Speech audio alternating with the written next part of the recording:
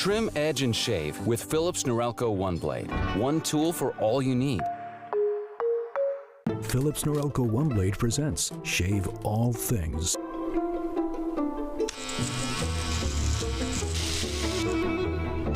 Your style made simple with Philips Norelco One Blade 360.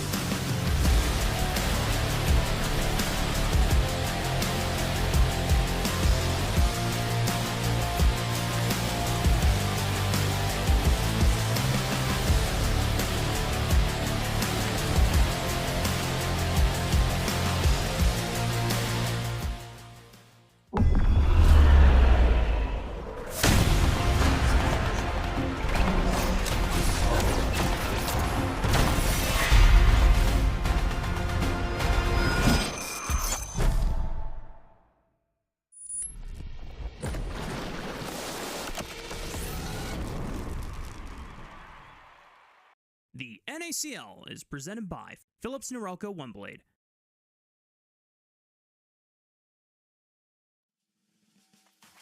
Welcome everyone, thank you so much for being here. I am 4Y4, it is NACL, week 3, day 3, and I'm introducing to my left, my left, a man who needs no introduction. But if you want to introduce him, you could do it with 3 letters, RMC. How are you, brother?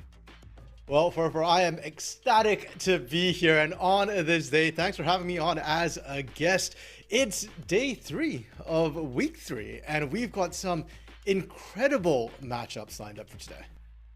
Yeah, should be a couple really good ones, but before we dive into that, week 2 held a lot of surprises, some narratives that we can pull from talking into week 3, so let's get you caught up on what happened in week 2 before we dissect week 3.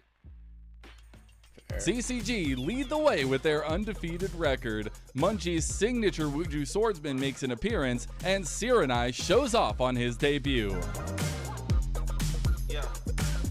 Hey y'all, I'm Mazel. Welcome to the NACL weekly recap for week number 2.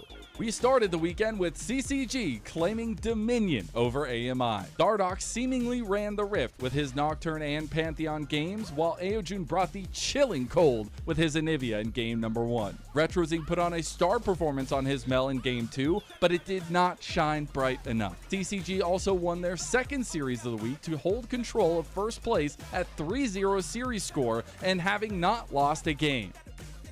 The underdog was looking for a fight in our next highlight series, as Dorado versus NRG gave us upset vibes in their first game, with Dorado taking advantage of some overzealous plays by NRG and using an engage-centric comp and a grand starfall of a performance from Low Jazz's Pantheon. Unfortunately for Dorado, Sirenai was not going to let his NACL debut be tempered and took games 2 and 3 by storm on his Syndra and Jace respectively. On top of that, the bot lane of NRG, Sushi and Spica have become a force to be reckoned with the combined KDA in the last 2 games of 21, 6, and 49. Last but not least, we had Conviction versus Citadel, a battle of faith and establishment. Citadel brought out the big guns to start the series, taking Vayne for Bradley in the top lane and Mundo for Griffin in the jungle, but the sweet melodies emanating from Conviction were just too strong. Insanity also had a vintage performance on his Syndra to unleash Conviction's power with a game 1 win. In the second game, Meech and Breezy brought us back to their CLG Academy days and put on a masterclass Yunara Lulu performance with a combined KDA of 12, 1, and 31. With week 3 on the horizon, that means our match of the week has to be Maryville University versus NRG. 2 of the top favorites coming into the split, 2 of the very best junglers that this league has to offer in Yuji and Kizdo, and Zamudo versus his old home. Make sure you follow NACL on Twitter and tune in next week on Twitch for week 3 starting April 8th at 1 p.m. PT. We'll see you there.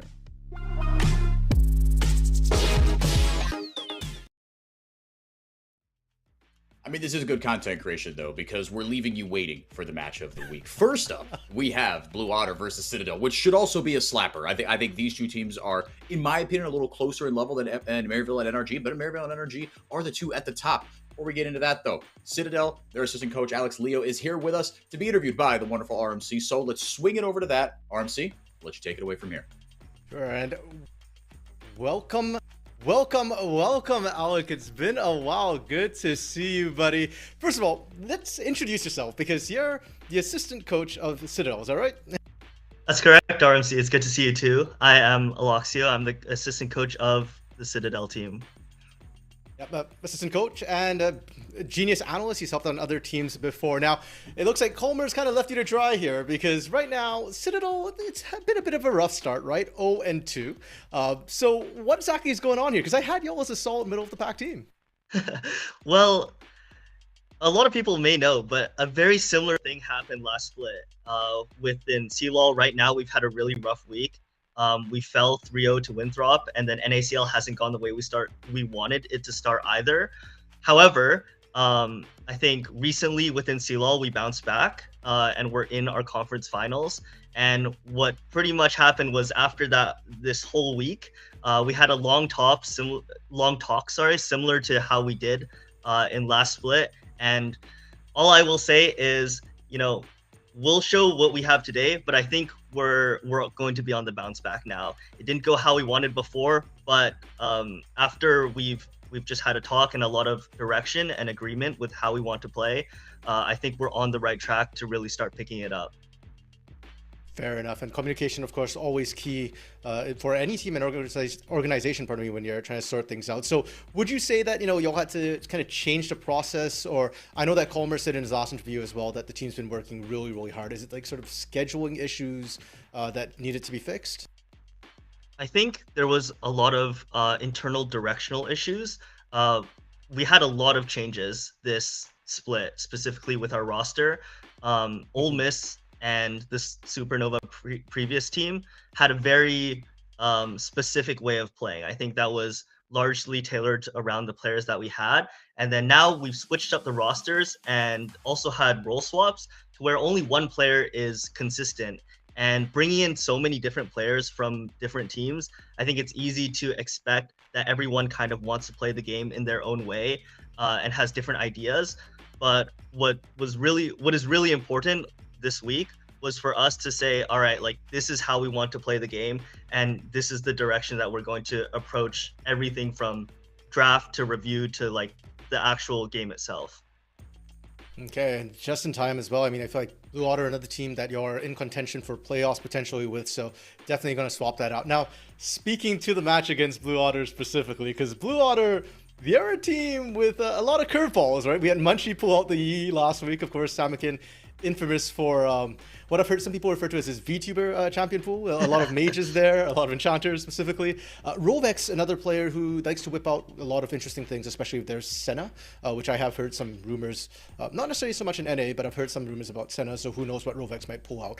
Up against this Blue Otter team with such a weird champion Ocean, are you guys prepared to handle or match that freak, or are you all more just focused on, getting your own internals right and that you trust that your internals can kind of handle whatever Blue Otter is going to throw at you? Well, for one thing, we have a lot of preparation.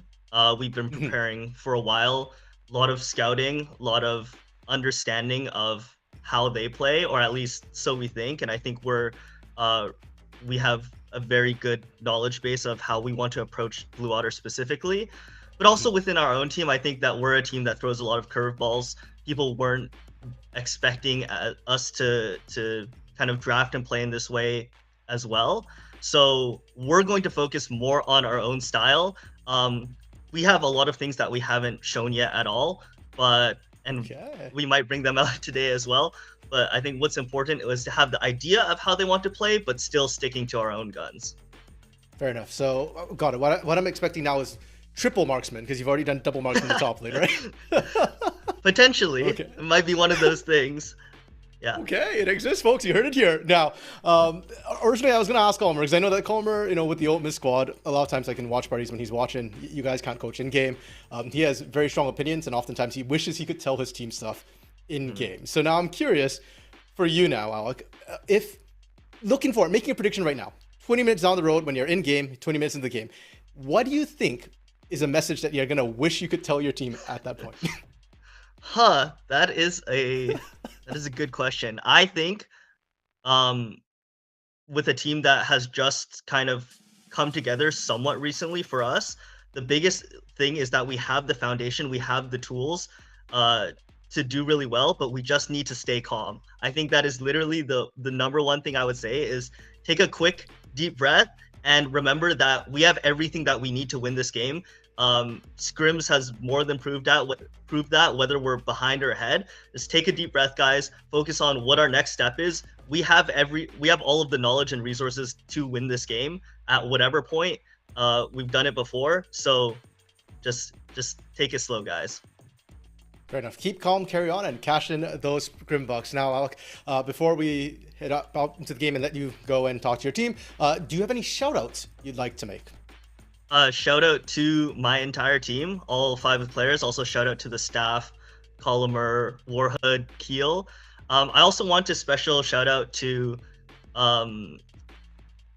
Adam, Bio, Hub, Redemption, and Fiji, 5 players who I've worked with in like the tier 3 scene, and we've been collectively trying to make it up to NACL, and all of them have entered and are competing alongside me in this split. So I'm very excited to see how they continue to do. So shout out to them, and shout out to my girlfriend as well. And shout out to you, RMC.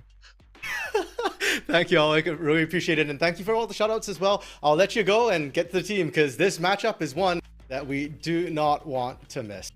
So welcome back, Firefer. You heard Alec there. It looks like they're very prepared for this matchup.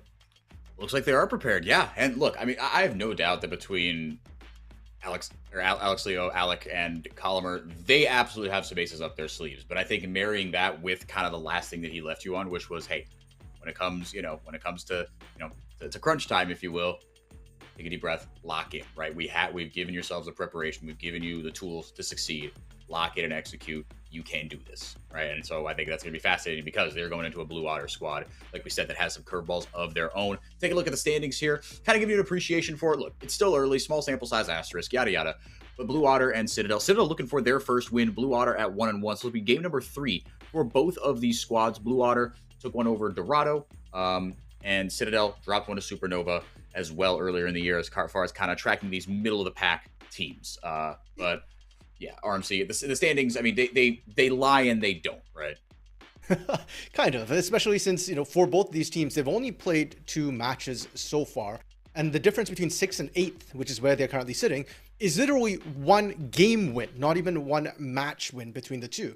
Citadel has won 1 game and lost 4. Blue Otter has won 2 and lost 3. So the matches are incredibly close, and we did expect both of these teams. I think a lot of the tier list, the predictions early on, do expect these teams to either be in playoffs or like just barely outside of it.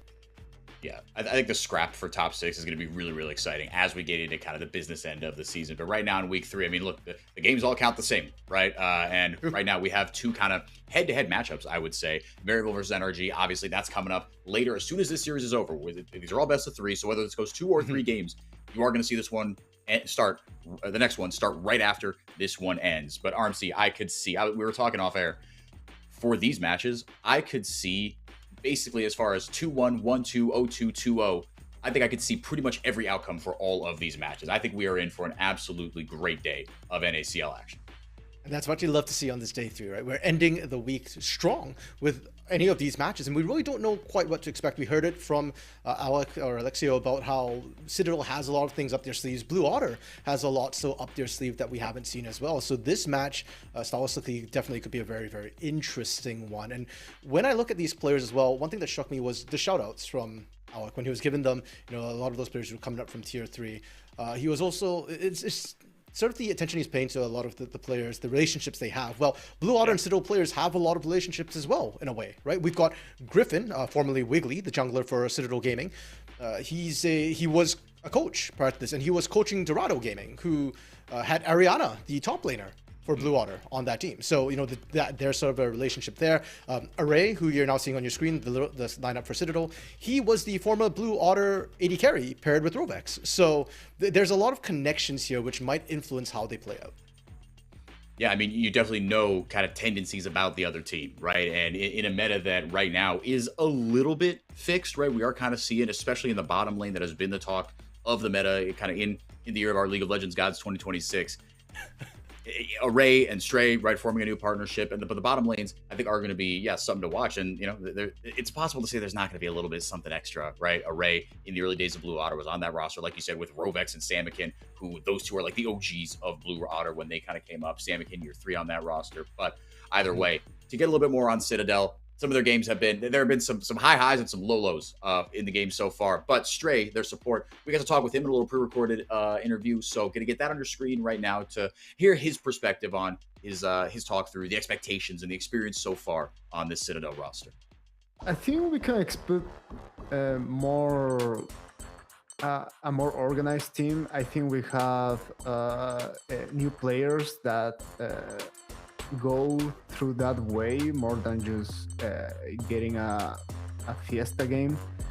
I think we all are experienced players, so we definitely want to play more a game that is not that dirty, that is not that messy. So I guess you can expect for us like an organized team that have their ideas like very clear, either in draft or in micro and macro.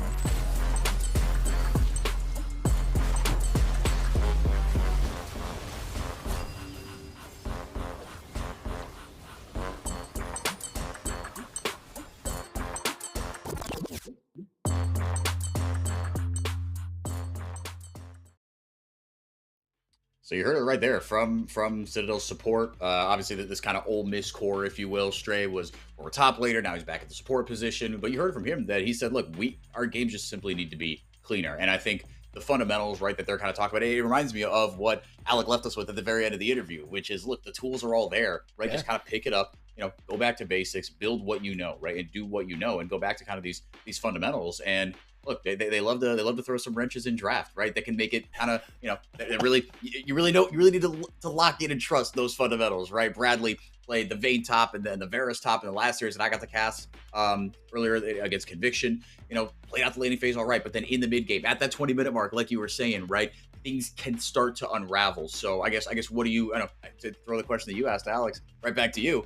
What are you looking at? Kind of, what has been working for Citadel, and where is kind of what Stray was saying? Where do the seams kind of come unstuck? Yeah, that's kind of what I find it funny too. And Stray was saying that they want to play a cleaner game, not so dirty, not so messy. But then on the other hand, they look at sort of all the things they're whipping out. The Cassiopeia top that Bradley pulled out as well. I think that was a really interesting one. You can take Bradley out of the mid lane. You cannot take the mid lane out of Bradley. When was Vayne a mid lane pick? Actually, we did see it against the Galio. The Vayne, no. Yeah. So I guess that's a mid lane pick now. One thing that did kind of stand out to me is the fact that for this roster so far, of all the champions they've played, they've only repeated one champion across all 5 players, and that is the Mel in the mid lane for Asila. Which is a very strong champion right now. So when I'm kind of looking at this team in the mid game to see like what they kind of need to do to come online, I think their laning is fine. It's strong. Really, it's just more about trying to connect all the pieces together. Asilo is a player that Palmer mentioned. He'd like to see him be more of a carry, not have to facilitate the team as much. And I feel like that's kind of the key to me a little bit, to see Asilo step up and be that carry. When you pick things like Mel for him, yeah, she does a lot, but she's not really the champion I'm looking at to necessarily put the team in her backpack and go, or be that critical piece that necessarily wins you games. Yeah, and the stats kind of back up that he has kind of taken a little bit more of a carry role, like you were saying, right? I mean, he does have the Mel, 2 games on that. That's his most played.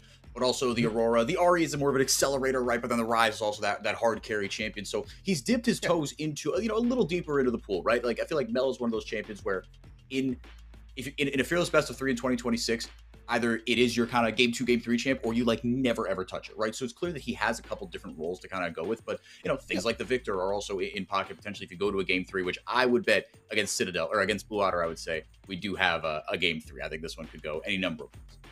I'm certainly hoping that is the situation. And it's not just the champions at Asilo plays, because he has a massive pool. We've seen him pull all sorts of things out. I think it's also just the way the team plays around him and sets him up to be that carry. When you've got your top laner picking carries themselves, like Akali, Cassiopeia, Varus, Vayne, you kind of need to play around Bradley a little bit. And I feel like the reason why they lost that Vayne game was because they didn't leverage Bradley that much. And likewise, Array is always going to be a really solid team fighter. But I'd like to see, I feel like, more of Stray and Griffin kind of helping out Asila, setting him up to be the big carry of the team. And if they can kind of figure out how they want to do that, and it sounds like from the interview we had with Alec that they know how they should do it, it just hasn't necessarily translated from scrims to the big stage just yet. So we will see how they're able to knit everything together. But on the other side of them stands a team that also has some curveballs up their sleeve, like we said quite a few times. It should be an entertaining series. It is Blue Otter. You know them, you love them. They've got a few different looks as far as their roster are concerned, but Ariana, Munchie, Samikin, Spawn, and Rovex. Samikin and Rovex, obviously kind of the 2 OGs for this Blue Otter roster. But RMC, I mean, a lot to like on this squad, including a coach that we are both familiar with in Dion Ray, coaching a long time in Brazil, Pain Gaming, Los Grandes.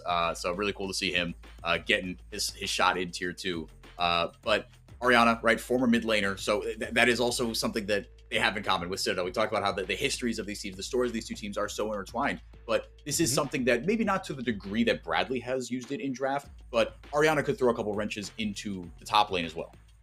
Yeah, and Ariana, I think perhaps not quite as storied in the tier 2, tier 3 scene as he is in the collegiate scene. I think this guy, he can play anything. He's sort of the Swiss Army knife, right? When the Poppy came up earlier or last week, there's a bit of surprise because we've been seeing him on a lot of carry performances, but he's actually a fantastic tank player as well. And then you look with his flexibility combined with Munchie's unpredictability, right? The Master Yi coming out of absolutely nowhere. He went from Mundo to Yi in pretty much like back-to-back games.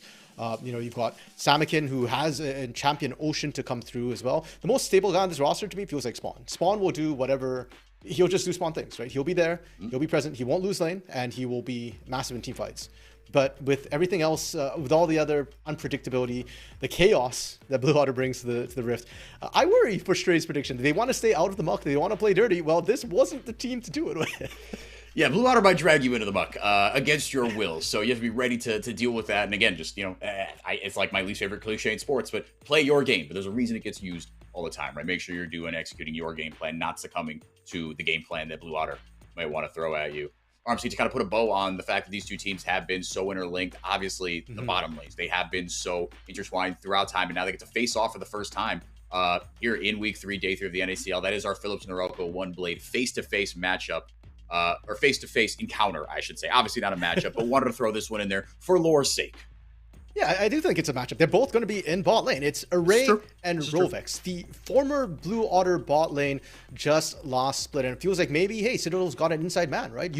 Array's been there. He knows how they're going to play. He knows what they want to do. But on the other hand, Rovex is such a creative support as well. He's currently the 3rd highest kill participation in the league. Rovex is just omnipresent on the map, and watching him roam with Munchie is going to be huge. So for Array, the matchup's going to be interesting, or for Citadel as a whole, because Array not only has to match Rovex in lane, but maybe hopefully he can kind of help his team prepare and expect when Rovex is going to be leaving that lane and influencing the other lanes as well. Speaking of lanes that can have an outsized influence on the game, the mid laners was a matchup that we also wanted to highlight in this one between Blue Otter and Citadel. Samikin versus Samikin versus Asila. Excuse me. But like we said, Asila.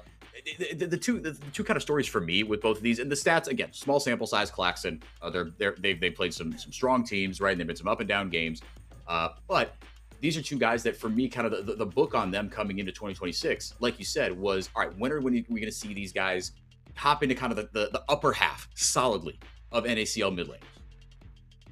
Yeah, and for both of them, we've already talked about Asila, but I'll look at these stats a little bit, because I think the GOAT difference at 20 is one of the stats that kind of supports the idea that I have of Asila, where he's a very supportive mid. He's going to go down in lane to help out the team.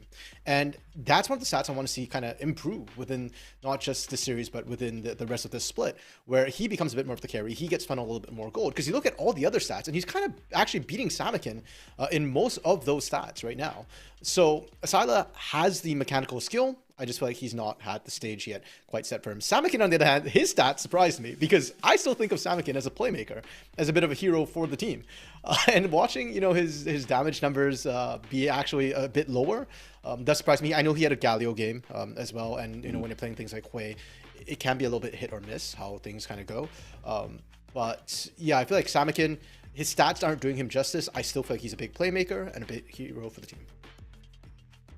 We're certainly going to have to be, and I'm really excited to get into draft, which we should be getting into here shortly. Love the player cams, by the way. I think one of the better features. Like you've already got our voices just yapping away on draft, right? And we're looking at the screen, we're looking down at draft, kind of being, okay, you could go here, you could go here. So we're not even looking at the camera. I think having the player cams during draft is an S tier production choice there. I think really, really fun. Really gets into the spirit of tier 2 and its beautiful rough edges that are part of the reason why we all love this league and this scene so much. But RMC, speaking of, I think the Asila Bradley kind of dichotomy that you pointed out in draft, how look, there is only so much gold to go around, and you want Asila to step up and be a carry, right? If the comp lends itself to that, right? Because Bradley is going to take a lot of those resources and is going to be a more experienced voice on the team as well. Asila, certainly, like you said, not quite as storied in the tier 2 and tier 3 scene. Bradley, at one point, one of the best solo laners in tier 2, if not the best, had his moments in mid, had his moments in top. So I'm really excited to get into draft and see just how these compositions evolve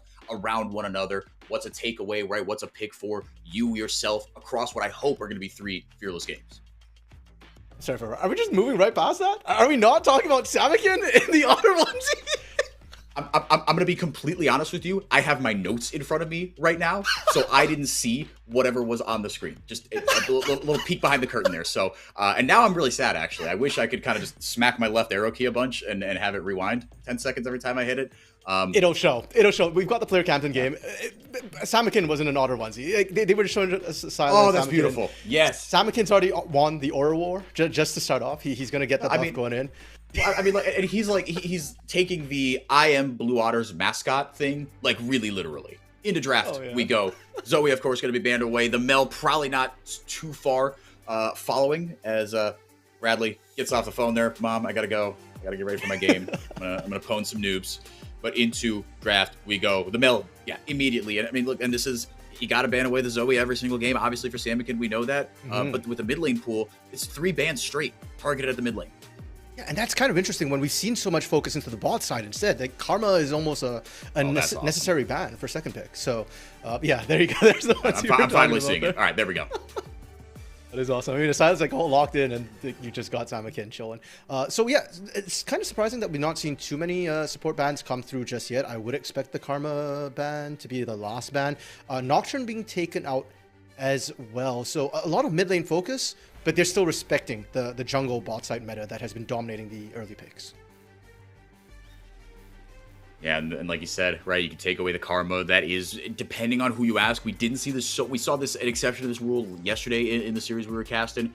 As Pantheon is locked in here immediately, B1 for Citadel. Griffin going to be on that early skirmisher, playmaking champion, but Nocturne taken away as well. But we saw an exception to the rule of, look, if you take away the Karma, that doesn't actually mean you necessarily take away the Ezreal. We've seen Ezreal paired with a bunch of stuff, especially. But if you leave Ashe Seraphine open in the year of our League of Legends Gods 2026, it's going to get snapped up. Yeah, and I feel like with the Karma Ezreal off the table, there's really not much to stop an Ashe Seraphine from coming through. There's not a lot of great lanes that can answer that. I think we've seen things like... I bet we see Bard. Try and be an answer. Straight Bard. Straight Bard. You know what? I can see it. It's a good poke.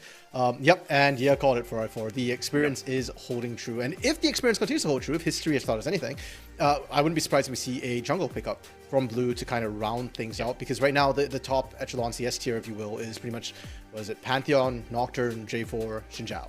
And then once those are gone, you kind of fall down to Vi and Wukong. And with 2 more bans to come through, things could get kind of dicey for Blue if they don't opt for the jungler here.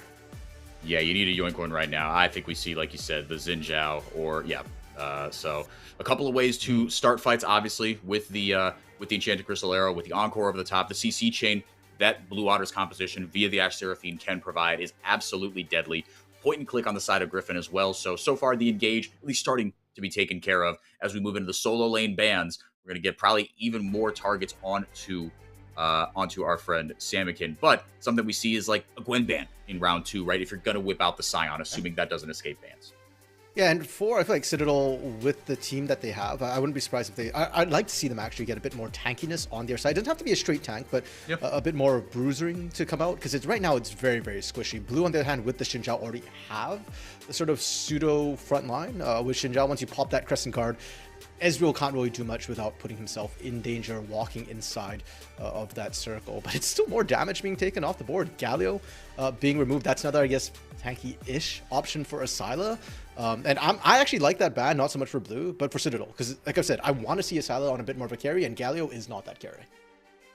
No, and again, Asila and Bradley, they are 2 sides of that seesaw. When one goes up, one can go down. But Citadel, they have played kind of these all gas, no breaks compositions, sacrificing a bit more, for lack of a better term, structure for a bit more damage, for a bit more range, for a bit more spiciness, and hasn't yielded the results just yet, but you played conviction. Okay, right? And it's not like the laning phase went tragically, just the competition was tough to play out as it went on. Syndra and Annie taken away as we round out the competition. So that leaves the Scion Cassante open, things like that. Really just the Scion could blind that. But both these top laners, they've got, I think the term the kids are using is some sauce. So, you know, we'll see if they stick to the Scion in game 1. Yeah, and if anything, I mean, Bradley's the one whipping out more interesting matchups, perhaps daring Ariana to lock in some sort of tank. We saw Ariana's running back to his PC there. Not sure what he had to run off to do. It is going to be the Aurora lock-in so far, which is a big flex between Ariana and Samikin. So we don't know for sure which way it's going to go for now, and that kind of puts Blue, I think, in a really good situation where Citadel have to effectively blind one of their solo lanes. Yeah, I would like to see it in the hands of Samikin, but I also don't want to give Samikin a blind matchup. I think Samikin's team fighting is electric. Akali, I would bet that's going top. Bradley loves this pick. It is something that is kind of pick ban in Citadel games. You'll see it when you're doing your Games of Legends.gg prep. You'll just see, oh yes, Ashe Seraphine, Pantheon, whatever. And then you'll see the Akali pop up every now and again in respect to Citadel. See where they end up going with this. Again, still no kind of true frontline. This is like this is the Citadel special, man. Especially with that Galio off the board. You've taken you've taken something off that, and a big source of MR. So it will be the Ari here. So you got a lot. There's a ton of damage in this composition RMC, but again, The way to start fights, I mean, you have a couple ways to start fights, but I'm going to stop yapping and let you give your thoughts on the Citadel competition. For sure. I think Citadel, as you said, this is sort of the Citadel special, very high execution composition to come through. And this would be enough damage to potentially shred through even a tank. The problem is, can they do it fast enough that we don't see the Ashe Seraphine, we don't see the Aurora answer back with their own sources of damage. Now, it's going to be the Scion for Ariana. Rare for us to see an R5 Scion. I feel like usually when you need the tanks, you often tend to pick them early rather than letting them kind of go this late into it. But I think it's going to be fine. It's going to be able to handle the Akali very, very well in lane. It's going to be immovable later on. And it's really going to challenge Citadel to say, okay, you are going to have to get past me. And yes, you have a lot of mobility with the Ahri and Akali. You can potentially look for flanks and everything. But your engage is going to be really risky. You talked about Griffin having a point-and-click stun to kind of start off fights. But Pantheon's going to struggle to get past Scion. You're going to have to use the Grand Starfall. And if you do use the Grand Starfall, Scion can always turn around. So I feel like it puts a lot of weight onto Stray, a lot of pressure onto Stray to find the right Tempered Fates, the big ultimates, to be able to kick things off. Because if Stray's not finding it, well, then Asila and Bradley are going to have to play out of their minds to get flanks, which don't see them picked off in the exchange. I'm so glad you brought it to this, the Grand Starfall. I mean, like the Nocturne, obviously gives you that global presence. That's part of why you're picking it. It is just another way to start a fight from a screen away, right? If you hit the Grand Starfall, obviously a little telegraphed, so you can flash away. You could, throw down an Encore in response to kind of slow that down, right? But you have ways to deal with it. But if it is executed, the follow-up CC is actually all right? You could take a Bard Q into a wall potentially. The Ahri Charm becomes a lot easier to hit, right? But again, this is risky ways to engage. So you hit the nail right on the head. They're gonna have to get creative with their angles and creative with potentially some picks into the side lane, right? I mean, but they can't play these team fights kind of straight up front to back, especially if Blue Otter are the ones that land one of their many. The rest we go though. NACL Week 3, Day 3, kicking off here. Citadel trying to get on the board. Their first series win of the year has been elusive to them. Meanwhile, Blue Otter trying to take it to a positive win rate, 2-1 is what they're searching for. Could get a little action here.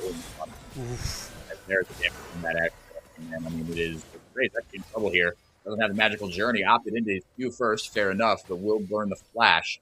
An early advantage already over to Robex and Spawn. Yeah, walking face first into that bush, just not respecting that. And for Citadel, not only are they going to go into lane, kind of down a lot of health against a very potentially oppressive Ashe Seraphine combo, but they also burned both their wards on that bush. I think it was a panic ward, saying that, okay, we need to make sure we can see all of this. It also means they won't have that vision to prevent Munchie from potentially ganking in. And Munchie the monster, I mean, we talked so much about him last week playing the Master E, but if he can gank that way on Master E and get all those kills early, imagine what he's going to do on something like a Xin Zhao, which is actually good at ganking pre-6, actually great at getting that early game influence. Well, I was you have the gap closer obviously on Munchie, but you've got on the bottom lane, right? That tends to be where these level 3 ganks go, right? Now these junglers clearing top to bottom, so mirrored clears for both these guys, right? We have the wards around the chicken camp, so that's kind of it. But you have decent setup in the lanes as well if you want to get Munchie rolling. Yeah, and for Griffin on the Pantheon, of course, a really strong ganker in his own right as well. One thing we talked very heavily about in the draft was how these teams are going to team fight. But before we get to the team fight stage, Citadel's composition has a lot of damage, and if they can get snowballing, they might just be able to overwhelm what Blue are doing, especially in the individual lanes. And I was originally looking at Griffin to kind of be that difference. He's been very good at getting early game kills. In fact, Citadel actually leads the league in terms of first bloods. 80% of their games, they get first blood, and out of those first bloods, 60% of it comes from Griffin, Array, and Stray. And originally I thought this setup was going to be kind of good, but given how much damage Stray took early, it does get a little bit dicier whether or not they're going to be able to convert in kills. It can really skew the lane. Now, I mean, look, they're doing all right, all things considered. Ezreal has a couple kind of specific back timers he wants to hit, a couple of items he wants to hit as well.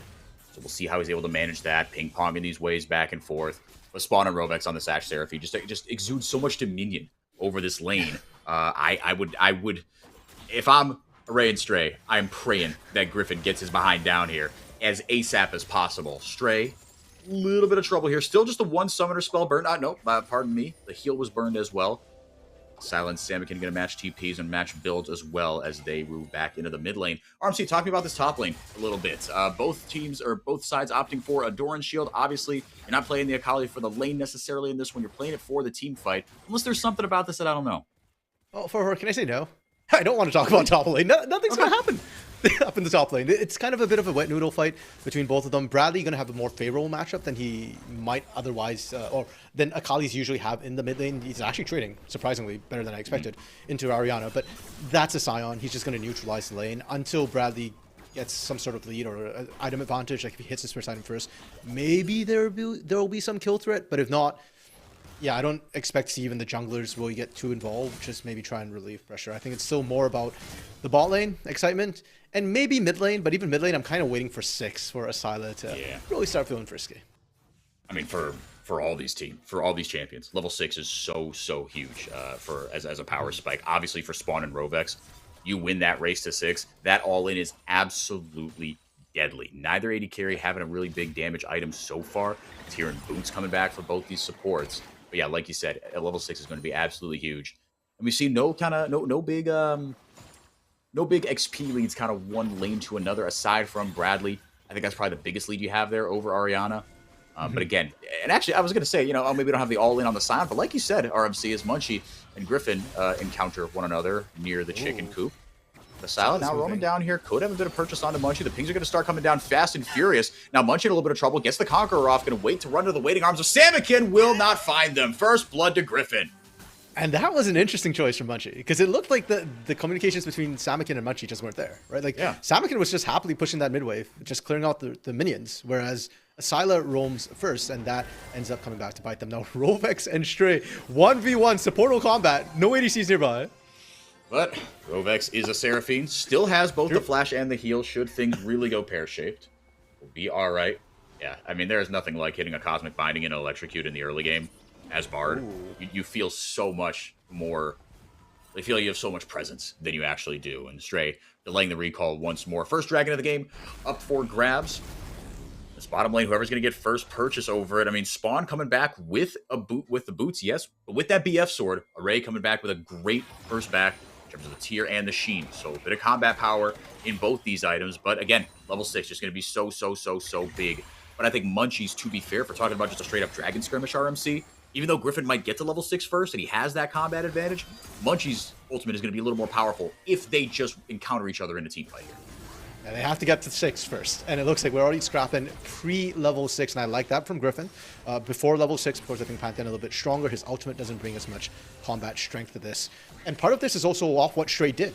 Stray delaying the back from Rovex kind of desynced everything. So Spawn couldn't really push out either. They didn't have that prio, and because of that, Citadel might be able to capitalize on it. We're seeing Samakin think about coming down as well. Blue don't want to give this out without a fight. Dragon's going down a little slower than I think the squad anticipated. Between two worlds, popped by Samakin. Now Stray on the other side of the wall, but Chemtech Drake secured by Griffin. No summoners. I think he will go down with the ship, the good captain. As the charm comes out, doesn't hit anybody. Spawn will grab that first kill, trade it for the dragon. And you know what? If you're Griffin, kind of worth. You take that dragon for a single early kill. Kill does go over the Spawn, though, which is something we have to keep an eye on, considering that Spawn and Rovex were already taking control of this bot lane. It's not going to feel better for Array. But that's one thing about Array, right? When we talk about Array, you mentioned that he's been a veteran of the scene. He's been around Tier 2, Tier 3 for so incredibly long. And part of that longevity is the fact that he knows how to lose gracefully or even flat out just neutralize losses. We saw Stray and Array struggle early because they walked into that bush and took a whole bunch of damage. But Array actually wasn't falling behind too much in CS. He was pretty even for most of it. And this 6 CS differential is about the biggest we've seen from Array so far this game, considering how bad the early start was. That's basically nothing. And if you are going to set somebody behind, I guess Citadel feel most comfortable setting Array of all people behind. Yeah, I mean, yeah, it's a bit of a damned if you do, damned if you don't, right? Because I mean, if you set Array back, congratulations. There's an Ahri and an Akali waiting to do absolutely terrible things to various parts of your bodies once these fights do break out. So there are other power spikes you can hit, right? But again, I think you're still looking for those straight up 5v5s, right? So for Blue Otter, if you can start fights on your own terms, there is no reason that you shouldn't win them. Again, especially if Spawn is the one that got that early lead on the Ashe. Look, she's not a traditional AD carry. You need other kind of big sources of damage in this composition. I guess maybe that's one thing that RMC I'll kind of bring up with you. Do you worry that it is just the Aurora as far as that other big damage threat? Because look, Ashe is no slouch, but she's also no late game Varus, Ezreal, Aphelios, things like that.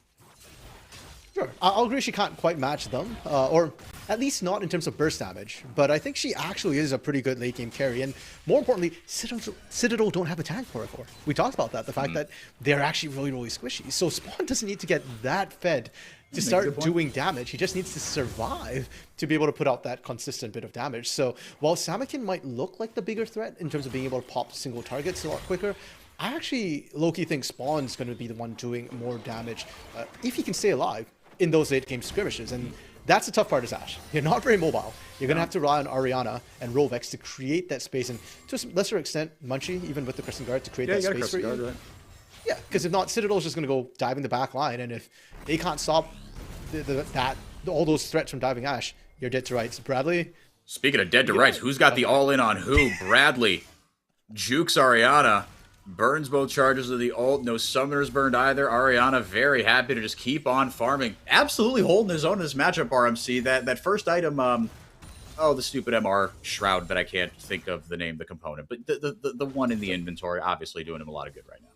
It is. And unfortunately for Bradley as well, the problem with the Sion matchup, it looks like Ariana is just straight winning this, but we have to remember that Ariana basically gets to cheat backs, because he's got the Unstoppable Onslaught. In fact, we saw him actually use it to get back to lane a little bit faster. So think of it as having an extra little bit of a health bar that Bradley doesn't have, and Bradley has to use Teleport to match up. So a little bit unfair for Bradley, and that's why I was saying, until we see the Akali get sort of any item lead, or maybe like second, actually no, they're just item lead straight up. If not, top lane's not fun to watch. It's going to be a bit of a farm fest where Ariana gets the proxy every once in a while. If anything, for Citadel, they're probably the ones hoping to try and unlock Bradley from the lane, albeit they need Bradley to get the item first to actually have impact outside of lane.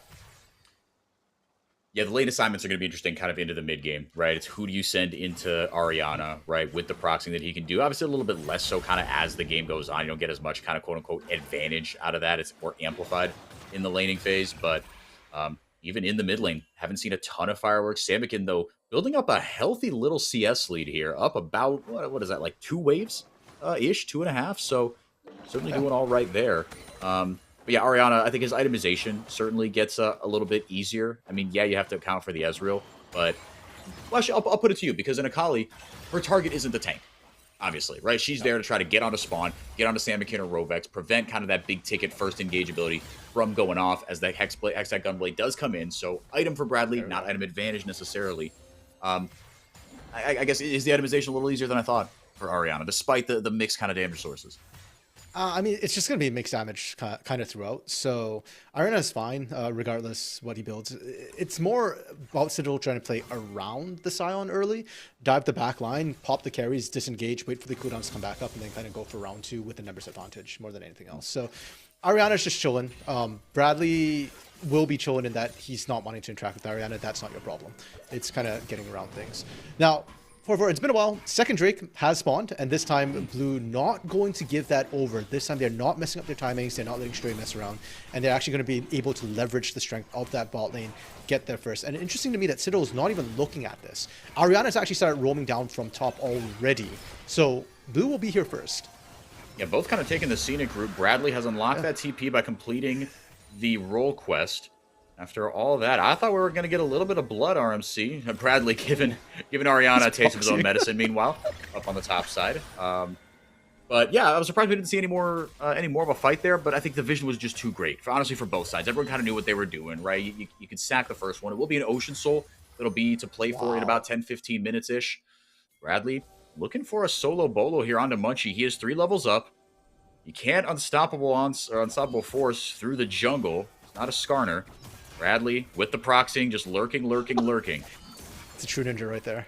He's just sneaking his way around. That control ward that Bradley put down is giving him so much control as well. And now Stray and Griffin are here. Munchie, no. Who is trapped here with who? Citadel send the cavalry up into the top side of the jungle. Munchie pops the Crescent Guard, and it does absolutely nothing. Bradley on the board with kill number 1. And the CC layering was spot on. Munchie had flash and couldn't even flash because of the way the CC just kept running down, even though he was right next to the wall. We see the arrow come through from spawn. It won't be able to find anything, and Ariana just trying to take out his frustrations for Munchie, get a bit of revenge there onto Bradley there, recognizing even though there are 3 members there, Ariana is not afraid of dying. He's got flash, he's got health, and Citadel don't have damage. No, not yet. not yet. But Bradley going to try to see if he can change that. First items have been hit kind of by everybody across the board. Those were just a little bit desynced, so maybe that was part of the reason we didn't see kind of any blood around the dragon. I confess I wasn't watching that as that went down. But Bradley certainly having a bit of a better time of things right now, but Ariana still happy to just soak up that pressure, burn his mana pool to just keep Bradley very annoyed, if nothing else. RMC, as this game kind of goes on here, right, we've got the 1 kill onto Spawn, who, like you said, I think it was a very good point that you brought up, that into a composition like Citadel's, you don't need a tank shredding AD carry, right? I mean, you can, Ashe, especially with a bit of an early gold inflation advantage, is going to be the first one of that big ticket item. Once Ezreal catches up to her, maybe we can tell the story a little bit differently. But what's the game plan now for Citadel? Because their game plan, to me, reads a little more murky, right? This is a tougher to execute composition. Well, I was going to say they just want to form picks, and there was one that just happened off screen. Griffin finding Rovex alone in the jungle. One thing we kind of didn't note was the fact that Spawn Rovex had already actually rotated into the mid lane already, because Blue wants to establish a bit more map control. But because Rovex is on an Enchanter, when he's roaming out to sides, trying to clear those wards and whatnot, he has to be very careful, especially with the Pantheon having the Grand Starfall. Is kind of just able to pop out anywhere. So when you leave any of your lanes too far, when you're on your own, you're kind of dead to rights. And Citadel is going to be preying on this sort of idea of catching anybody in rotation. Because as we talked about, their 5v5 isn't terribly strong. They don't have strong lane leads. So they want to either overload the numbers with a catch or just find favorable matchups. Griffin now roaming up to the top. Orianna is pretty healthy and has a lot of mana. See how this one goes. Griffin gonna go in there with the shield vault. CCMU doesn't matter much. Bradley goes out and then right back in. Flashes a dance emote or something on the body of Ariana. And he'll have some alone time with that tower. Now RMC. Look, Griffin, 3-1 and 100% KP, but that's how this composition has to go. Like you said, they're looking for picks. They're looking for catches on side lanes. And that requires Griffin to be all gas, no brakes. And I love that flash as well. We were talking about, you know, how Griffin earlier, he wasn't ganking that much necessarily. He didn't burn his flash and then just flashed over that time to stop the unstoppable onslaught, stopping it with his body, taking out Ariana, who I thought would be tankier, honestly, at this point in the game. But I guess, hey, Griffin's strong enough, Bradley's strong enough, they had enough damage to overload. And that's the sort of lead Citadel wants to find these picks, get ahead, snowball, so that they've got the gold difference to make up for the team fight strength that Blue has. You get another look at this one. The kill that happened off screen. Rovex was just completely caught in a brush. Used that Grand Starfall. Griffin just said, all right, I'm going to 100-0 you actually with the lead that I've got. Then we get another look at this one up here. Ariana, a lot of health, not a ton of armor, it has to be said. So Griffin, despite how Pantheon falls off a little bit later in the game, still in a pretty nice spot. Nope, right now he has not fallen off at all. He's falling down onto his opponents and doing a lot of damage. Yes. Bradley, though, breaking ankles back and forth, dodging out all the skill shots pretty much there. But that's the disgusting part of the matchup. Bradley can dodge everything that is possible to dodge, and Ariana will still trade even. Yep, you just got to hit one decimating smash, a couple of autos, and you know you're more or less gonna be okay. Yeah, that's I mean, that's why Sion's been such a pro play staple for so long. Just such a great neutralizer in a tankless meta. Sion is somehow still king? Question mark. So high priority in all these games. As we set up for this next dragon, RMC, bit of importance for both of these teams, but I think really, I mean, the dragon is going to be the prize, the way I'm looking at it. The team fight and what happens as far as the kills that are concerned around it. Making sure Griffin gets there in a good spot as well. He is strong as heck. That's the main priority for both these teams. Yeah, Griffin dropping the Herald into the mid lane. They're going to try and pressure this one to set up. And Asila and Shreya are actually already in position around the dragon, so they should get control. That should be enough to, just barely not able to crack it. But I think they want to commit for this. Yeah, Rovex just barely mistimed the double beat drop and Array. He's got a Triforce. He's got a Spellblade. Yeah. Sent Munchie back to the base. Like, I'm sorry. It was a prank, dude. It's chill. So now they've got first prio onto this dragon. I keep getting surprised by how much damage Griffin's putting out, right? Like, I'm looking at those numbers, like, they're tacky, they're bruisers. Surprise, no. Oh, talk about a surprise there. Stray buys the team a little bit of time. Asila times the charm perfectly. And Citadel keep on rolling in this one. Now up 4,000 gold. And they're going to get this dragon kind of easy as you like.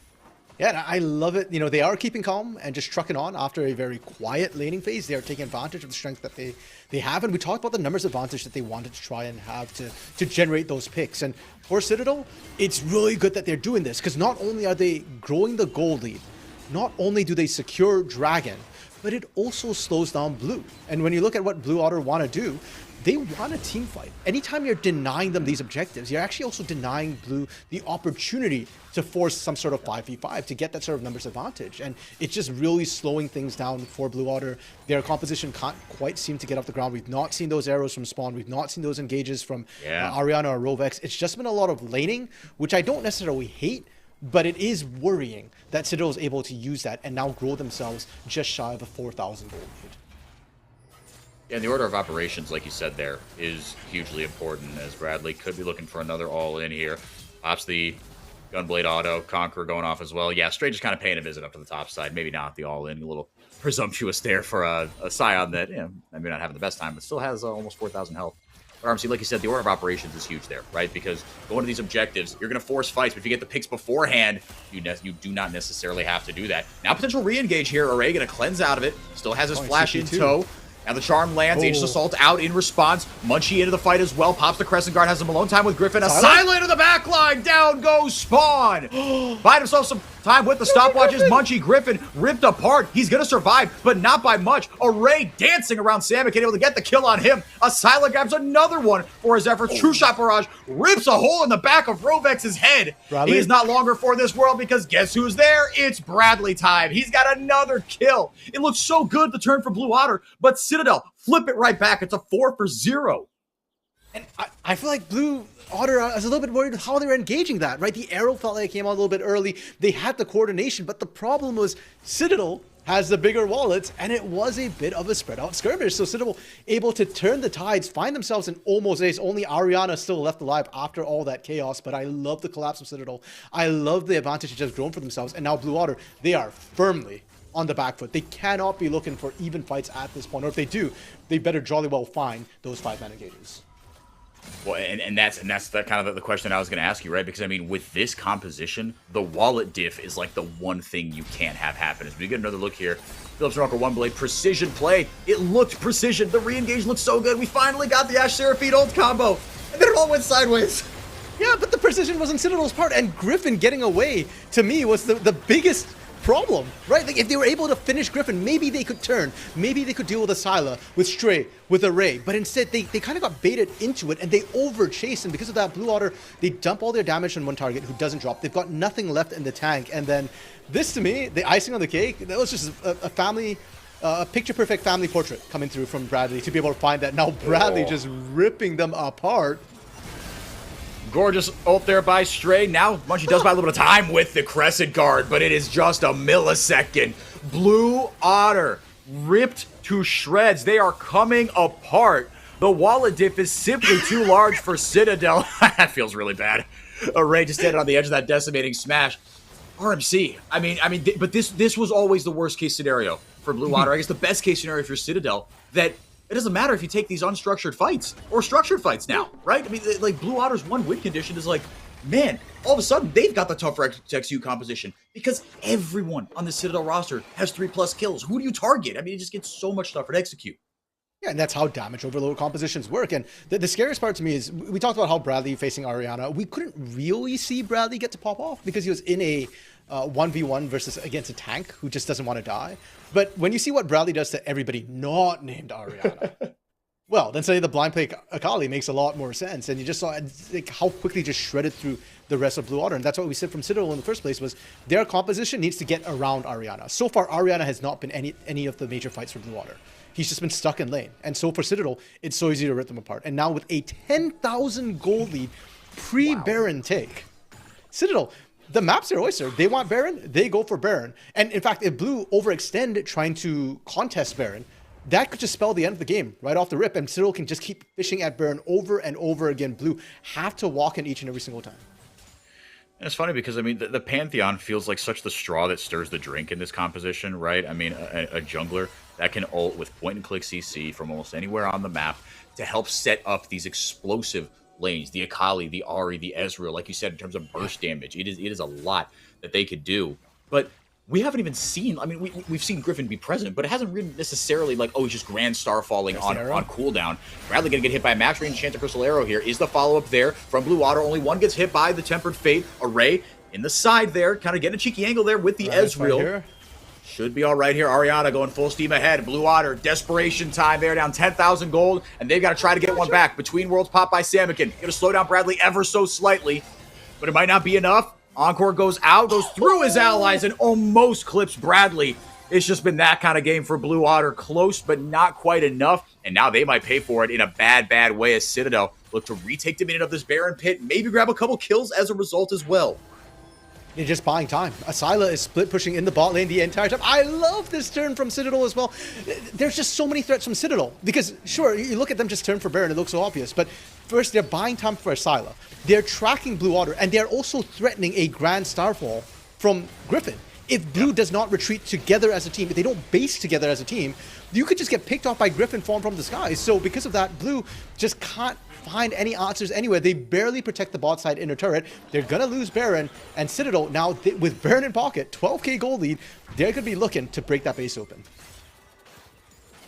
And like you said, that turn from Asila, great move. You're so far ahead. You simply do not need everybody to take down the Baron. You're going to rip through that in no time flat. And after that fight, right, a couple of the big ultimates have already been used. The Encore is down. The Unstoppable Onslaught is down.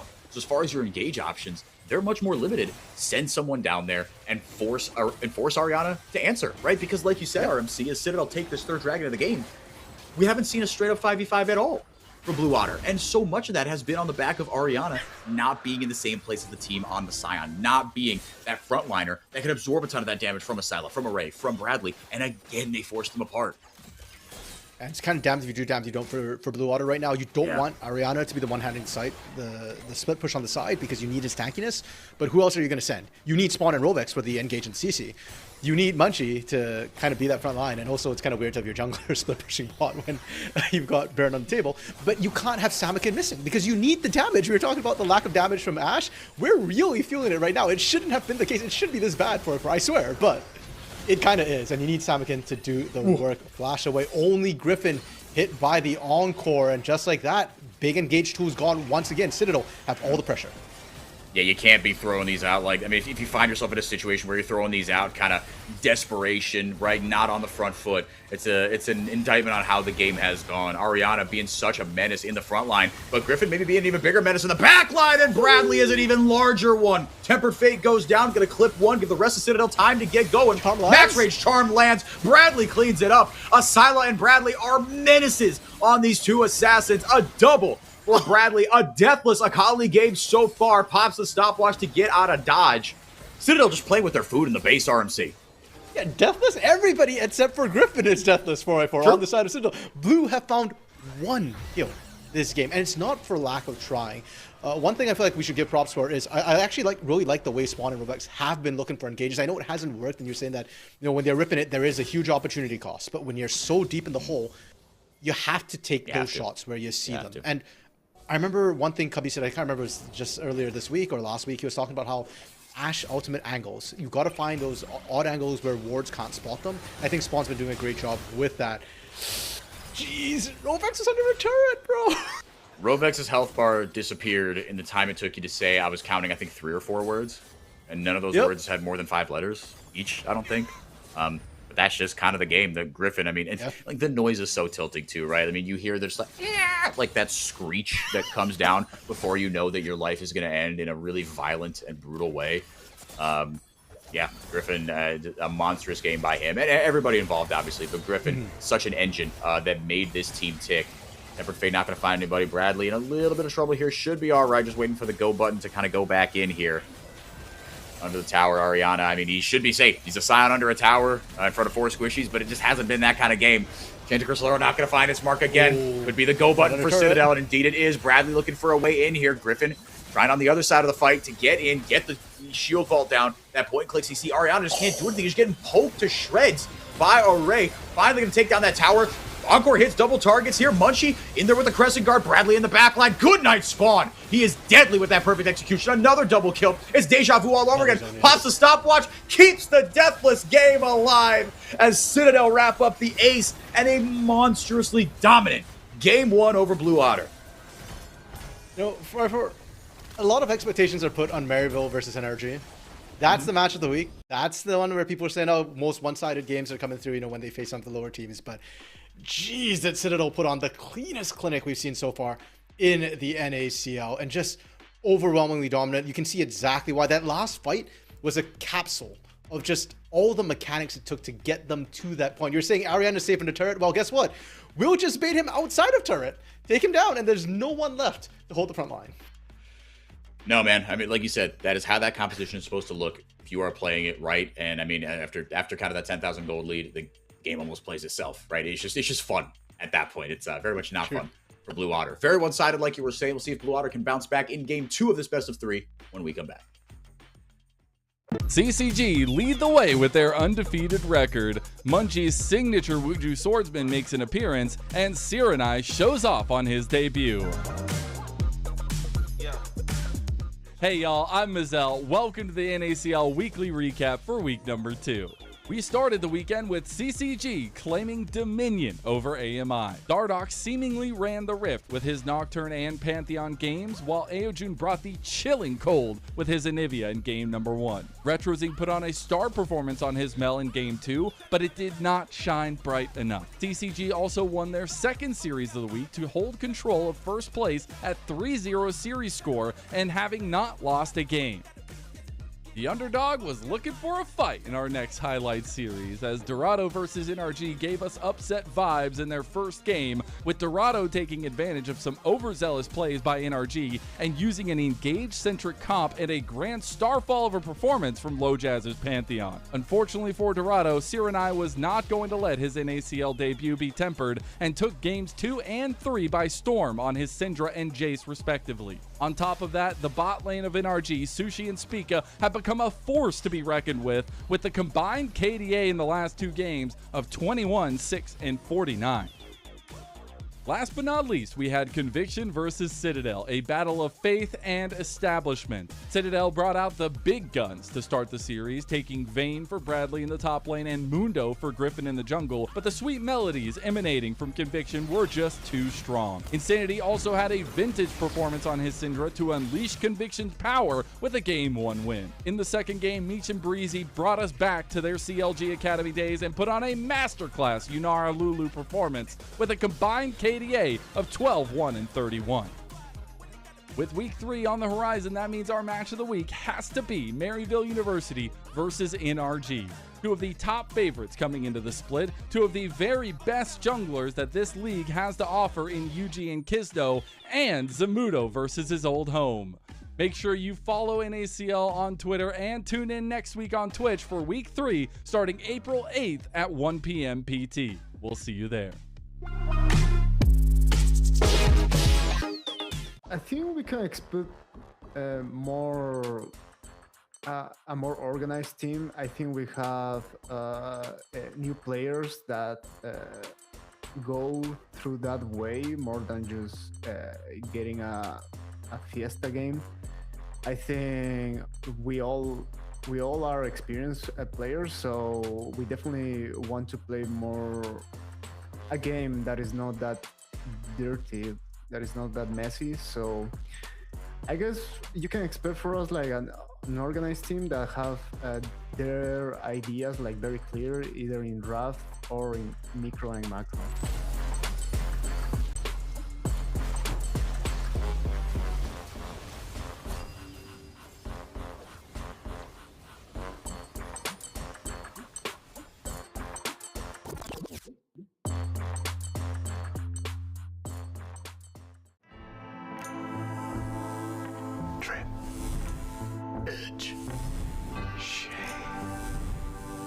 Trim, edge, and shave with Philips Norelco One Blade. One tool for all you need. Philips Norelco One Blade presents Shave All Things.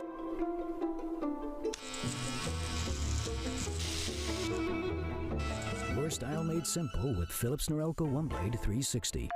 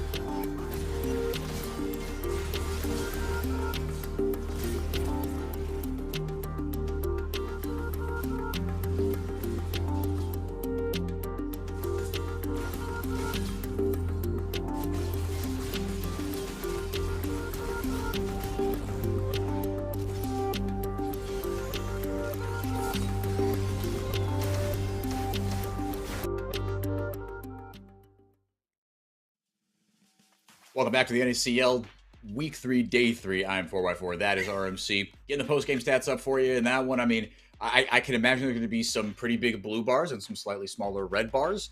We'll find out if I'm right. Because, man, oh man, I mean, what a game by Bradley. Obviously, he kind of stole the show in that one. But Griffin really, again, was kind of the straw that stirred the drink. Where he went, action followed. He kind of had that early lead, kind of 3-1, 4-1. And then everybody else kind of got caught up. Everybody shared the love. Bradley stole the show. Obviously, Akali's tend to do that. But you see just what he was up against. Sion doing a lot of damage up and to the right here, as it were. And it was all right. It's not like it was just like, oh, a bunch of solo kills and everything just going sideways. It was like you see around that kind of 12-ish minute mark, there was that pick in the north quadrant of the jungle onto Munchie. There was another pick elsewhere. And it was just, that's how it worked, right? You get the roving death squad centered on Griffin and the Pantheon to get rolling and feed everybody. And that's exactly what happened. That's how this competition is supposed to play out. And it worked out beautifully because Citadel, they've had some creative draft ideas in the past that haven't really come to fruition. Yes, against Conviction, there's that asterisk there, but against kind of equal levels, shall we say, where both these teams are kind of quote unquote supposed to be, worked out great this time. Yeah, and certainly that game one, it doesn't feel like it was equal levels whatsoever. I will say, though, these stats feel like they're telling a really tall tale because, on one hand, I feel like Asila and Griffin are being done dirty by the damage numbers because they had a lot more impact that wasn't necessarily just about damage. We talked about Griffin's ganking, but also Asila was locked in and just quietly split pushing the entire game. It ended up not being the most pivotal part, but that's the right League of Legends gameplay. And also, Samakin and Spawn's damage looks a lot lower than it otherwise should. Like, you take away the top laners, I think things make a lot more sense. We're going to hop straight into game 2 draft, though, where I do believe it is Blue Water who have opted for second pick and have been given red side as well. So interesting choice from Blue Water that they are not prioritizing the first pick. We are still seeing sort of the mid lane focus from both these teams. The bans have been so far exactly the same as they were in game 1. Yet I wonder if, I mean, whether it's Ariana or Samakin that is going to get that R5, right? How you want to play this one out, because sort of like you said, I mean, do you give, we were kind of talking off air or sort of at the end of the broadcast, do you give Ariana a little bit more agency in this one, right? Do you kind of, warp the comp a little bit more? Because again, this game started out with a kill for Spawn, got him rolling initially, and then just absolutely nothing. Griffin and company, and that top side especially for Citadel, made the game all about them. And played that mid game out, honestly, masterfully. You talk about the lane assignments and pushing Asila to a different part. Do it, Griffin, do it! Go show my show, son! Man. Chill, dude. Come on, he's new here. That's messed up, bro. But like you were talking about, the lane assignments as well. That seemed like exactly what Alex was talking about in our pregame interview. Be controlled, be calm, just play out the mid game how you know you're supposed to. Now, granted, very easy to do that when you're up just so much gold. I get that. But you had to play that out to get there, and they executed on that very successfully. Griffin going to be on the Jarvan. Similar sort of style of champion, obviously. Tank and spank, get in there, make stuff happen, support your laners. Yeah, and we talked about sort of the S tier of junglers right now, and with the Nocturne ban, with the Xin Zhao already being played, taking that J4 kind of puts you up there, and Pantheon's already being played, of course, so it's going to be the Wukong or Vi, and it looks like for Blue Water, they're just going to go with the Wukong for now. Still a really strong team fight champion, and one that can answer a lot of what Jarvan wants to do. If you Cataclysm onto him, if you hit the clone instead of the actual, it doesn't matter, just Cyclone as a response. But it does mean that the bot lane is going to get broken up a little bit, and with the Seraphine gone, with the Karma gone, okay, I was wondering if we'd start seeing engage supports. It is going to be Nico, still a little bit more, Mage, not quite Enchanter, but really solid sort of AoE, and Blue Water already have a really strong foundation for a team fight composition to come through. So again, you're kind of seeing similar buttons being pushed for Blue Water. And in kind of earlier interviews in the first couple weeks of the split, we saw Gian Ray talk about, look, in this first split, we want to use it as a learning process. We have a goal to where we want to get to, but we don't feel like we're in danger of relegation, and I would agree. So we want to use this as a learning experience as Andy's locked in there on the other side and get on up to where we want to be by the end of Split 2 to compete for a title and to bloody some noses of the likes of your Maryvilles, your Convictions, maybe even your NRGs. So I guess we'll find out more about that in our Game 2, our Series 2. That one's coming up shortly at the end of this one. Andy slammed here, blind, it has to be said, for Asila. So the engage composition, I mean, two really good forms of snap engage, it has to be said, for both these teams. Yeah, right now it just feels like both teams are throwing rocks at each other, right? Like you're just saying who's got the bigger rock. We will play the exact same style. We will wombo combo either way. And to me, that's interesting because Citadel won game 1 with a completely different style, damage overload, lots of agency, just threats all over the place. Whereas for Blue Water, it feels like a little bit of the salty run back, right? Where they're saying, okay, we wanted an AoE, we wanted a team fight comp. We didn't quite get it. We're going to try again with the team fight composition. This time, the AD carry is deferring a little bit. Citadel, Varus is, I feel like, the stronger, or not say stronger, but he's got AoE CC. He fits the identity a little bit better. Yunara, though, hyperskiller, you know, with a lot of damage, great for team fights if she can get the front to back, but no enchanter. We're used to seeing the Yunaras with the likes of Lulu, especially, to back her up, maybe things like the Seraphine, to a lesser extent, maybe like Karmas as well, and you can get their hands of it if somehow Ezreal gets split apart. But this time, Spawn's going to have to position on his own because Rovex is going to be standing by his side, buffing him or anything. Rovex is going in, and he's going to play Engage, which is oftentimes when Rovex gets to shine the most. Yeah, no, Rovex on Engage supports. I mean, his transition to the Enchanter meta has been something to watch in these first couple weeks. And right now, like you said, an Enchanter, more of a mage, obviously. On the Seraphine, I mean, we're sort of talking off air, right? As the Caitlyn ban comes through, something to match that, well, I guess the range that Yunara gets on. It's not really the range, but I'm a little surprised we saw that in game, Caitlyn ban in game 2. But Rumble taken away as well from Ariana. But RMC, yeah, I mean, Munchie, he made his, not Munchie, Rovex, he made his name on the Engage supports. And right now, as kind of the voice of the team, right? As that IGL, that is a responsibility that I think is very well placed on his shoulders. So I think should be a better look for them. And again, and the combo with Wukong is just absurd. Okay, the Caitlyn ban as well. Look, I know Bradley played Varus top, but that seems to be top of mind for Blue Water right now. They're saying we think that's Bradley's top lane Varus. And I don't know if I like, you know, just blinding Varus top in the current meta necessarily. Okay, there we go. The Ambessa ban, I guess, removes one of the options that can really punish these sort of AD carries in the top lane. But given that, you know, Bradley got away with the blind pick Akali, I guess it's a safe thing to try and just to make the assumption that Bradley's going to take that Varus and try and find it. We let him get away with murder in game 1. Surely we don't, don't mess this up again. Yeah, their Citadel can always go with a Sivir Lulu, pardon me, as the bot lane here if they want to. That'd be really strong team fighting if they're going to flex the Varus in the top lane. My concern with that sort of situation is that they don't have a front line at that point, and that's why I was thinking more Varus in the bot side. Get themselves a proper front line to be able to play this sort of AoE wombo combo. Because this composition of the J4, the Annie, the Varus, they are a lot less mobile. They don't have quite the same level of agency and mobility that the game 1 composition have. And you need that if you want to run just a straight up damage overload composition. Blue Water, on the other hand, yeah, they just went back to like straight solid wombo combo team fights with the Galio to follow up on that Wukong. It's going to feel really good. Jace for now is still a flex that can come through from either Asila or Bradley. We'll really have to wait for that B5 to see where everything's going for Citadel. Yeah, a lot of pieces up in the air. Let's see where the chips fall. So, looking like, I guess, Jace in the top lane, and then Array with the Varus in the bottom lane, and Stray going to be on that Nautilus. But again, seeing Nautilus, I mean, this early on, right? I mean, he is kind of your, okay, we've exhausted the enchanters, or at least the enchanters that we feel comfortable playing in certain spots. Nautilus is number one best boy forever and ever. Amen. Now we'll see what they lock in here for. I guess the counter pick into, my brain is doing the juggling, the counter pick into Jace. Yep, and the top side. Oh, okay. So big flex from both of these teams. We've seen Citadel flex from that sort of AoE wombo combo to more of a poke composition with the Jace and the Varus. And Jace, of course, being a bit of a lane bully as well. And Blue, they still, I feel like, are mostly team fight, but they want to make sure that Ariana has his own way of impacting the game, and more importantly, try and lock out Bradley. And I like this idea when we think about how game 1 went. Yes, Bradley was the biggest problem for Blue Water, but I do feel like Ariana did his job. It wasn't an Ariana problem, and Ariana had zero agency as a Scion. Now you give him a Yorick, something designed to win the 1v1. If he gets a hit, he can even handle the 1v2 situation on his own, and you've already got so much team fight on the other side. You've got the front line. You're feeling comfortable. So Blue Water, I like the adaptations in draft, but it does rely once again on making sure that Ariana, or actually, it's relying once again on making sure Bradley doesn't get carried away. But this time, I'd like to see more support for Ariana to enable 100%. That goal. 100%. Yeah, that's something we didn't really see in game 1. Was Munchie kind of paying a visit to the top lane. And I guess on the one hand, it was like, okay, well, he's never going to get the all-in, right?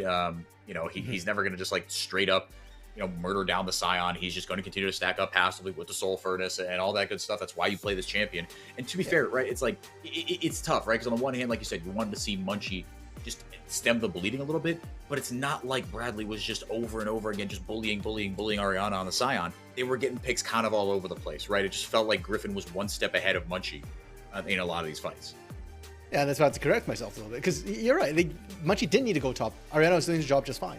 This game, though, I do think he actually does need to go top, and that means that Munchie's attention will be a little bit more split when there's so many lanes that could potentially benefit from this Wukong visitation. And a lot of times we think of Wukong as, oh, hit level 6, power farm to 6 as fast as you can, unlock that Cyclone, have impact. But when I'm seeing a Nico, when I'm seeing a Galio, you can visit those lanes pre-6 as well. They have their own CC and they can set up for you. And depending on how Asila plays this with the Annie, ideally with the Annie, you don't want to interact with the Galio too much. If anything, you're just autoing the Galio to get some chip damage down.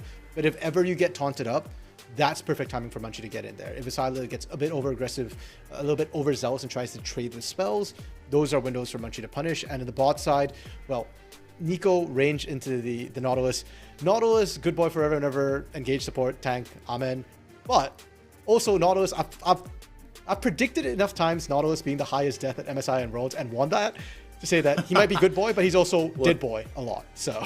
Yes, he does need to get in there to make his presence felt, and especially when you're losing, it can feel really, really rough because you know that you're. I mean, now in this composition, you got the Chains of Corruption. Thank you, Brain. You've got Flash Bear Stun. You've got you've got Flag and Drag. So I don't expect it to be as horrible for Nautilus as kind of in his heyday, like you said. It's kind of international tournament. Sometimes you'll see that Nautilus is just the only button. You're just kind of waiting for him to press R or press Q, and once you do that, you press all your buttons. It's a one-way trip. And you just kind of, bite your nails until the team fights play out. But going back to Blue Otter a little bit, just kind of tie a bow on it. I want to ask you, a couple things, right? One, to wrap up the bow on Ariana. If you leave, this is very unlike the Scion matchup in the sense that, okay, it is like the Scion matchup in the sense that, or the Scion pick, I should say, in the sense that you can do your best work kind of left alone. But if you leave the Scion alone and he goes behind, not the end of the world. If you leave the Yorick alone and the Yorick goes behind, you are a traffic cone. Yeah, and that's why I think Yorick sometimes, it's a bit of an oxymoron in what the champion wants to do. Like he said, he does his best work alone, but ideally he wants a little bit of help to get to the point where he's... Get the snowball rolling, 100%. Exactly, yeah. Whereas Scion truly... Scion's just... He does his own thing. You really don't need to gank him. He's kind of the opposite, where early on he wants to be on his own. He doesn't mind being on his own. He's perfectly fine with zero support. But later on, Scion needs to join the party. Yorick doesn't really want to join the party at any given time, but he will be forced to later depending on some team fights. Well, and if that snowball gets rolling, you and I, we watched, what was it? I'm reminded of the here we go, the Red Canids Shopify series in LTA playoffs last year when our boy FNB got ahead on the Yorick and all of a sudden was team fighting and you're like, hey, like he just kind of showed up and last hit a couple of those kills and you go, oh no. This has gotten out of control. Let us all get on our knees and pray to our various deities that he doesn't come for us next, because this champion can get out of control so fast. Like you said, you're not supposed to be, team fighting or whatever, but if that snowball gets rolling, if the Yorick shows up, all eyes have to be on him. Yeah, and we'll see if this EU player who's moved to NA can imitate a South American player in terms of playstyle. For now, though, I think Bradley's going to be quite comfortable in the laning phase with the chase, at least early on. Having the range advantage is going to be able to trade effectively, kill those ghouls coming in. And in mid lane, we talked about whether Asila, how do you feel about that? He's running that level 2 gank or level 3 from Griffin. Man, if that hook landed, I think Spawn was toast. He might just be dead no matter what. No, a summoner blown, in fact. Flash and heal down. First blood over to Array. Bit of a dream start for the Citadel bot lane. And again, RMC, as always, Rovex, my brother in... Wow, please be careful. Rovex, RMC, your stats proving prescient. 2 games in a row. First blood over to Citadel, and this time around, Griffin into the bottom lane. Bing, bang, boom. Yeah, literally, it's Griffin, Array, and Shrey who have the highest first blood rates in the league. And once again, it is that combo kicking in once again. We might have done Griffin a slight disservice. Rollback sniped. Okay, he's fine. Okay. He should be safe there. But yeah, we talk so much about what Munchie needs to do. We talk so much about Blue Otter. But Griffin, J4, great early ganker. I feel like we've been lulled into a false sense of security where we see the junglers just kind of full clear most of the time. Yeah. And so we were caught a little bit off guard. Right?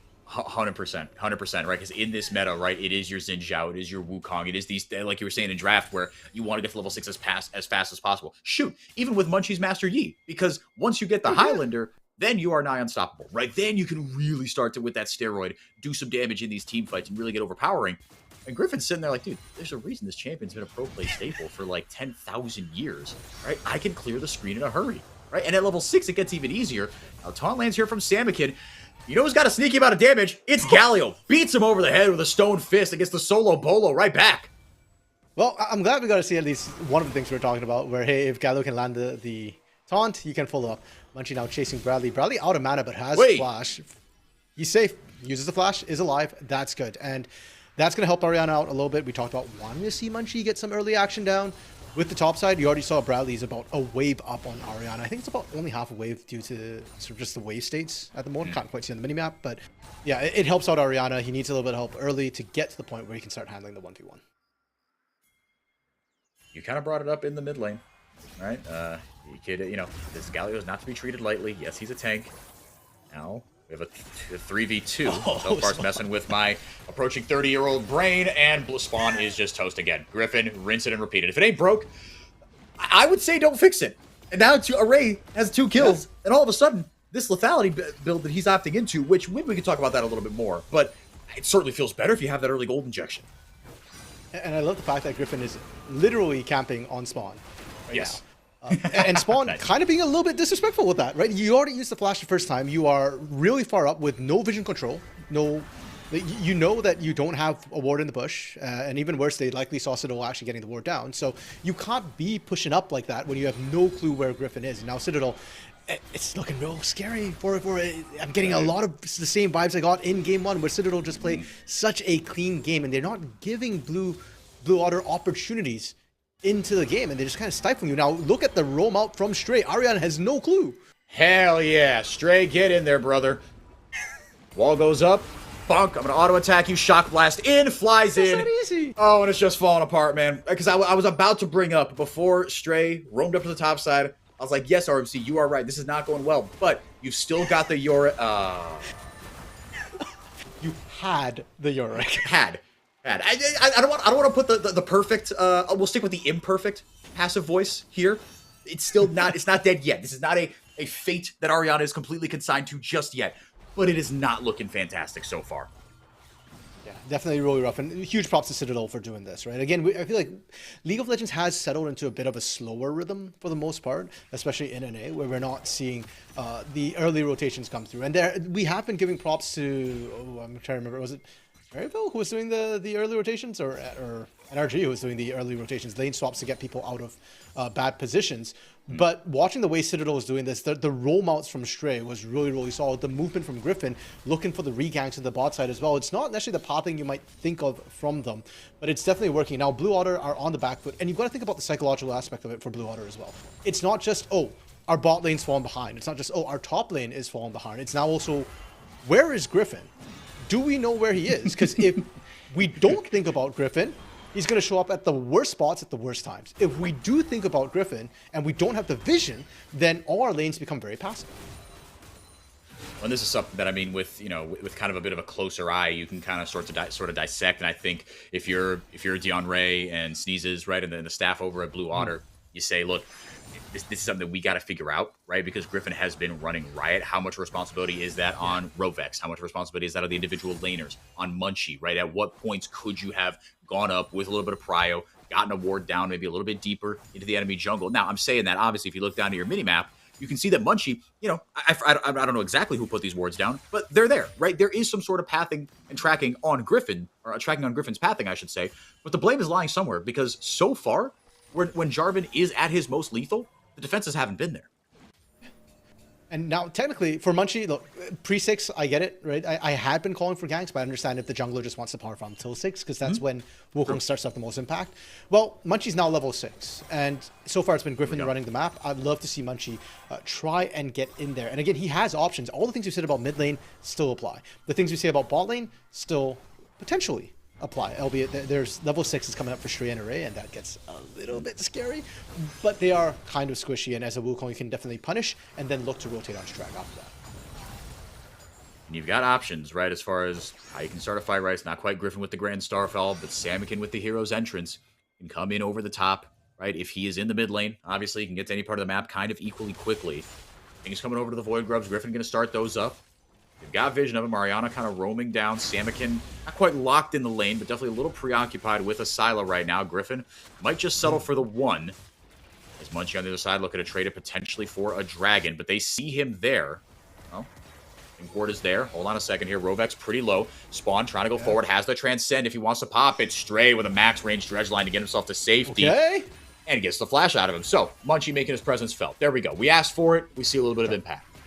Yep, and unfortunately for Munchie, Citadel reading that really, really well, recognizing that, hey, we might be the target here. We are kind of pushed up right now, and we also know for a fact that our jungle is topside, so we have to be a little bit more careful about how we play this. So really well played from Citadel. Griffin's going to be able to get those grubs early as well. As I pray, Stray should be fine. I don't think Samikin has solo. Does he have solo potential? I don't know. That Bombies is doing a little bit of work there. The taunt goes off. Riptide used on the back end. Sila, I think. Well, I don't know actually. I think maybe that was just I don't know for sure where Griffin is. I don't want to overchase this. Rovex showing up here could get our first Nico moment of the series. Gets the Tangle Barbs down. The CC chain almost there. If that taunt lands, Asila is toast. But instead, they'll take a burnt flash. Okay, so that's 2 flashes that managed to blow on the side of blue from Citadel. Rally. Okay, stuck in the Dark Procession for a second. Should be just fine. So blue is answering back. They have been able to find some lane advantages of their own, considering the pressure that came through. I think Samikin being almost even is actually a small win. Ariana is still threatening Bradley very, very well, and wants to be able to recover. Yeah, so blue's okay so far in terms of just balance. Yeah, no, they're all right. It's going to be. It's. I mean, I can't tell you that it's going to be fine, but right now it's fine, and they're going to be. Or for the blue fans need you to tell them. They'll be fine. I mean, I can, but I might be lying. And then I'm just going to get yelled at because this is the internet and everything lives forever. So, well, I can tell you that. It's your choice to believe it. But things are okay right now. They're going to grab themselves not only their first dragon of the game, the first dragon of the game, despite the 2-0 lead for Array in the bottom side, not able to transition that into the dragon. Now, again, you got things elsewhere. You got some turret plates. You got the Void Grubs. So not all lost, but you have to think a bit of a missed opportunity there for Citadel to start the dragon stacking. Yeah, and it's a choice that Citadel made, right? Like, they had the recall timing. They knew they already lost control on the bot side. Vision, they knew that Samikin, Rovex, Munchie have all been in that area for a while. And that's fine. I think giving over first dragon is not the end of the world by any means. And Citadel have been, I feel like, a lot more focused on their rotations and kind of getting Griffin off the ground, getting those ganks rolling. Though, Blue are looking like they might want to find an answer of their own. I don't know. Rovex has the Pop Blossom, and he's looking for it. Silas sat on a ward right now.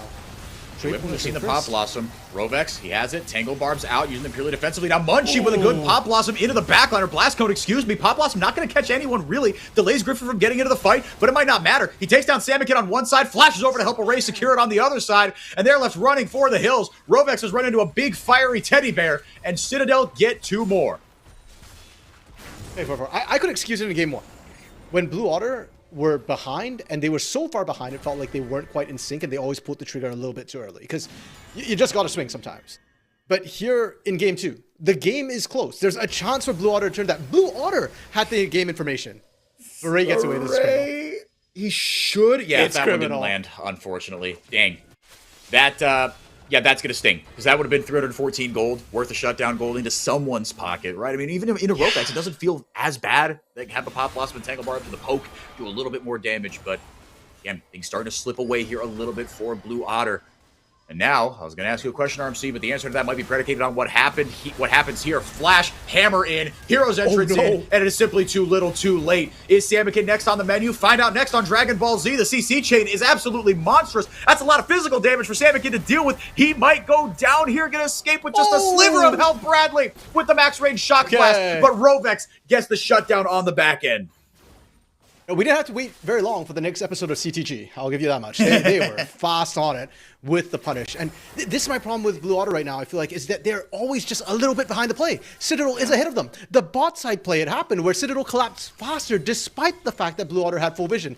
This top side as well. It's Citadel roaming faster, moving quicker. And unfortunately, Munchie's just not there.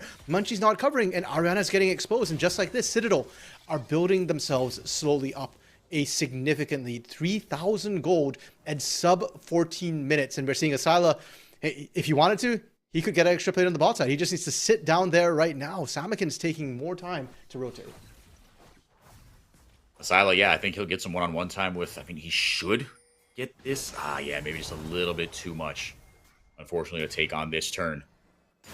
But RMC, speaking of turns, I mean, we talked about the Yorick. He gets set far behind. He's down the most of anybody compared to his opposite number.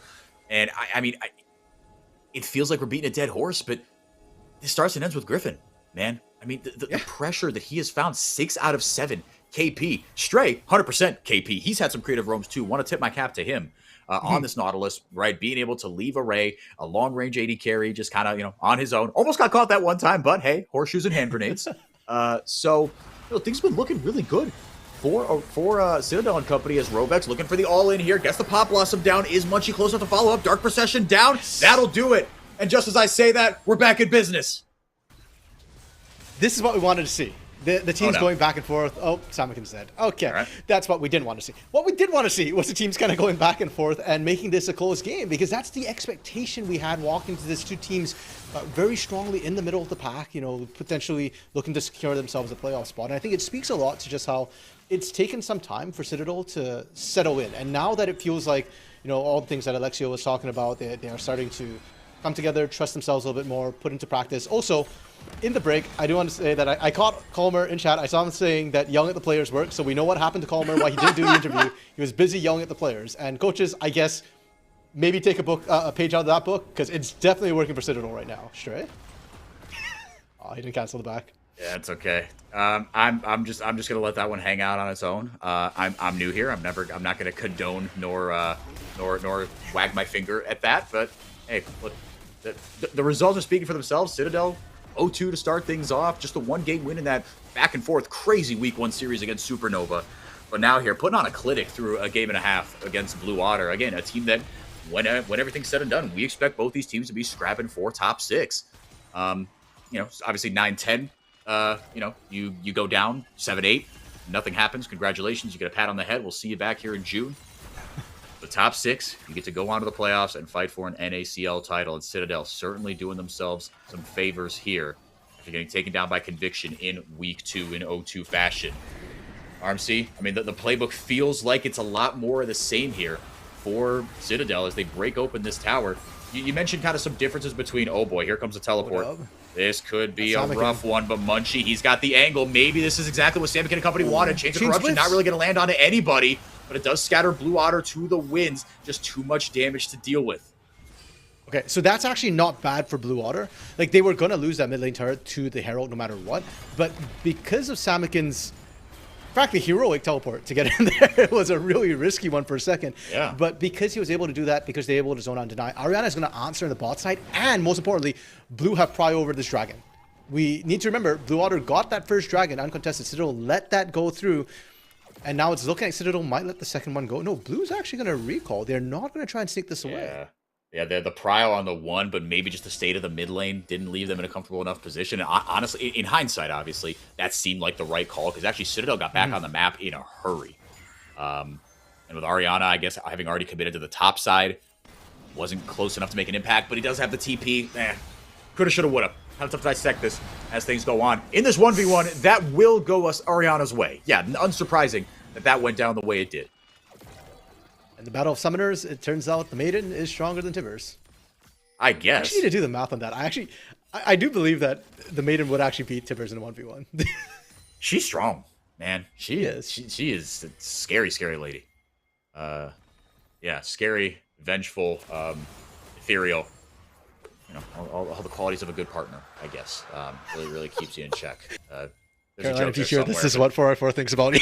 There's a joke there somewhere. I'm not going to delve too far into it. Like I said, I'm new here. I like this post. I plan on keeping it for as long as they'll have me. So, but Ariana, going to dump that into the top lane. And RMC, we are seeing Ariana have, I'm not going to say an outsized impact, but one that absolutely, I mean, it felt like 5 minutes ago, I had kind of started to write Ariana off, but got a little back into the game, got a shutdown, crunched that gold lead down from 1,400 down to 700, and now has flipped it completely the opposite way here.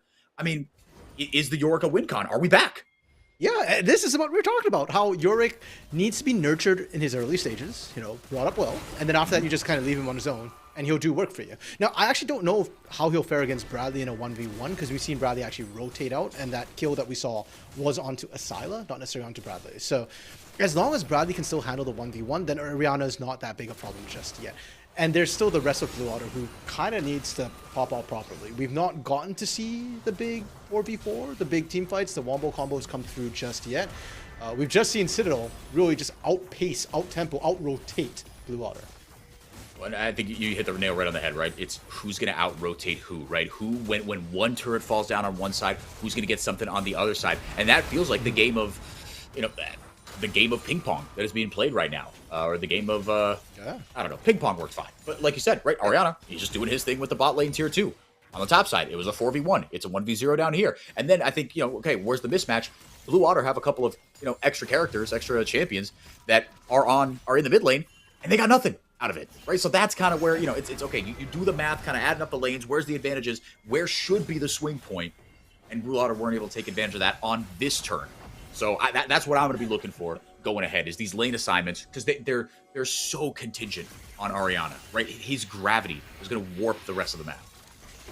I've been playing a lot of Riftbound recently, so I feel like the switch of NACL into a turn-based game is really fitting my style here. It's helping me think a lot clearer about this. As much as we're glorifying Citadel and the way they've played so far, because they are in the lead and they've been playing this really well, it is worth noting that Blue did get first dragon, and they've still been able to kind of pressure a lot of the objectives so far. And Citadel has not really wanted to team fight them.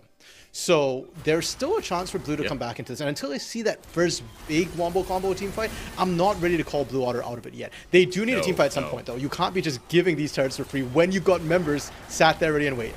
Well, I was going to say, and every time Orianna does something, Griffin and company have done a good job of getting something on the opposite side, right? So again, it's you leverage whatever mismatch you have, because right now they're kind of trading back and forth. And Rovek's going for the wombo combo. This could be it, RMC. Blue Otter trying to get back into this one. Griffin into the back line, gets a Cataclysm off, stopped in his tracks. Salmon coming in. Blue Otter have turned it around. The taunt lands onto Salmon, or onto Stray, excuse me. Array trying to get damage onto the backside, but not really doing much there. Double flash as the Dark Possession doesn't land onto Asila. Salmon, though, getting forward with the Justice Punch. There's the taunt, and that will be another kill over. It's just as the Doctor ordered. Blue Otter are back in this game. The Otters bite back. Do we need Raby shots? Do you need Raby shots for Otter bites? I don't know, but Citadel needs something for what just happened there. And that's precisely why I guess Citadel was so cautious about engaging Blue Otter in a big 5v5. We saw the wombo. It wasn't an immediate wombo combo. It wasn't all about the burst. But I really liked the way Blue actually staggered their CC and just bought time for Spawn to pump out the damage quietly, because that's still Yunara. That's still a hyper carry. And on the other hand, you look at Array, he's built more for poking and more for the burst damage. So as that fight drags on, Blue Otter ends up being more favored. Absolutely. No, I think the outscale is in Blue Otter's favor, especially like you said, with the build that Array's Ferris is opting to go, and Blue Otter keeping their foot on the gas. Array in towards Salmon, but he's not going to do a ton to that Galio. Here comes the Hero's entrance again. Dark Procession trying to trap someone in it. Griffin's not in a great spot, but Asila's the one to take down his mid lane opponent. Munchie separated from the rest of the fight. Array just going to zone him out, and now Stray gets in there, gets the CC down. Bradley and Griffin taking turns. Here comes the Pop Blossom for the return. It'll get another kill onto Spawn. If he's alive, he's going to do Yunara things. Hyper carry is here to play. Array got the kill on the back, and Rover is so close. The double kill over to Spawn, and I think Citadel are counting their lucky stars that Bradley and Stray survived. I'm speechless. I'm not sure who's counting what lucky stars. It's a 2-for-2 at the end of the day. What an insanely close fight. Like, I don't know who should be more happy about how that happened, because Spawn, Robex, and Ariana also limped away with barely anything left in the health bar. So just a really back and forth moment, and this time I think Citadel, they're on the front foot. They knew that some of the alts were down. They're much more comfortable. We get to see a replay of how that starts, and frankly, I thought Blue Otter got picked out, and the fact that they were able to turn it was really, really scary. At this moment, I thought it was done. I thought it was over. Samakin dead, Munchie being forced out. But right here, Rovex with the counter turn. This is why Rovex on engaged supports looks so damn scary. He turns, he gets that, and buys time. And right here was the other one I thought might have turned, because they ignored Asila for a second. And I was like, wait, you're ignoring him. Timbers is going to rip you a new one as soon as Asila dies. But it's not working. There's another fight now breaking out in the box. Yep, right. Stray got in, gets locked into the Dark Procession again. Samakin in and then right back out. Still a 5v5. Munchie alone with the Dragon. It's going to be the Hextech Dragon, swiped away by Griffin. They got what they came for, and they're going to get the heck out of Dodge. Yeah, and good angle of retreat as well. Robex actually was thinking about swinging around with the Hex Gate, looking for that tricky flank angle once again. We saw some pings coming down on Baron as well from Citadel. I think it's just a call to get vision and not necessarily to call it. Like, they're a little bit low on health, a little bit dangerous. They want to secure the area first, and Blue Otter are well aware they too are racing towards the top side. Really yoink away that red buff. Yeah, right off that turn, like you were saying. What can you do once you establish control onto a battlefield, as it were? Shore it up. You got some removal. Certainly, you are giving yourself an opportunity to remove any sort of threat with the deep vision that they are getting. This one hanging in the balance. RMC, this right here is what I was hoping for when I saw that I was going to get to cast Citadel Blue Otter. This game right here. Punches being thrown back and forth by two teams that want to prove that they are not in the same bucket as these teams. They want to prove that, no, we belong in the top tier, in the top half. You guys can be the one fighting for 6, not us. 100%. Like, and it's really funny to me how we got here as well, right? When you think about game one, how insanely clean Citadel was, as clean as one of the Philips Razors. But also, like, it's just the fact that there are other options. They don't have to team fight, but here we are with constant team fighting. Stray getting caught. Yeah, I mean, this is that's a team was involved and a fight did happen. So, yeah, but Stray probably just in the wrong neck of the woods after dark, and he gets mugged and left for dead. I don't know if Blue Otter can actually go for the Baron, though, in this situation, even with one man down. Stray's going to be coming up quite shortly, and with the Hex Tech, he'll get there quickly, too. Absolutely, and this is something else we haven't really talked about as much. We kind of talked about it in draft, but the poke identity that the Citadel composition does have, right? So, like what Bradley and Array are trying to do here, right? You lose one of your bodyguards, and Griffin's on the other side of the map, so you have to be careful here. Should they turn onto the Baron, that's not going to be what they do. It will just be a fight for vision, but that is something that I think we should highlight a little bit more as Citadel try to get back into this one after Blue Otter did this off the back of Robex. Yeah, that was good. I lit the cinematic view for how that engage happened as well, because, yeah, like, it is absolute cinema watching Robex just punish them on this push. And we have to remember, this was the turning point of the game. Up to this point, it was Citadel winning everything. Citadel rotating faster, Blue not being able to find any sort of fight. And right there, Robex makes the hero play. Now, onto this, Robex will have to do it again. The game is dead even. Citadel has been struggling a little bit in the team fights, but let's not forget what Citadel still have in their back pocket. They've got a Jace, they've got a Varus, they've got Poke, and Blue Otter do not have very much sustain. So Citadel can just poke them a little bit. Blue have to abandon it. That's why Blue Otter has not attempted the Baron just yet. No, you start to take these fights on uneven terms, right? If nothing else, you got to get your vision down and know where that poke is coming from, so you know where to put Samikin, so you know where to put Munchie, right? And maybe not Munchie, he's got to stay alive to win the Smite fight, but definitely where to put Samikin. And even as I say that, he's got MR. He just got the Hollow Radiance and the Riftmaker. So this poke actually could hurt a little bit more than I was thinking. But speaking of something in the back pocket as we move into the late game, Spawn, man, quietly, like you said, having a really good game. He's on 3 items, got the IE going, the PD, and the Kraken Slayer. Well on his way to what I imagine is going to be Lord Doms as that 4th item. But RMC, I mean, to me, that has been, when I've seen these successful Blue Otter team fights, it's just been you're creating so much chaos in the front line. Spawn just gets to right-click people. Yeah, and the thing is, here on the broadcast right now, you've not heard us mention Spawn too much. He's kind of flying under the radar. But I love that. I'm very happy that you brought it up for because he is likely to have the most damage in this game at the rate things are going. And for Citadel, we can let Spawn fly under the radar because it's not the most exciting plays. But Citadel can't afford to let Spawn fly under the radar. No. He is the big damage threat. If they take out Spawn, a lot of the team fighting that Blue has is just front-loaded damage. And then it's a lot easier to play through the fights once Spawn's been removed. And you think back to game 1 where Citadel, 5 damage threats, all of them just diving that back line, killing Spawn, killing Samikin right away. They kind of need to replicate a little bit of that with... But it's a lot tougher here, right? And you pointed out in draft, these champions are a lot less mobile. Yeah, it's pretty much just Griffin diving into the back line. Asila, maybe he just runs in there, but notice Asila doesn't have Protobell. This is not the Annie who's got a single target where I just burst somebody down, my job is done. No. You need to CC as many people as possible, and that does make it hard to get Spawn at times. Double rings down, the Cataclysm in the Dark Procession, Maiden Hoovering Griffin's life bar up, straight looking for a engage on the other side. Not going to find him, but Bradley will get the kill there onto Munchie. Griffin going to get eaten by the Pop Blossom. Rovex gets a creative angle and helps Ariana get another one here. He's got Stray in the backline. Spawn is showing up, and he is just free firing. The only thing that's going to stop him is this turret. With the poke on the back end, leaving Samakin in a dire spot. And Array rips through the armorless Galio once again. I like how the entire fight too. It was explosive to start, and then we only lose one person, and then next thing you know, Spawn shows up, and that's when everybody's like, "Whoa, whoa, whoa! Stop the music! Get out of here!" Guys! It was a joke. It was a joke. It is worth noting though, Citadel did win out on the trade, 2-4-1. They are able to get a little bit ahead, and hopefully that facilitates this dragon take that Griffin's running towards. Because really, these fights are still so incredibly close. It's not big enough of a swing to blow open the game, so it's still about accruing these small leads, and that dragon might not be that small. We get to see a bit of a replay of how this started, and it's Ariana doing Yorick things. He's doing the right thing. He's split pushing, but it does get a little bit dicey. Everybody comes in. I think Shrey actually hit the wall there, which might have saved his life. If he went in, he dies. And right here, it's kind of like a 1-for-0 at this point, and then Spawn shows up, and that's when all hell breaks loose at that point. Yeah, exactly. Yes, there's a numbers advantage for Citadel, but they are not, or I guess it was kind of even in terms of numbers at this point. But yeah, they didn't feel comfortable going in. Samakin ends up dropping on the back end after going a little bit too deep. But even with the subsequent numbers advantage, Citadel doesn't want any of that smoke.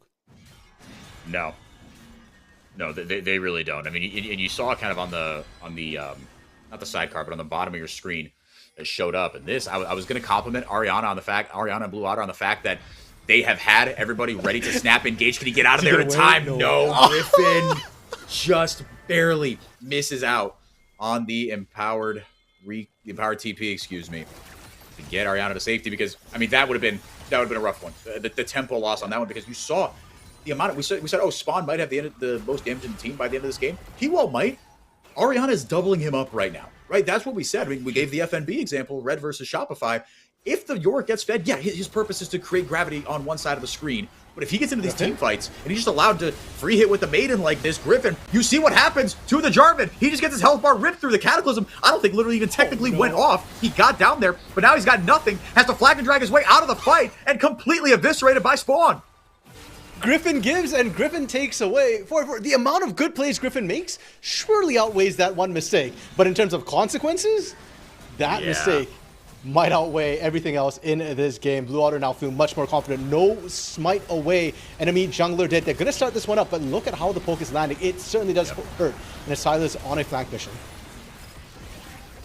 Rovex able to get one there with the Pop Blossom, but it's all going on to Stray. Syla getting in there with the Flash Bear stun. The damage is a lot, but is it enough to take down the Galio? He gets down, but not before his life is ended again by a Syla. Blue Otter looking good with the turn, but it's still a 3v3. Array gets stuck in the Dark Procession. Ariana bonks him over the head with a shovel, but he's still free firing. He's stuck in there. He says, great. Guess what? No one can get in here, and almost the piercing arrow finds Munchie as well for another one. Array still, with all the range he's got, brings Citadel back into this fight. It looked so cursed for them. Stray ate so much damage and finally was able to leave enough spot for a Silent Company to walk in and rip through the rest. We might not be done just yet. Munch has to get over the wall. Griffin didn't see him, but he gets in there with the flag and drag. And despite Citadel's best efforts, they win the fight. It's an ace. I just have that picture, of the Teenage Mutant Ninja Turtles with, with the rat as well. Like, Griffin carried Citadel in the early game.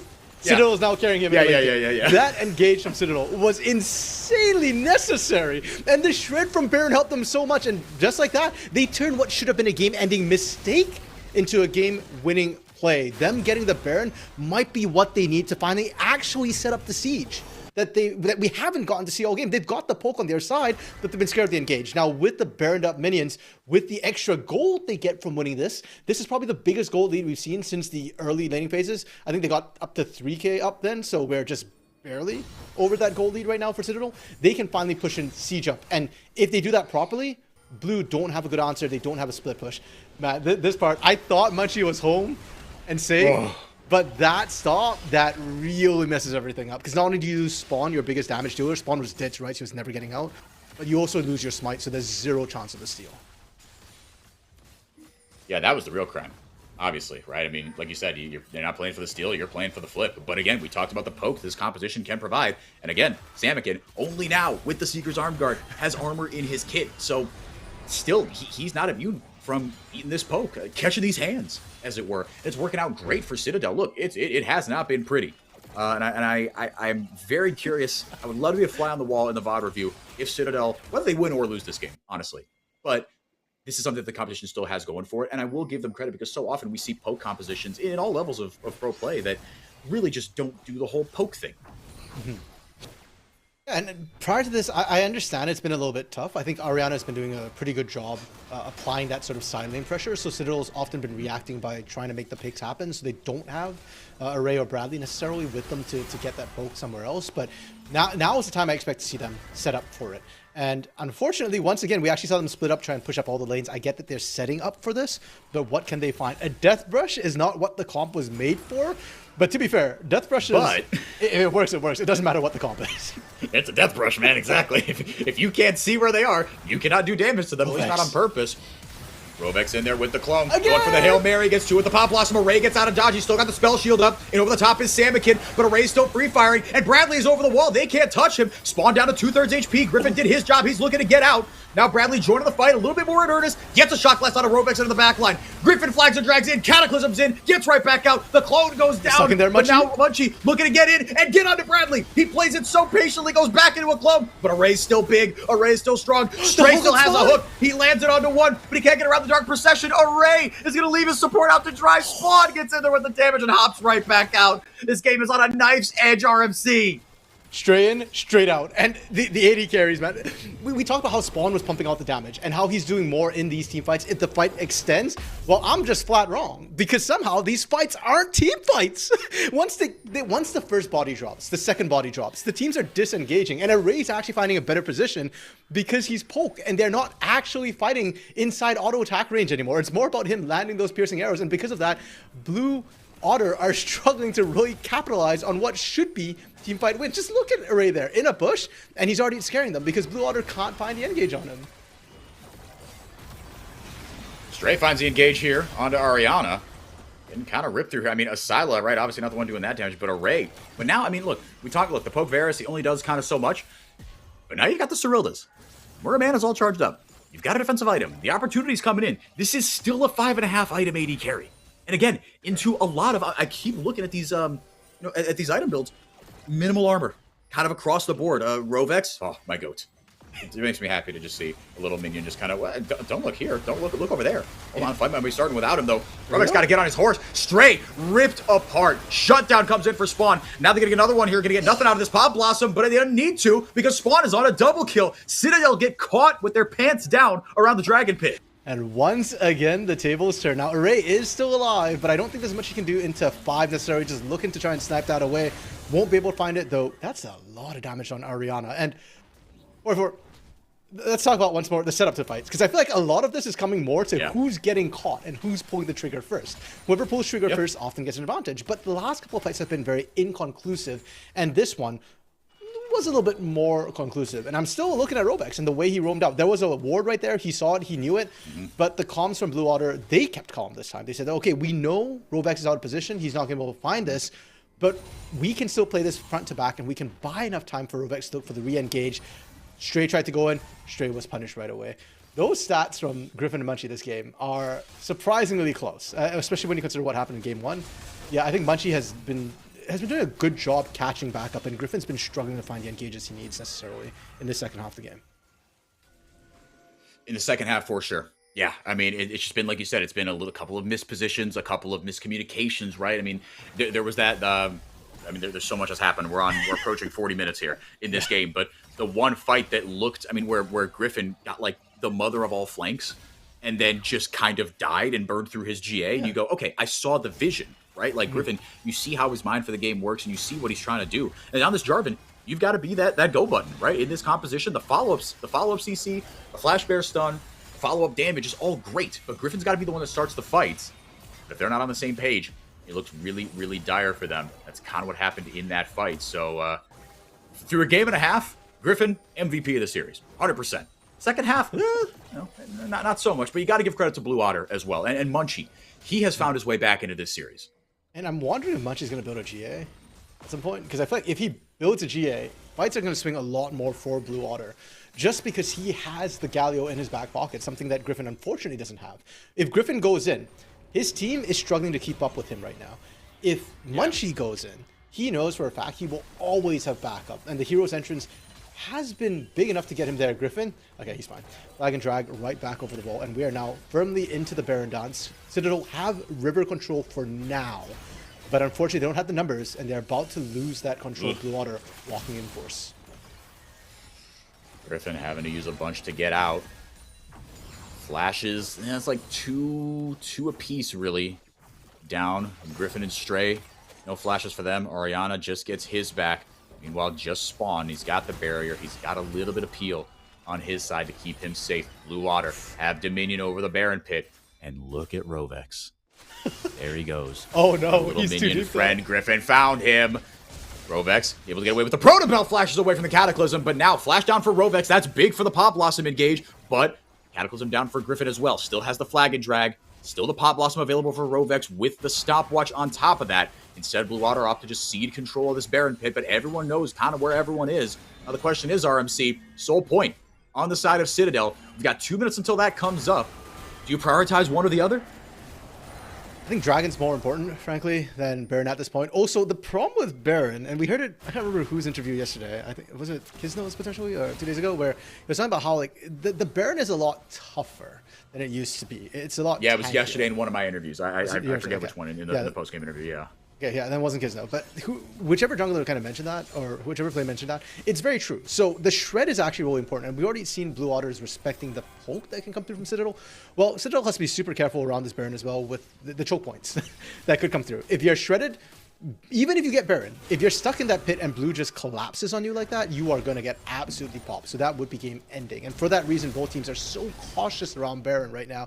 Nobody wants to start it up unless they know they can secure it. So because of that, Dragon is much easier to take, and that will be where the fight, I suspect, or where the focus, I suspect, for both these teams will lie. And for Citadel, if they can get it, it changes the nature of the game. They've got the better range anyways, so being able to land that poke helps them look to engage or disengage. And as for Blue Otter, even if they get it, it's only Soul Point. It's not Soul yet, but at the same time, they can't give it over.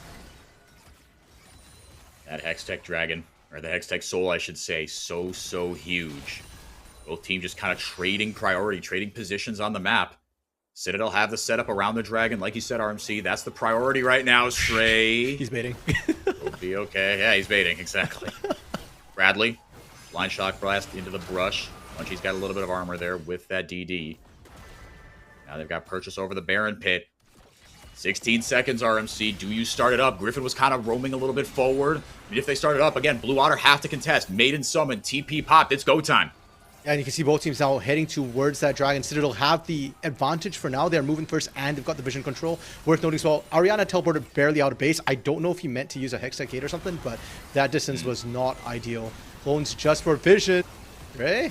Dark Procession lands. There goes the Chains of Corruption. Tibbers dropped as well. Samikin getting ripped through very slowly, but pops a stopwatch to buy some time. Rovex trying to get in with the Pop Blossom. Gets nobody. That could be the go button there as Array goes back in. Samikin in over the top as well as Sila on the side, taking down Munchie. Samikin trying to get back into the fight as well. Stray being a body because Array and Griffin are still full health, still doing all right, still alive. Griffin turns attention towards the Hextech Soul. It's a 2-for-1. Citadel out in front.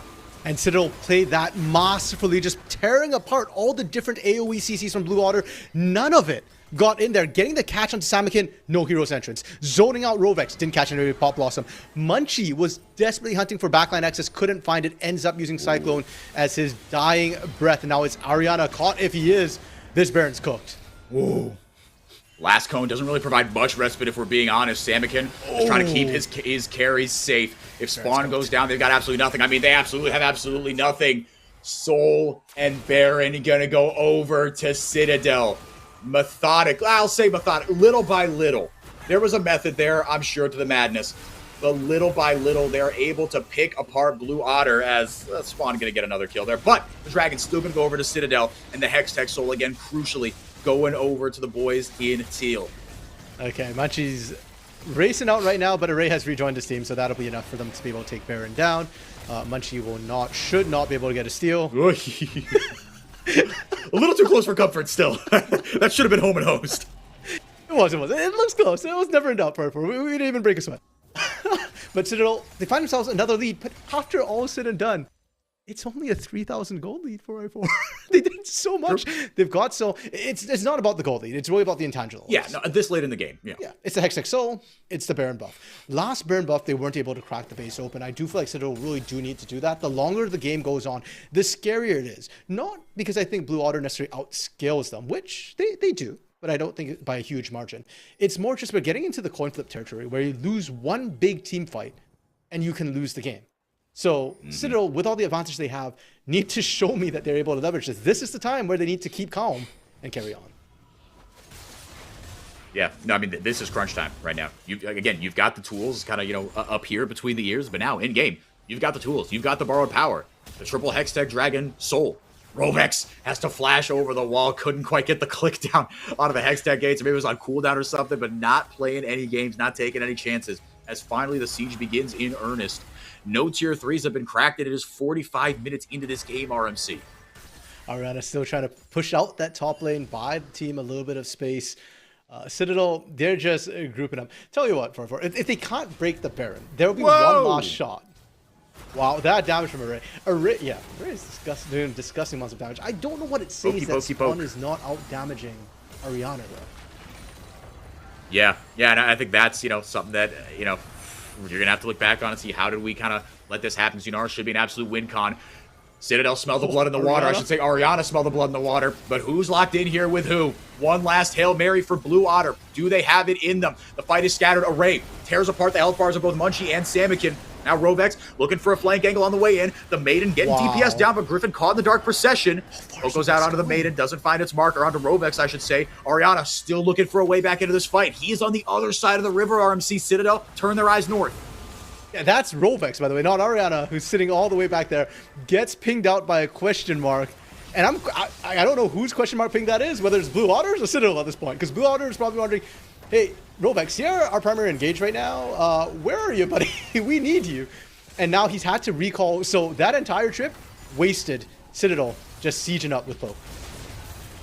And Maiden down as well. That free DPS not going to be available. Griffin in with his GA in the Cataclysm. Chains of Corruption not going to find his mark. Samikin buys time with the stopwatch. Munchie into the backline with the Cyclone. But again, it's just not popping. Lots of ultimates traded, but the battle line's still drawn here. Bladley can't find it with the Shock Blast. Ariana getting ripped apart, waiting for the Maiden to come back up, but it might not be available before this fight. And this game ends. Citadel looking for the 2-0. Stray going to start it out. Gets in there onto Samikin. Spawn, try to get in range, get the damage down to pop the Transcend and do something to the Citadel composition. They're down a tower, but still Citadel waiting for a wave to help them out and push this through because Spawn with the GA, if he's left to free fire, could win this fight, and they're not going to take that chance. Yeah, and you can really see the Hextech Soul come into play right there for the fact that every time they look for the engage, they couldn't find it. Munchie can't just go diving in anymore.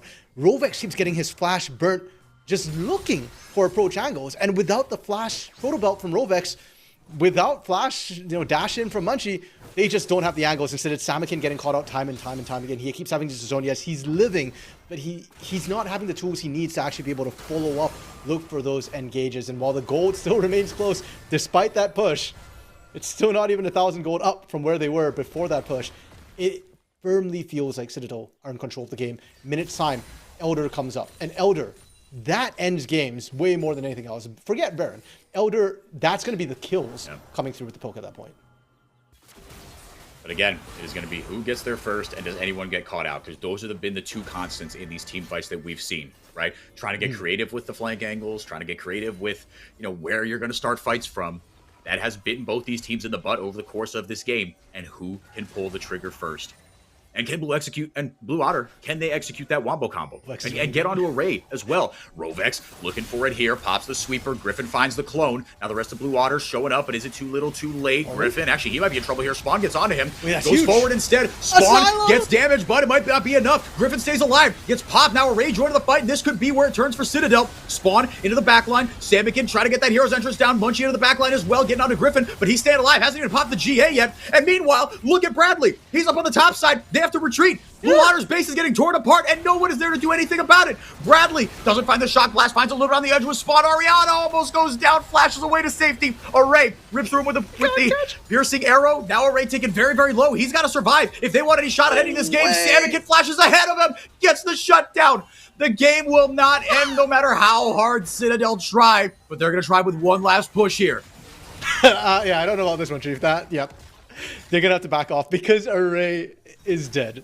And Array right now is running the Rift. He's the king. He overstepped a little bit, and huge hero play from both mid laners. Asyla to stop the initial engage from Griffin, from Rovex, pardon me, onto Griffin to buy time, but then Samikin later on to find Array. Unfortunately, remember that timer we talked about?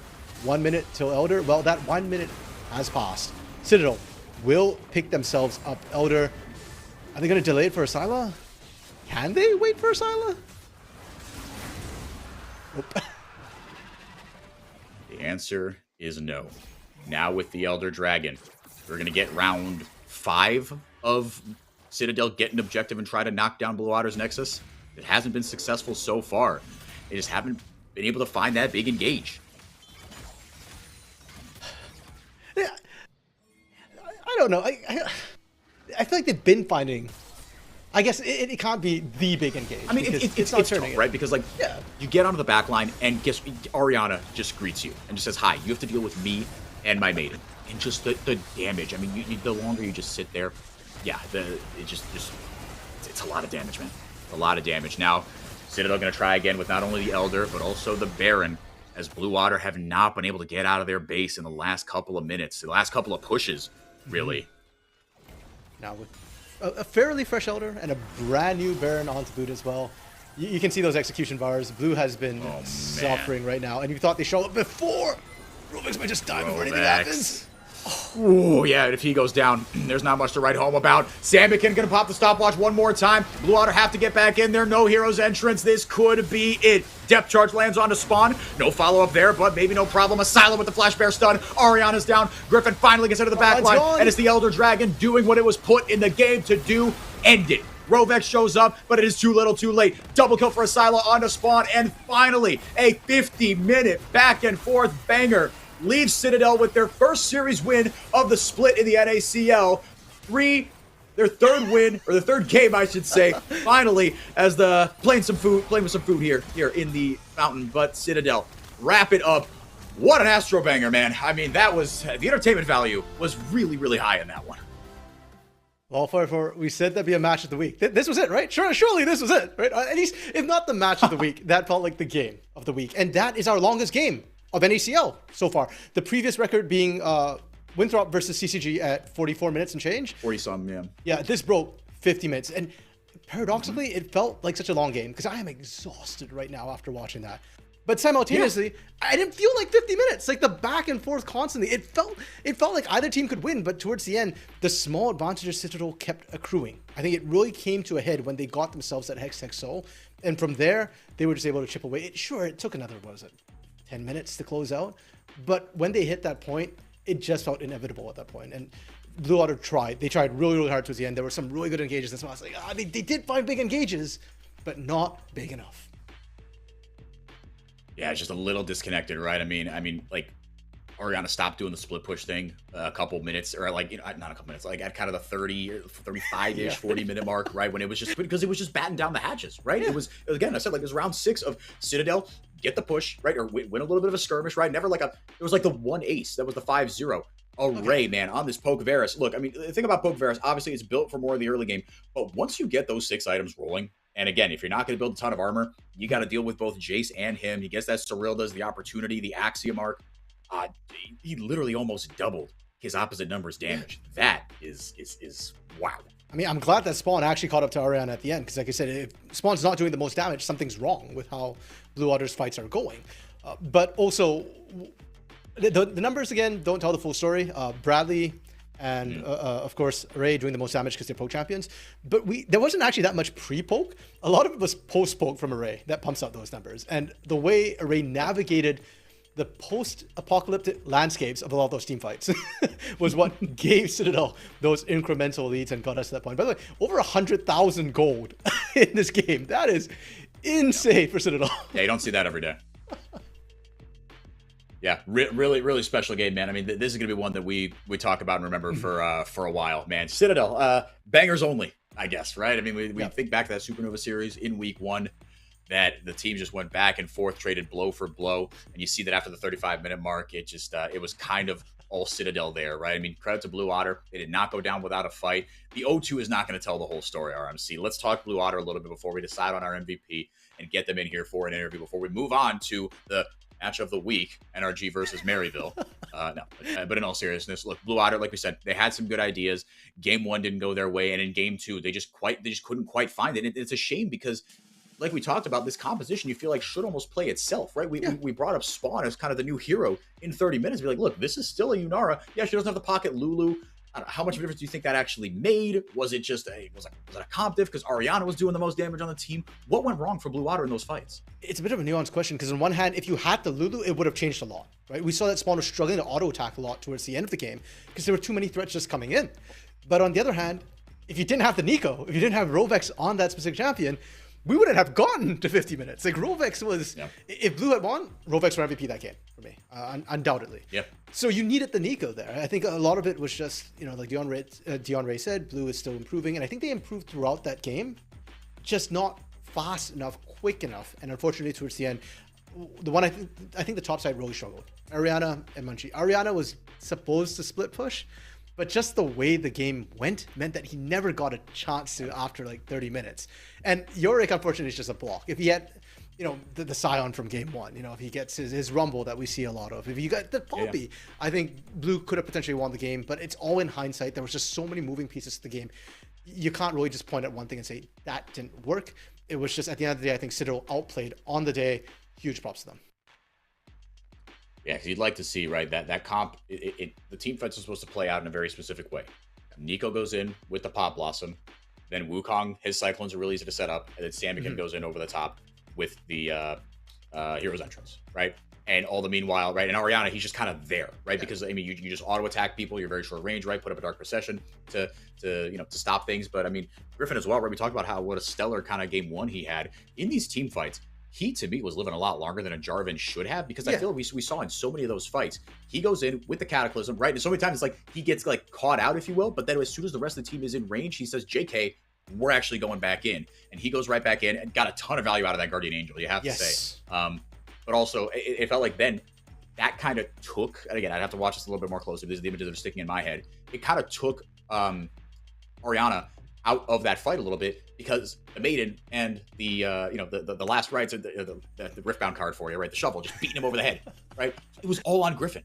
He wasn't able to do much. He was just like patting the damage on this bruiser, while everybody else, an array, right? Just sitting there, just, okay, we're just going to do this. Yeah, it's true. And part of me just wonders, I can't remember what Munchie's last item was, but I remember at one point I was saying that, like, I'm just waiting for Munchie to build a GA, because he'll have so much more impact. And that was missing. Missing. Because Griffin goes in and he dies, but because there's so much front-loaded burst on the side of Blue Otter, and it's really just spawned with the sustained damage, he dies, he comes back up, and he's now kind of gotten past the big hump of the burst damage, and then he gets the threatened spawn. Whereas Munchie goes in, he dies, and he's dead. Like, there's no, and then, so like the second Cyclone is not as impactful, and part of me just wonders what would have happened if Munchie was able to potentially get the GA down, if he was able to look for some sort of re-engage, because when Munchie could get a Cyclone off, he had impact, but getting the Cyclone off was a big issue, and at no point did I feel like, oh, Munchie screwed up. No. It's just like, how are you engaging through all of that? And especially once Hex Tech is done. So maybe GA could have changed things. It will be one of those scenarios where it's going to live rent-free in my head probably for the night. But we'll never know how it would have gone. What could have been. Yeah, I mean, could just, you extend those fights just that little bit more, right? And it's unfortunate because, I mean, once you kind of blow your Cyclone combo as the Wukong, right? The Cyclone is kind of what makes it work, right? Whereas... And that's an ultimate. Whereas with basic abilities, guess what? You can get 2-3 rotations of that off. GA, I'm pretty sure their abilities countdowns keep ticking away, right? And then you can just flag and drag, right? Over and over again. Just get, and speeding up your damage with the Moskian standard, right? And the attack speed and all that good stuff. So it just feels like the Jarvan got a little bit more value. And I think that's why you see the Jarvan just have a little bit of a higher priority than the Wukong, right? The Wukong isn't what he was kind of, in 2024 in his heyday, right? Where he was just kind of auto-picked. But look, hats off to everybody else. And again, Blue Otter, they've got something, right? They've got something. And Rovex, he looked good on the Engaged Champions, right? The game one was just a mess, right? You write that off. Bradley got out of control. The game plan never even got to be executed. But for Blue Otter, they had a bigger window in this one, and you got to give them credit. I mean, I guess maybe you want to debate how much you want to flame Citadel versus give credit to Blue Otter. The fact that game went on as long as it did, but never also felt like Blue Otter had a real way into it, right? That I don't know. I mean, it's like, is it even worth it? It's kind of dissect it. It's like, dude, we won. Right? Stop talking. Why are you still here? Well, we're still here because we do have an interview coming up. Hopefully, we are currently trying to sort that out. But in the meantime, I did like the point you raised about game one, because I kind of just put game one out of my head watching that game too. Like, same, yeah. Well, especially after game two, that took twice as long, right? Literally, right? Like this is effectively a 3-game series, right? So it's just game 2 and 3 kind of merged together. If you're gonna invite somebody to watch this particular series, just tell them to skip game 1, go to game 2. But Blue Otter's recovering to game 2, I think, was something that is worth praising them for, because after a game 1 like that, I'd be tilted off the face of the earth. Like when I do that in clashes, like we're talking like, hey, do we just surrender the rest of this clash? Whereas Blue Otter just came back for game 2, made it very close. And sure, Citadel didn't play there were mistakes from both teams, but hey, this is NACL, right? This is tier 2. Teams are still getting together. And I don't think you can give more than the lightest of toastings to Citadel for how they played that game 2. The mistakes were very, very small, very, very minor. And like you said, they bounced back. They won anyways. So that's kind of okay. Is there going to be notes to take? For sure, if you know Colmer, if you know Alec, you know that they're going to have notes for them. But I don't think they'll be upset how things went. And individually as well, a player who I do want to kind of shout out a bit as well, Asila. Game 2, the Yanni. Game 1, flew under the radar. Did not talk about him enough. He was special, man. He did his job. Those Tibbers was a big part of why Munchie couldn't get into the back line. And some of those turns from Asila, I think man, I just feel bad for Asila. I want him like build hero. This guy should be a hero, but he's like the hero that they needed, not the one that necessarily they deserved or caught the limelight on. It's hard to it says a lot that's hard for me to talk more about Asila when he makes these hero plays, because everybody else in that roster is also pulling off insane plays. Yeah, no, I mean, Array played a lot of those. I mean, there's a couple of fights where the Pot Blossom goes in, and Array, right, he built the Edge of Knights, who's got the spell shield, had a couple of really timely flashes. He kept himself safe, right? And the AD carry on the other side as well, right? I mean, we talk about Spawn and, the kind of coulda, shoulda, woulda, the Lulu, do you buff him up just a little bit more, right? How do you kind of enable that Yunara more? Because that was really the linchpin. And I think, look, I think it's two things, right? The reason that maybe Citadel weren't able to kind of end those team fights a little bit earlier, right? Yeah, we talked about how, Griffin goes in. If you get too close to Yorick, right? If he's just kind of hanging out in the back line still, you are greeted by, the Gates of Despair and the Maiden. But also, right, that's attention paid there that is not paid onto Spawn. And that's still a 6-item Yunara, right? No matter what support you pair her with, that is still a 6-item Yunara. I think that was a big reason that, like, that you couldn't just like run over everybody, right? Like, Griffin knew I have to get onto somebody. He knew the target was on Spawn's back, because if Spawn goes down, goodbye, right? That is the last little linchpin, right? Holding this Blue Otter composition together, where really there wasn't a ton more damage, right? Samikin went on to a Galio, right? Where you have a lot of agency, but not a ton of damage. So there was a lot of burden placed on Spawn's shoulders, and handled about as well as he could, I suppose. Yeah, and we do have our MVP on screen, and of course it is going to be Griffin for this series because of his game 1 performance. I think that there's no question about game 1. Man led the charge, Demacian standard leading the way, and even in game 2 as well, I think he had some critical moments. He was the primary engage for the team. Stray often acting as follow-up for him because of just how difficult it was for Stray to find all of these engages. I want to highlight not only his KDA, which is insane considering he led the charge. 10.1 is nuts. He did not die that much considering how things went, but also the dragons per match, because coming to this game, Citadel was 10th, dead last in the league for dragon control percentage. They only got 23.3% of the dragons. This match, I think Griffin had a lock and managed to get all those dragons rolling. Yeah, so Griffin getting our MVP, like we said, absolutely masterful in game 1. And then Array kind of took the baton in game 2, and he was, the super special boy that did 80 gajillion damage in that 50-minute game, right? I mean, that's, I guess, over, as far as DPM is concerned. I think that's over 1,000 if my math. 1,252. Wow. Yep, there you go. Woo! Yeah, so we will be getting a Ray on if the plans go to plan, then we will get a Ray on ever so shortly here, right? And a big win against his former team, RMC. Yeah. The law of X's still applies, I guess. The fact that, once a player leaves the team, they have some sort of buff against them. The GD at 20 as well, plus 1,000, is huge. When we talked about how good Spawn and Rovex have been in lane. Array, we talk about him as a team fight monster, but Yeah, he out team fought, he out laned, he just out everything. It led to a 2-0. So we're going to take it to an interview with Array, who is joining us here. I'm going to leave you alone, RMC, for just a little bit. I trust you can take care of yourself. We're going to send it over to chat with Array to unpack a 2-0 that I think, would you use clean as one of the words to describe that one? I'm just going to give you that layup there to start off, Array. Maybe the first game, but the second game definitely should not have been 50 minutes or whatever, however long it was. Yeah, so I mean, on that, right, we kind of, posited, the casters here, just like, oh, why did that game take as long to end as it did? Because it felt like it was a series of kind of Citadel wins a little fight, get an objective, aren't able to knock down the base. What was that inhibiting factor from getting you guys towards the mark where you finally crossed it in 50 minutes? I think we were just too hasty with like how we were fighting, and we weren't going slow enough, and we just kept running into like Yunara, and it like set us back a lot once like Yunara got pretty strong after like a few fights. Yeah, it's still a 6-item AD carry, right? Lulu or no Lulu, that's still Yunara, to your point. Playing against Blue Otter, obviously you've got priors with this org. Did it mean a little something extra? Was that something that ever entered your mind? Or you've been in the scene a long time, but we are humans at the end of the day. Was there ever that thought rolling around of like, okay, I want to put on a little something extra against my former team? Yeah, a little bit. I mean, I wanted to win like just because I'm friends with them, and it's always fun just to like win against your friends. But it didn't like change how I played or anything. Like I still just tried to win, but it's nice to win. Absolutely. Like you said, a 2-0. Very nice to get that on the board. A couple more for you. With the loss against Conviction, right? You guys took down Supernova in a very back and forth series. This 2-0 was, a little back and forth as well. Conviction, that game didn't go your way, but it felt like you guys had something there. Obviously, you guys draft very creatively with Bradley. How much prep goes into that, and how much is kind of like, how much is pre-cooked, and how much is in draft? Ooh, okay, we can give Bradley this, and then that'll change how we play. Well, because Bradley played mid lane, he just has like a lot of different champs he can play. So it's kind of just like we do prep for it, but it's also later in the draft if he feels like he has a really strong pick. Like I think everyone trusts him to like on what he wants to play or what he thinks is good.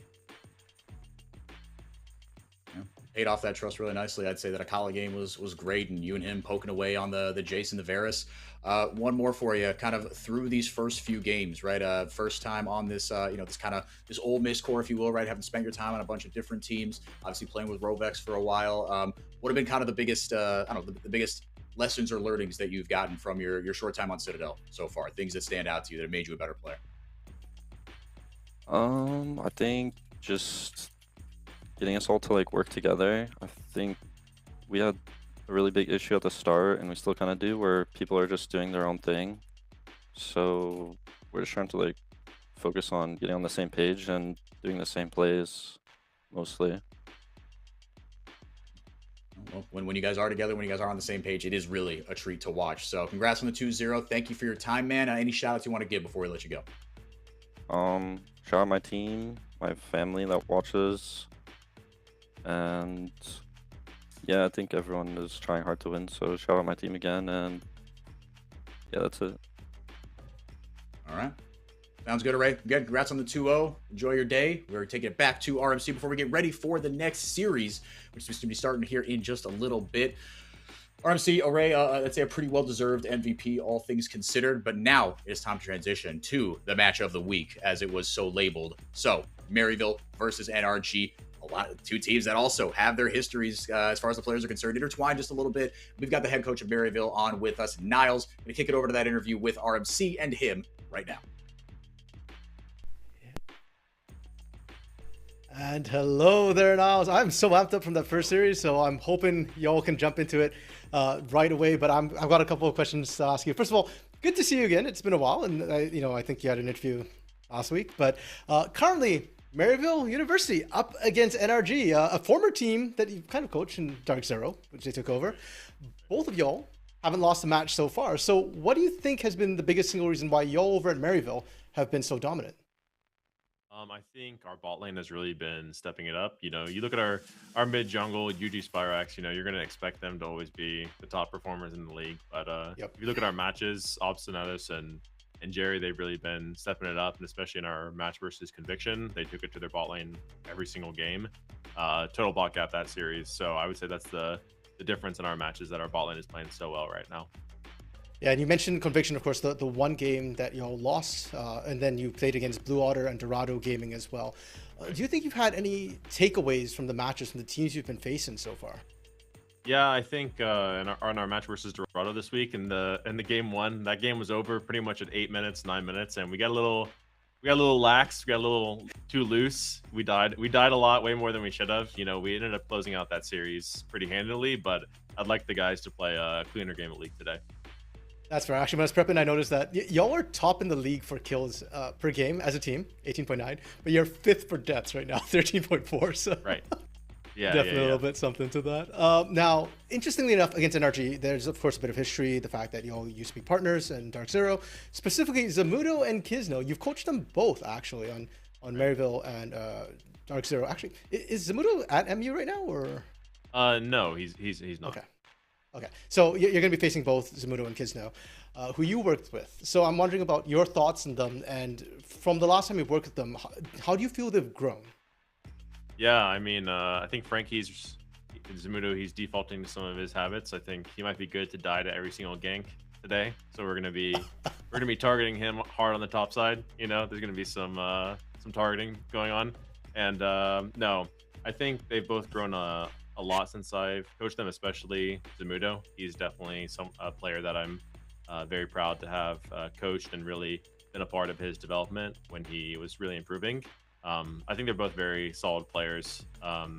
Yeah, and I think they've grown to be good teammates. So I'm looking forward to playing against them today. For sure. I think I saw in chat, was it yesterday or the day before, Zamudo saying something about how you O10'd him in scrims in Brazil or something. So yeah, it was way worse than O10. I think it might have been like 0-30 actually. I was trying to 1v1 him to like get his confidence up because we were having some rough matches, and I kept dogging him, and like eventually I like gave him one, and then he just looked at me and he was like, "Don't give me the 1v1, bro. That's gonna make me feel even worse." So yeah, it was pretty funny. Okay, that's going to be funny. You've been coaching K, you know, maybe you get some of that 0-30 into K as well to handle Zamudo. Now, I was going to ask if you had a message to send Zamudo and Kizno before the game, what would it be? But it sounds like you've already, sent Zamudo's message. So to NRG, across the rift from y'all, what message would you like to give them before you meet them on the rift? The message that I would just like to say is that, we're the better team and we're the best place to be for anyone who's looking to develop and become the best League of Legends player possible. We're the best program for it. We've shown it time and time again with players, and we're going to show it again this season. Hell yeah. From the reigning CLOL champs soon to hopefully be, reigning NACL champs. We'll see. Last thing, of course, Niles, before I let you go to prep the team's shout-outs. Is there anybody you'd like to give a shout-out to? Yeah, first of all, shout out to my Lord and Savior, Jesus Christ. Shout out to my wife, Kelly, my beautiful wife. Dan Clerkey, the director here at Maryville. And just the guys for being on this journey with me. I love them very much, and I think they feel how much I care for them, and I'm glad to have that relationship. Okay, thank you very much, Niles, for the interview. Good luck in your games. And 4x4, welcome back in. Bro, that has me hyped, man. Like him already trash talking Zamudo. Let's go, man. 0-30. I didn't realize it was quite that rough. That was hilarious, by the way. Yeah, I gave him one, and Zamudo immediately looks over like, "Don't you dare." Whatever you think you're doing to help me, I promise you it's doing the exact opposite. That sounds like we've all got a friend like that. But it's good that they are able to do that for each other. Yeah, and Niles talking is you know what a little bit, right? We are the best. Look, Maryville's earned it, right? That this program is nothing he said was a lie. But now going into NRG here, trying to get up to NRG. Had a lot of great moments in the LCS, took down G2, and now try to restart things here in Tier 2, try to be a launching pad, if nothing else, for a lot of these players. But they have a very tall task ahead of them in Maryville. Both these teams at the top of the standings, though, RMC, but there is a bit of a strength of schedule caveat to that. We'll get into that just a little bit more, but let's bring up the rosters on your screen as well. Maryville, excuse me. K, UG, Spyrax, Scary Jerry, Obstinatus. a lot of these names you have seen at the top of the NACL if you have been watching the last few years. Guys like Yuji got his cup of coffee with TL up last season. That team, it didn't work for a lot of reasons that had nothing to do with Yuji. And even Coach Spawn said in that interview, right, in one of the videos afterwards, he was like, look, everybody, before we kind of split up here for the last time, say something nice to Yuji, because he came into an environment that was just cooked. And those were the coach's words, not mine. So Yuji, trying to get down here.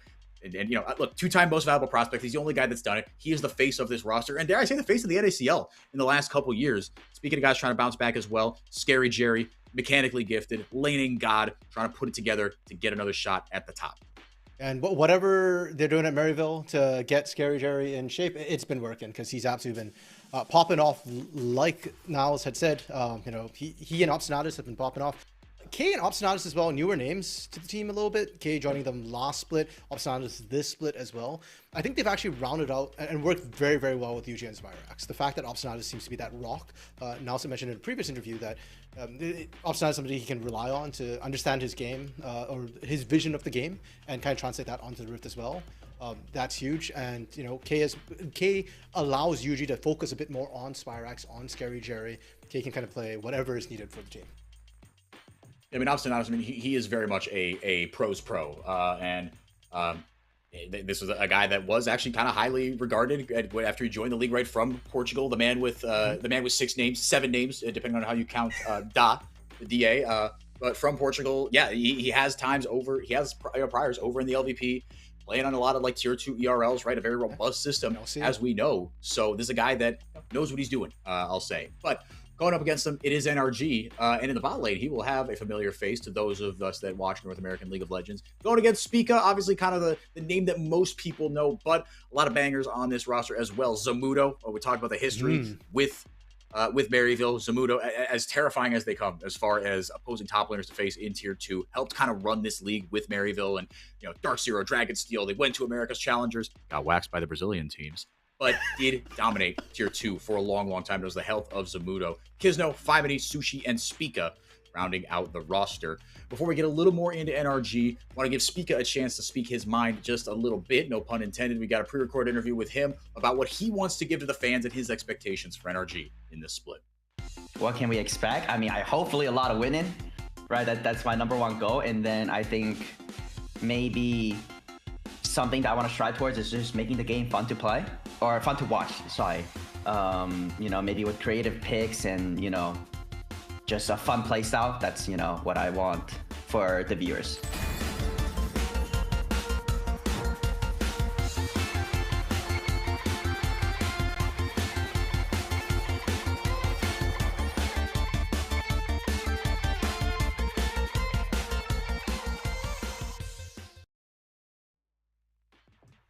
Get back into it.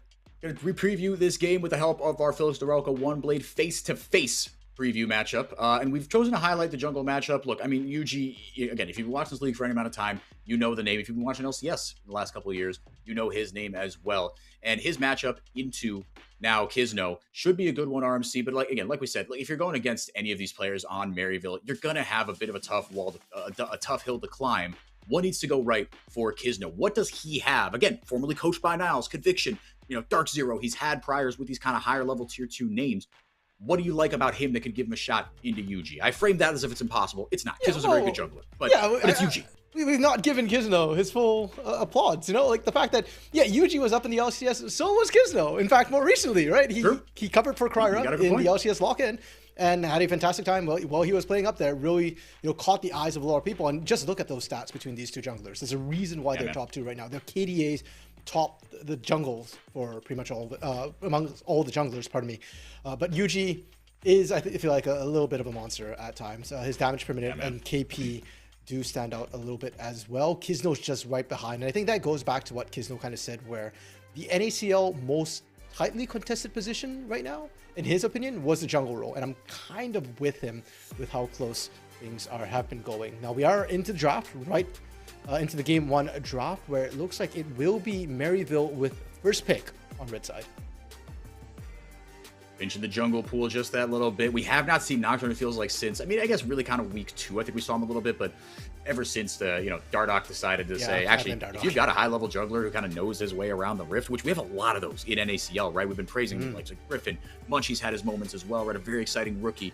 Yeah, they got to get taken off the board. And Jarvan, rapidly rising in priority, I would say, here in Tier 2. But leaving a few options open here, right? I mean, you're not going to play the Ashe without the Seraphine. Some pairings can get uncoupled. Ashe Seraphine doesn't feel like one of those to me, RMC. Fair enough, but it does leave Karma open because it's the Orianna being taken away from Spyrax. And Spyrax, he's really good on mages, and I feel like they might almost be trying to push him back onto the Victor again. I feel like his Victor positioning has been questionable at times, but Mel is also open. I feel like if we are talking about mages, Mel right now has kind of dominated the NECL a little bit. Whenever it's open, it's always a consideration, and it does mess up a lot of potential engage plans from teams. There's that Karma, like you were talking about. But again, the Ezreal pretty comfortable on things like the Bard as well. Sushi and Spica in the bottom lane. See kind of, how much priority is paid to them. This is a... Look, Fearless has made draft more exciting. Absolutely. It's a good addition to the league.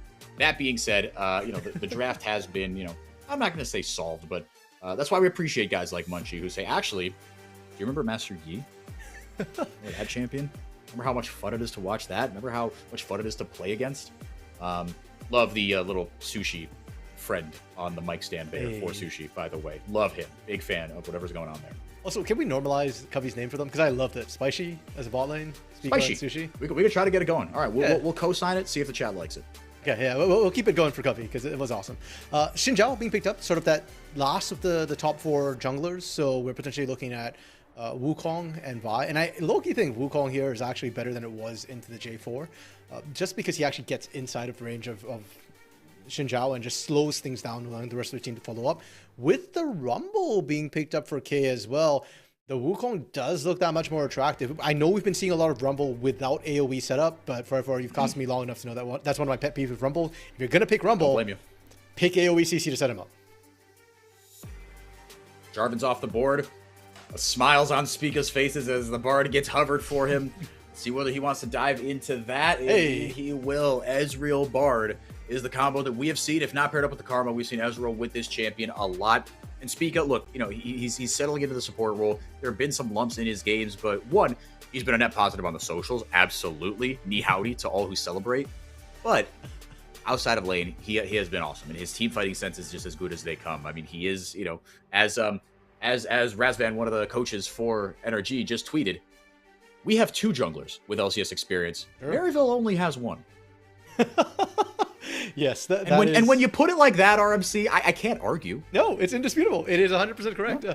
It is interesting, too, because we've seen a lot of mid-laners transition to support role. We've not seen too many junglers shift that way. But I have enjoyed very much Spica's map pressure that he's able to get. And I feel like Bard's a really good fit for him because he gets to roam out so much. In fact, Spica right now leads the NACL in terms of kill participation. More than any jungler, more than any support, 81.8% of all kills have Spica's hands in it. So you can't argue with the Bard pickup for somebody who's so prolific and so omnipresent on the map. See where the picks go for Fimony. That's kind of where my eyes are trained right now because he is the least kind of known commodity on this, formerly of AMI. One of their more successful exports, I'd say, right? An organization that's bounced up and down between Tier 2 and Tier 3. But Fimony now attending Maryville and going to get a shot to play on this NRG roster with a former Maryville guy, guys that, again, just in this ecosystem. It's a close-knit family. Fimony looking to be the beneficiary of that. He was the best part of those old AMI rosters. Has the only pentakill of the split, not for nothing, on the rise in his very first game. So certainly made an entrance into this league. And now we'll see if they give him the priority to get the R5, if you will, the last pick in the draft. Funnily enough, it was actually against AMI that Fimony picked up that pentakill. That's tough. I forgot about that. That's tough. Against his former org.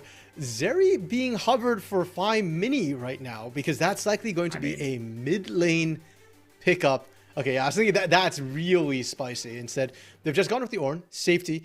And Ornn for Zamudo is an interesting one because we know he can play Sion. He's done it plenty of times. But when you've got such Everyone plays Sion these days. Yeah, but when you've got such a big carry name like Zamudo, like you expect things like, you know, the Jax is ahead, you know, like the Yambessa, which did get banned, you know, things that can take over a game, not so much the Ornn. And the fact that they're putting Zamudo on the Ornn makes me feel hopeful that this game plan is going to be more about Sushi, more about Spicy, and about Fine Mini to give them their time in the spotlight. Ooh, Trundle. All right. I mean, look, into an Ornn. I guess you've got a very easy subjugate target. Fair enough. Yep. And then also you've given over Spyrax his Azir. Spyrax has been in the NACL a long time. Spyrax has been terrorizing opposing players on Azir for a long time. Will be the Mel for Fimony. Again, he's split a little bit of time with Sirianai, it needs to be said. So 4 games for Fimony, 3 games for Sirianai. They do have slightly different champion pools. Again, small sample size alert. But 2 games of Rise, 2 games of Mel for Fimony. Now this will be his 3rd. RMC, good team fighting composition for NRG. Playing a little more front to back. Again, it is a bit of a bummer to see Zamudo on a tank when you go, oh man, just give this dude something with, you know, I mean, not agency, but with, you know, take over the game potential. Yeah. But, Potential. if there's anyone on this Rift that can make Ornn take over the game, it is Zamudo. I will give him that benefit of that doubt. 100%. And in the top lane flamethrower matchup, a lot of times Ornn actually does win the lane. Flamethrower matchup. That's good. Yeah, because they're just going to spin flames at each other out there. So, of course, jungle does matter a lot. Whichever side gets jungle help will win out. But I feel like it's a bit easier to go in with the Ornn because he does have a little bit of hard CC early and a lot of hard CC later on. However, my big question mark, I feel like, is actually the Mel pickup for Fimony there. We talked about how Mel can be really strong, but I'm kind of looking over at MU's composition and going, what exactly are we trying to reflect away from MU's side? Like, you've got the Chains of Corruption, you've got a little bit of... You know, when you put it that way. Yeah, I don't feel like this is max value from Mel, so perhaps just a bit of lane dominance early on. The composition for NRG does lack a little bit of damage, but I'm not too worried because MU doesn't have a lot of tank either, so it's playable. But it feels like maybe they want to try and get an early lead and then actually start coming online more in the mid game than the late game. Even with the Ornn ornaments, I think late game could get a little bit tough for them just depending on how things roll out, and they probably just want to try and snowball faster rather than later. Yeah, it certainly, it feels like there's a little bit more onus on that. But, you know, that being said, on the side of Maryville, right, is not a traditional kind of front-to-back team composition either. You got Rumble in the top lane. Yes, you have the setup for him. Well, I was going to say, I mean, something like the Wukong was kind of what I was thinking. Yeah. Right? The setup isn't amazing, actually, for Rumble. Yeah, and I'm trying to think, or not trying to think, I know that his targets aren't the best either on an RG, right? Like, you're melting the people without mobility are mostly the tanks, pardon me, not the carries. Mel doesn't have that much mobility, so maybe you go for her. It's really, I feel like, more about laning down for K to try and get that early advantage against Ornn. And I've already said I feel like Ornn's pretty comfortable into the Rumble. So both teams, their composition does leave me with more questions, I feel like, than answers.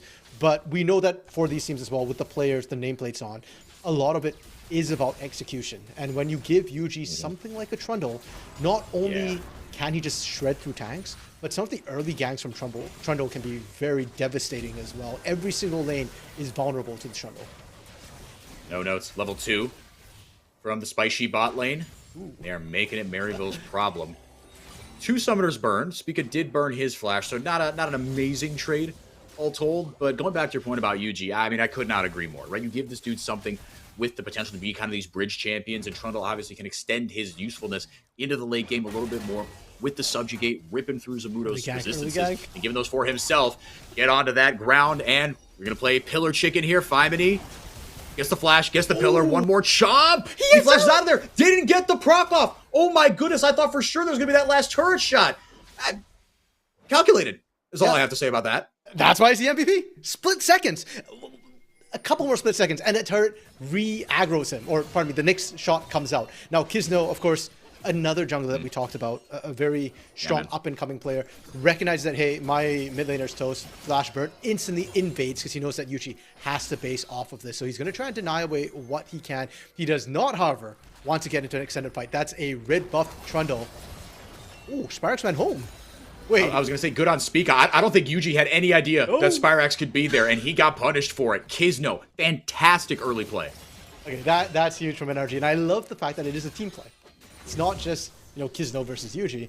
Like you said, Spica roaming out, having that second jungler. In this case, literally second jungler. Literally a second jungler. Solar Snare goes out, set it up for Kizno, puts up the rebuke just in case anything comes out. And now in the blink of an eye, RMC, Maryville's advantage has completely evaporated. The tides have turned, and considering that we're saying that it feels like NRG wants to get a bit of an early lead and get off the gate swinging, they have done just that. Pre-4 minutes, and we've already seen 3 kills. Kill a minute for between both of these teams, and I suspect that sort of pace of game, maybe not necessarily kill a minute, but I'm expecting to see a lot of action with how proactive both of these teams, not just the junglers, but all their players want to be. I'm looking at Obstinatus as well, right? We've seen Spica leave lane, right? Obviously, Bard is a roam enabler. He's got chimes to collect. He's got places to go, things to do, people to see. But Ezreal, famously the AD carry that can be left alone. Does Obstinatus match that? That's something I'm watching as well, right? To help out Yuji, a champion that, like the Xin Zhao, is a pretty decent skirmisher, all told. Kind of in the early levels, right? Has the steroid in his attack speed, auto resets, and all that good stuff, right? So do you get a little bit more of a shield? Do you get just that raw damage coming out from Obstinatus to help him out and leave Sushi and Scary Jerry to their devices in the bottom lane? And you brought up the fact that Ezreal is notoriously the AD carry which he can just leave on his own. Unfortunately, Varus isn't. So I don't know if Obstinatus gets a choice in when he wants to roam out. Not to mention the fact that, that's fair, sure, Karma has the shields and whatnot that can land a bit of poke. She's not Bard. Bard actually has some kill threat, and Bard has portals to move even faster. So Spica isn't punished quite as hard when he roams as compared to Obstinatus. No, not even close. Spica, he had taken advantage of the 2v1 here, but Scary Jerry returning damage pretty well. Wipe away a ward there with the sweeper Obstinatus. The man with 7 names showing his face in the bottom lane. I had them memorized at one point when I was doing kind of my initial my initial prep, but like, and I can actually, so I mean, I can do it with like a Brazilian accent, which I think might offend him. So I'm gonna risk doing it because he's Portuguese, right? He speaks European Portuguese, and if I try to do the European accent, I'm gonna receive some angry DMs. I think from one Guilherme José, Guilherme José Fernandes Moraes Souza da Cruz, but it's that's the Brazilian version. But like I said, a very highly coveted support. Other teams, I have it on good authority. Other teams were looking at him, were upset when they did not sign with them. So Maryville, they keep doing Maryville things, man. That program, Niles talked about it, has some gravity. It attracts the best of the best for a reason. TP coming in hot, Scary Jerry running that. Any thoughts on the TP here early? We're seeing that a lot with Varus's because they don't necessarily need. Well, Scary Jerry in this case doesn't need a cleanse, and so you don't have to worry too much about running any other summoner. You can use the TP just to assert lane dominance and get sort of the edge there. So that's perfectly fine. That's normal. Scary Jerry teleporting back in is going to get them the space for Yuji to be able to solo out this dragon, something that we actually often see from Trundles. And I actually really like what Spica did there too, dropping the heal shrine, the healing relic over the wall to get vision. So they actually now know that Yuji snuck that away right before it went down. And what can Kizno find? Because the info came in a little bit late, Kizno not able to steal away the red buff. And K has to be careful he doesn't get caught out here. 5 minis, NRG as a whole, feel like they're getting better push roam timers with their lanes. So it's really risky for Yuji, for K, to actually try and fight against Kizno, which is unfortunate because I think normally they want to, but Yuji's just getting further and further behind. Yeah, Kizno, not for nothing, having a pretty good start here. And this is what you want to see, right? If you're a jungle enthusiast and if you're just an NACL enthusiast, part of the reason why this is the match of the week is this jungle matchup, excuse me. Yep. Yuji, most valuable prospect, 2-time. He's a man who needs no introduction in this space. But Kizno, very loudly introducing himself, again, has priors with Maryville and Niles and Dark Zero and all that good stuff, but now in a chance to be one of the leaders on this NRG squad, made a bit of an appearance in the NACL. And has been really clinical with his timings and his responses to what Yuji has done, good and bad, in this early game. In the green room, I was talking about the matchup I was actually watching was the bot lane. I wish I could bring up that information right now, but unfortunately the bot lane has been very quiet between Scary Jerry and Sushi, so that information will hopefully come up later. They have some interesting stats between them. For now, top lane getting a little bit of love from Kizno. But we've not seen Yuji look at the top side whatsoever. I think Yuji is just stuck in power farming mode. And because of that, we might end up seeing Maryville just play a bit more passive. Just kind of go for lane, catch back up in the near future. And it's really on Kizno to kind of speed things up and make action happen. Flash is up for Spyrex and Yuji as well. So all of that early pressure kind of been reset, and Kizno will need to start again from square one. He is on the front foot, is Mr. Kizno, up about a half level on Yuji. Where does he pay his attention? Like you were saying, RMC, Sushi going to ult the wave, thin it out just a little bit. So now he's got to be careful. He's stepping up kind of far here. Spica gets hit immediately with the Chains of Corruption, and that's actually going to spread onto Kizno, despite the fact that he joined via the Magical Journey a little bit later. Sushi taken very low with the Piercing Arrow, but still can do damage from far away. Doesn't have his ultimate mana. Bet he had it now. Kizno gets forward with one more auto. He could do it. The heal comes down, and it's not enough. Spica going to walk away with the kill. Spica with the gank into bot lane. I know he's a support, but effectively him getting the kill again, it's just so good. And forcing that in. Scary Jerry as well, turning around. I think he got a little bit too comfortable. And we had that discussion about the summoner spells. If you've got Cleanse, even then it's kind of risky. If you've got Ghost, maybe, but yeah, you already kind of had to use the flash early. Like, this is not the angle you want to be looking for. And now MU getting put further and further behind. Usually at least able to get the scuttle on the top side. Maybe he goes for the grubs as well. But yeah, I think Maryville, we've seen this a couple of times from them. Niles has already mentioned it. They do get a little bit loose from time to time and give over those couple of kills. The goal difference is not big enough that I'm worried yet. No. But this is NRG after all. This is the other undefeated team where I don't feel like you can be given these sort of freebies away. No, look, I mean, it reminds me a little bit of the conversation we had on broadcast about CCG yesterday, right? Look, 3-0, you don't go 3-0 on accident. You have to be doing something, right? And CCG's 3-0, by the way, was a 6-0, whereas these two teams of 3-0s are 6-2s. He's looking for the all-in here. Zamudo might win this flamethrower battle. Yuji shows his face at the perfect time, and K gets to live to fight another day. Like I said, man, the Ornn's the winning side of that Flame Spitter matchup, at least in the early stages. Obstinatus being hunted by Kizno. Obstinatus has nowhere to go. Obstinatus is on the wrong side of the train tracks. Kizno will make him pay for it with his life. Meanwhile, on the top side, not done just yet. Yuji shows up and gets it right back onto Zamudo. We talked about the Subjugate, immediately pops it in its most valuable place.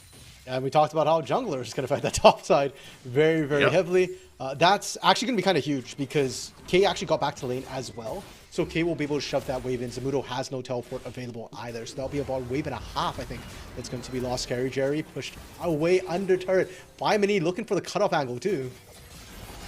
And this is great, right? Punches and counter punches, responses. Scary Jerry, no shot. He gets away with this. Stepping up very bravely, I might add, to get in there. But Sushi willing to take a tower shot to get some damage onto his opposite number. Spyrax going to get a kill on the other end onto Kizno. Solar Snare down. 5 mini over the wall. NRG take the lead in this fight. Not done just yet, maybe. Spica. Yeah, going to get a Cosmic Binding down. 5 mini just a little bit too far out.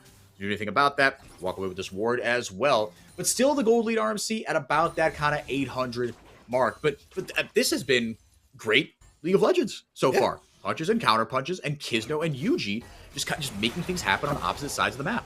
Yeah, really good proactivity from both these teams and reaction plays. They recognize where the potential vulnerabilities are, where the plays are probably going to be made, and they are answering back and forth.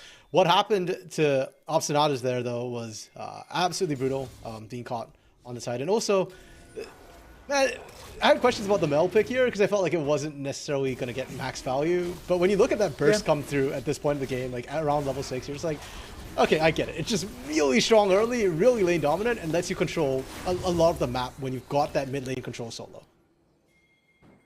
Well, and now, right? I mean, you've got yourself that lead. Well, I say that. I forgot the Spax got a couple of kills, and I look at the bottom of my screen, and I go, well, kinda. But I got the Ludens, and look, but you got an early injection of gold, and look, this champion still does a lot of damage. You still have CC. You can be useful in that way. And, you know, I guess you can rebuke a Mantra Q. That's kind of what I'm looking for. Or the Chains of Corruption probably is the more valuable thing, right? But either way, yeah, like you said, as far as the rebuke is concerned, such a pivotal part of her kit, obviously. Famously, they kind of just took her out back and, you know, put her in the dirt for a couple months. It was kind of busted before. It was before the changes, like bouncing everything back is kind of nasty. It was tough, but it seems to be in a much more balanced state now. Perfectly timed True Shot Barrage. Obstinatus eats that, whether he wanted to or not. Chains of Corruption do not find Spica as Sushi. Having fun doing his thing down in the bottom side. But Yuji, it should be said, grab the first couple Drakes for Maryville, despite the bottom lane not actually kind of going in their favor, but some really clever timings found by Yuji. Would expect nothing less. Not gonna lie, I find it kind of funny because Kisno had that interview where he said there's like some bad juju around bot lane in game 1. So I was wondering if we would see Kisno gank the bot side, but it looks like they found their answer to the bad juju, which is they don't have Kisno gank bot side. They have Spica roam into the jungle instead to back up Kisno, and then Spicy on their own seems to be doing fine. And maybe it's a bit of time for sats because Scary Jerry actually has the second highest gold difference of 15 of all players right now in the league. And that hasn't, like, he is still ahead, but it's not significant. He averages about 1,057 gold up. He's only about 100 gold up right now from Spicy. And so huge props to Sushi. And Sushi in the mid game, he's actually the highest DPM in the league on average, 940, highest average kills, 6.1. So what that kind of set me up to believe was that Scary Jerry and Obstinatus were going to win lane, but Spicy was going to come on in the mid game and be the better team fighters. If Spicy's already kind of equalizing the lane, I get a little bit scared for Scary Jerry and Obstinatus about what's going to happen in the team fights, especially when you're on a Varus, not very mobile, not a lot of escaped or get out of jail cards. And famously did not take cleanse either. So if you get hit by Cosmic Binding or a Solar Snare, a couple knockups that you can't do anything about. Spica going very far forward. Going to take Kisno with him on the magical journey. Gets rooted down by the tether. Scary Jerry tears him a new one. Spyrax going to pick up the kill on that one. But Scary Jerry did all the heavy lifting. Not like this, guys. You found the winning formula. Don't gank the bot lane with the bad juju. I guess they swapped lanes and thought it was top lane, so they thought it was fine. It was not fine. We do have a bit of matchup information between Fire Mini and Spyrax so far, and you can see how strong. Like, okay, props to Fire Mini as well for executing this really well, but I think this is also sort of the champion matchup. Azir, not notorious or not particularly well known for trading well in the early game, really needs at least an Asher's Tooth. But what Mel can do is absolutely disgusting, and now there's no caught in the jungle.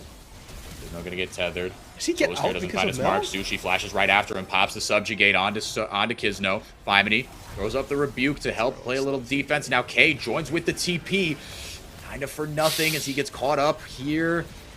Thanks to the shield, won't really find much. Now drops the equalizer, forced the flash out of Spica, but Sushi now going forward. Obstinatus there to help out. Doesn't see him. Chase is abated. I think that's a dub there for Maryville, given how poorly that started, and going to get the Herald as a result. He should stop the Herald. I mean, they had Zamudo in the area. I'm a bit surprised they opted not to kind of go in for that. I guess the poke they took in the mid lane on that trade was a little bit rough. So Maryville, they're clawing their way back in. They've kept the gold lead pretty much the same. I think the peak was about 1,000. It's now 700, and it's been almost 10 minutes since the lead first happened in the early game. So Maryville stabilizing very, very well. Man, oh man, look at the damage from K. It's been goose eggs up in the top lane. Like we said, it's been a bit of an island so far. But I guess just farming on Zamudo's big health bar. But look, I mean, you got the percent health going. Going to be effective into Zamudo. At least going to give you something in this game. But K yet to get involved. But that is a lot of damage that you can really count on in this kind of early and mid game. Again, the setup is not ideal, but if Spica's just going to walk at your face, you're just going to take a magical journey down. Obstinata's helping out with the kill steal there with the redemption. Kisno going to get pillared up. Yuji joining from the other side. Spyrax as well. Rift Herald popped, going to make its way down to the bottom lane. Vimini stepping a little too far forward. Maryville very much back in this one, and Kisno might be next on the menu. And I really like the positioning from Yuji. Oh, it's not over yet. There goes Spyrax, gets the EQ ult Emperor's Divide combo. Gonna smite down the Shelly just because you can. Get a little something out of that. Spyrax has evened this game up. He's good at Azir, man. He is very good at Azir. That's the OG Maryville combo, right? It's Yuji, it's Spyrax. They've been around the longest on this team. Working together, we're punishing them. And I think Kisno didn't even expect them to keep on chasing, but the Emperor's Divide, just knowing that, hey, we can look for a little bit more. Spica, man, he's showing us some fun gameplay. I'll give him that. He is brave on this Bard, man. He is brave. That is top wild. lane. You get the picture-in-picture there on the bottom left. K, let's see who's going to win the flamethrower matchup. Flashes a little too far forward, but can't charge into the pillar. Now Zamudo on the wrong side of the train tracks, but she's able to charge away. Meanwhile, Dragon taken. Hang on a second here. Zamudo. Easy as you like a thief in the night, gets out of there via the Hex Gates. And not for nothing, RMC, while all that was happening, third Dragon of the game for Maryville. We've got a 17-minute soul point. Yeah, that was on point from Yuji's just had a lock on that Dragon. So I'm still stunned by the fact that Zamudo got out there. I swear when I try and take those Hex Gates, the delay is longer than that. that is sick. That's a move out there. That's the pro player buff, man. That's like, hey, you made it to NACL, right? You see how they have little banners around the rift. Part of what they give you also, it's baked into the code. They don't tell you this, is that hex gates are easier to take. Yeah, and there's always additional AP and AD for all the champions, right? That's how it works in tournament realm. Yes. Duh. Yeah, but Zamudo getting out there, absolutely nutty. But you can see that K's starting to win out some of these trades, especially if he's able to dodge the big knockups. With the Leandries now, he's doing a lot of work. Kizno also playing really aggressively. Forcing the flash out of Spyrax. TP coming in hot here as Zamudo going to join the... Zamudo going to join the party. Doubted myself because I'm like, well, no, that's NRG. Zamudo is on Maryville. Old habits die hard. Yeah, I feel it's a little bit confusing. Teams are still going really, really strongly back and forth, actively looking for a lot of the fights and the action so far.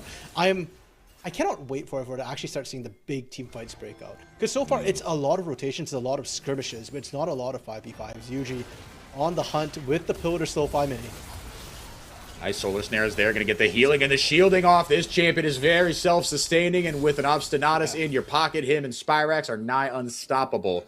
I think it's like 5 unanswered kills for Maryville, and this is their mid game, right? The mid game of teams like Maryville with Yuji planting the flag, leading the charge is so tough to deal with. I mean, it just feels suffocating. Even when Yuji was being set behind in this game, he's still down 700 gold, not for nothing, but he has gotten every single neutral objective RMC, literally all 5. Yeah, and early on, we're seeing Spica roam up, connect with Kizno. It looked really, really good, and we're talking about how good that was. And I apologize for my statements about the karma. I guess for Obstinatus, once he gets out of lane, he's going to have a lot more impact roaming around with Yuji. Like you're talking about the karma Trundle, the fact that suddenly Trundle becomes unkillable, he runs you down. You can't outrun him, you can't outfight him. What are you going to do about him? Nothing. Karma in the back pocket is just too good. And because the turrets started to fall, this combo is going to get scarier and scarier, and NRG has to be very careful when they're trying to push out side lanes. Like, who are you going to send to a side lane? 5 many can't get away. Zamudo can get shredded. Do you group up? Do you win team fights at this point? It's going to be the $1,000,000 question. Yeah, I mean, where can NRG find their advantages? Because in these team fights, I mean, like we said, the composition lends itself better for that. The follow-up CC is pretty good, right? If you can land the Orn Horn, it's a pretty reliable source of engage. It's kind of telegraphed, and if you can stop it or get any sort of CC down between the R1 and the R2, then all of a sudden it's a bit of an uh-oh. But if you land that Call of Forge God, things get really, really good. Lane economy snapshot at the bottom of your screen. You can see Maryville really, really dominant in that mid lane, getting just a whole lot done. That surprises me, because we've seen 5 many have so much impact early on that it's a bit of a surprise that suddenly Spyrax is up a bunch of gold. Spyrax has just been a part of every single kind of kill in this little run that they've been on, right? Is ever since 5 many got that advantage. It was like 2-1 or 2-0 versus 0-1, 0-2. And it has been all Spyrax. He's been in the right place at the right time, just following this, following Yuji around. Well, that's the thing. He's not just following Yuji around the way Obstinatus is. He's actually out CSing as well, so he knows when to leave lane, and that's the experience, I guess, knowing when you're sitting in lane and when you actually move out to back up your jungler and absorb all the extra kills, all the extra gold, and just like that, they're actually able to leverage the pressure. Because we were saying that, okay, for 5 many, for Zamudo, for NRG, who's going to go to side lane and split push, right? None of you are that comfortable, and if Yuji shows up, he can move a lot faster than Kizno. Even though Kizno has been really taking advantage of these isolated lanes. But for Maryville, they have options. K can win that. Spyrax can win that. That pillar just had a funny interaction there I was laughing about. But yeah, no, Spica's still able to get out. Maryville feels like they've got way more options for the mid stage of the game in terms of setting up the side lanes, pushing out safely, and still collapsing back in for team fights. They've got triple teleport on their side for goodness sakes. This is what they do, man. This Maryville squad are a well-oiled machine in their mid-game. Like you said, it's finding that balance as they find K and just rip right through him. Shutdown for 5, and now the redemption comes out as well. Subjugate comes out onto Zamudo. But with that Call to Forge God, answers the question of where are you going to place it. Scary Jerry buys himself time with a stopwatch, but also puts a bit of a target on his back as 5 many grabs another. Oh, that definitively answers the question of, does NRG team fight better? Yes. Yes, they do, with their composition. Really well played. Subjugate was running on Zamudo the entire time as well, and it just wasn't enough. There's not enough tank shred yet built for them. Scary Jerry going for the... Well, nobody was on him, right? The rest of the bodies were too far forward, right? Zamudo's like, okay, I have no resistances, but if no one touches me, my health bar is going to stay where it is. Yeah, and if any of you try and walk up, we are just going to walk into you and just do more damage than you, and Kizno just nukes people with 5 mini right now. So NRG able to... not quite claw back the lead, but at least claw back control over the game and take their first drink of the game, slowing down Maryville's dragon stacking. Yeah, that is huge. That is probably the biggest upshot of this, is that you slow down the dragon stacking and you don't have to deal with a Hex Tech Soul in your face at 20 minutes in. I mean, with the Pokazir, with the Trundle just beating the snot out of you, with the Sand Soldiers as well. That is just so brutal. Deal with a Hex Tech Soul onto that, you're counting your lucky stars. You don't have to deal with that. That was funny. The second time. Usually does that every time Spica tries to, like, pillar, use the portal away from him. He just pillars. It doesn't stop it, though. So it just kind of... Awesome. I don't know if there is like a particular part of it that you could put to potentially I think stop. the goal, and everybody, that there's people have in this chat and playing that have forgotten more about League of Legends than I will ever know.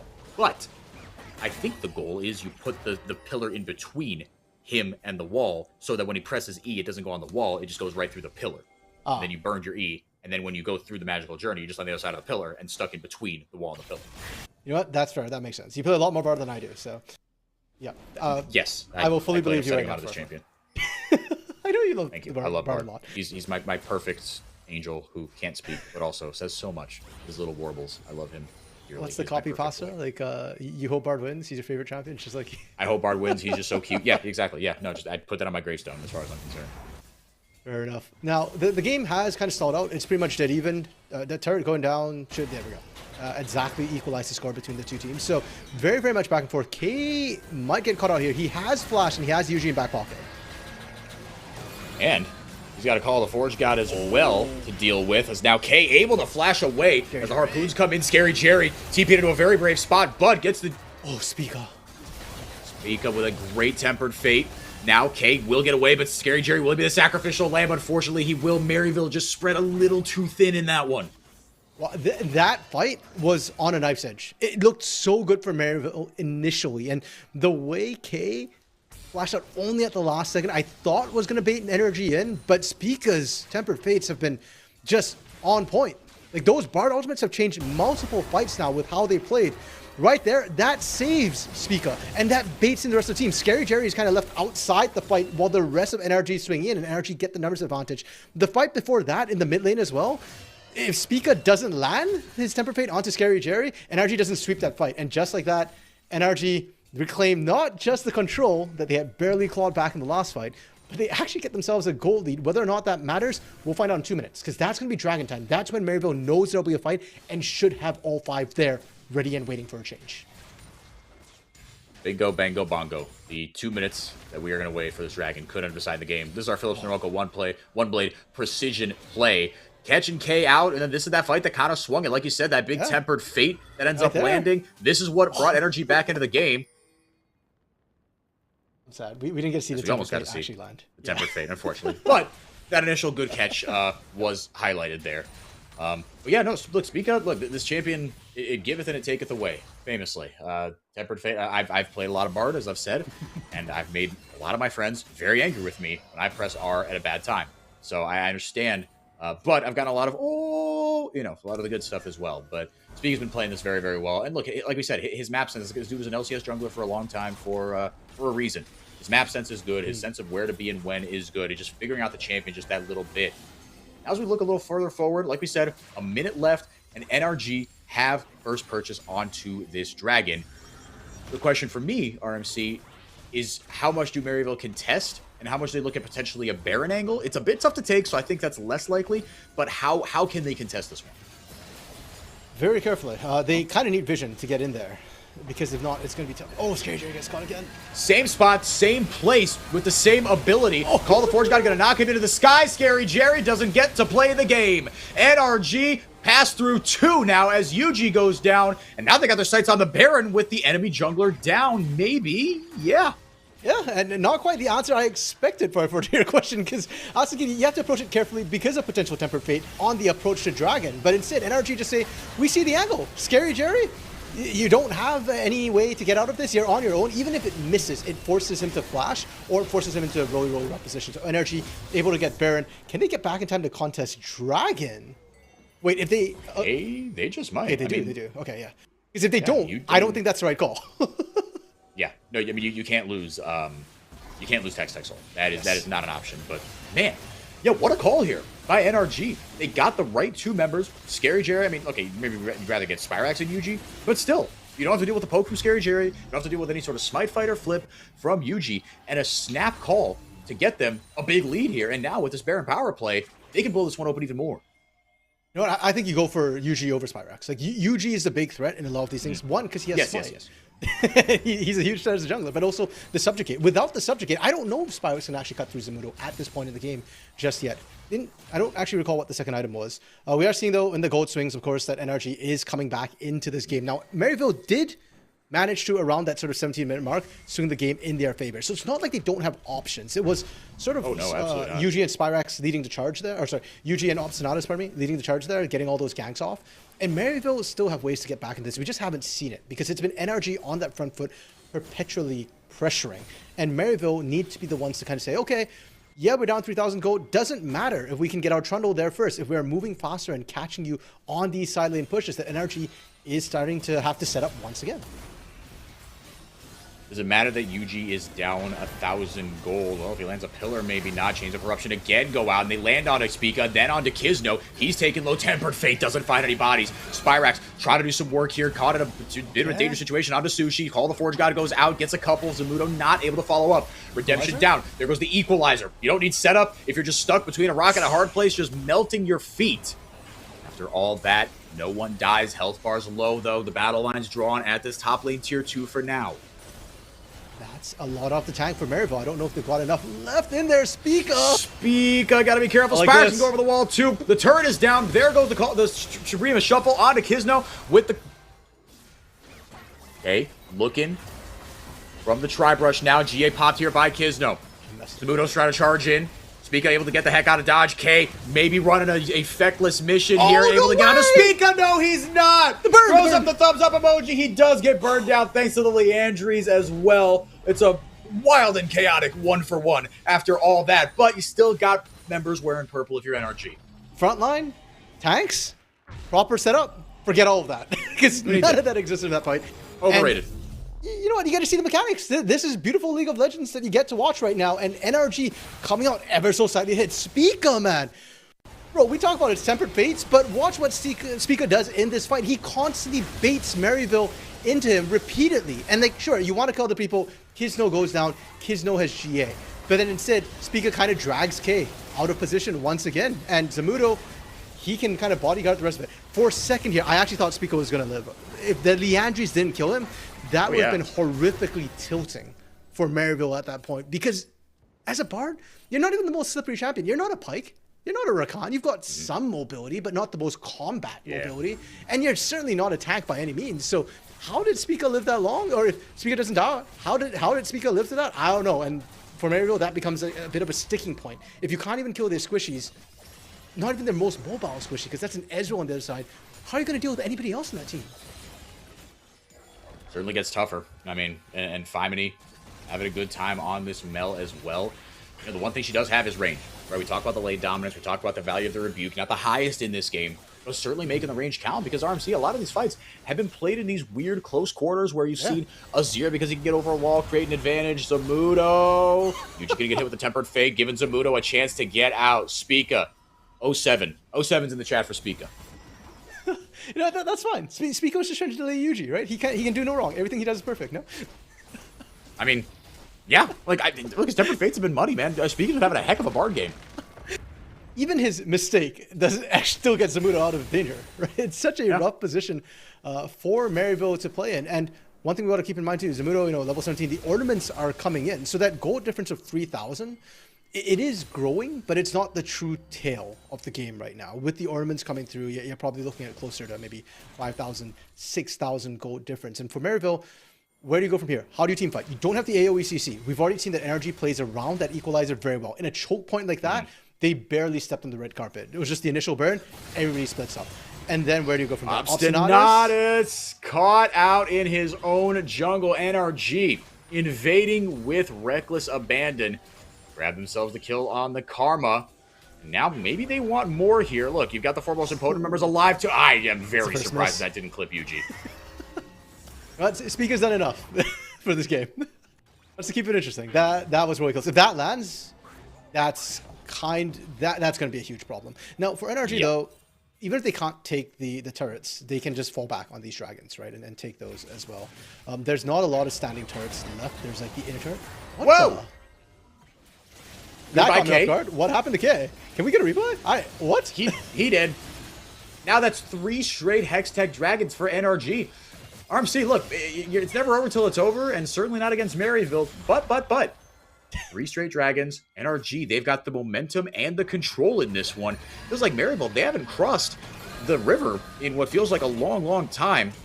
True Shot Barrage not going to find anything. You do get the Edge of Night Shield off Scary Jerry, but that's about it. Objectives to fight over? Well, it's the Baron in about 5 minutes. Maryville know exactly that's where they're going.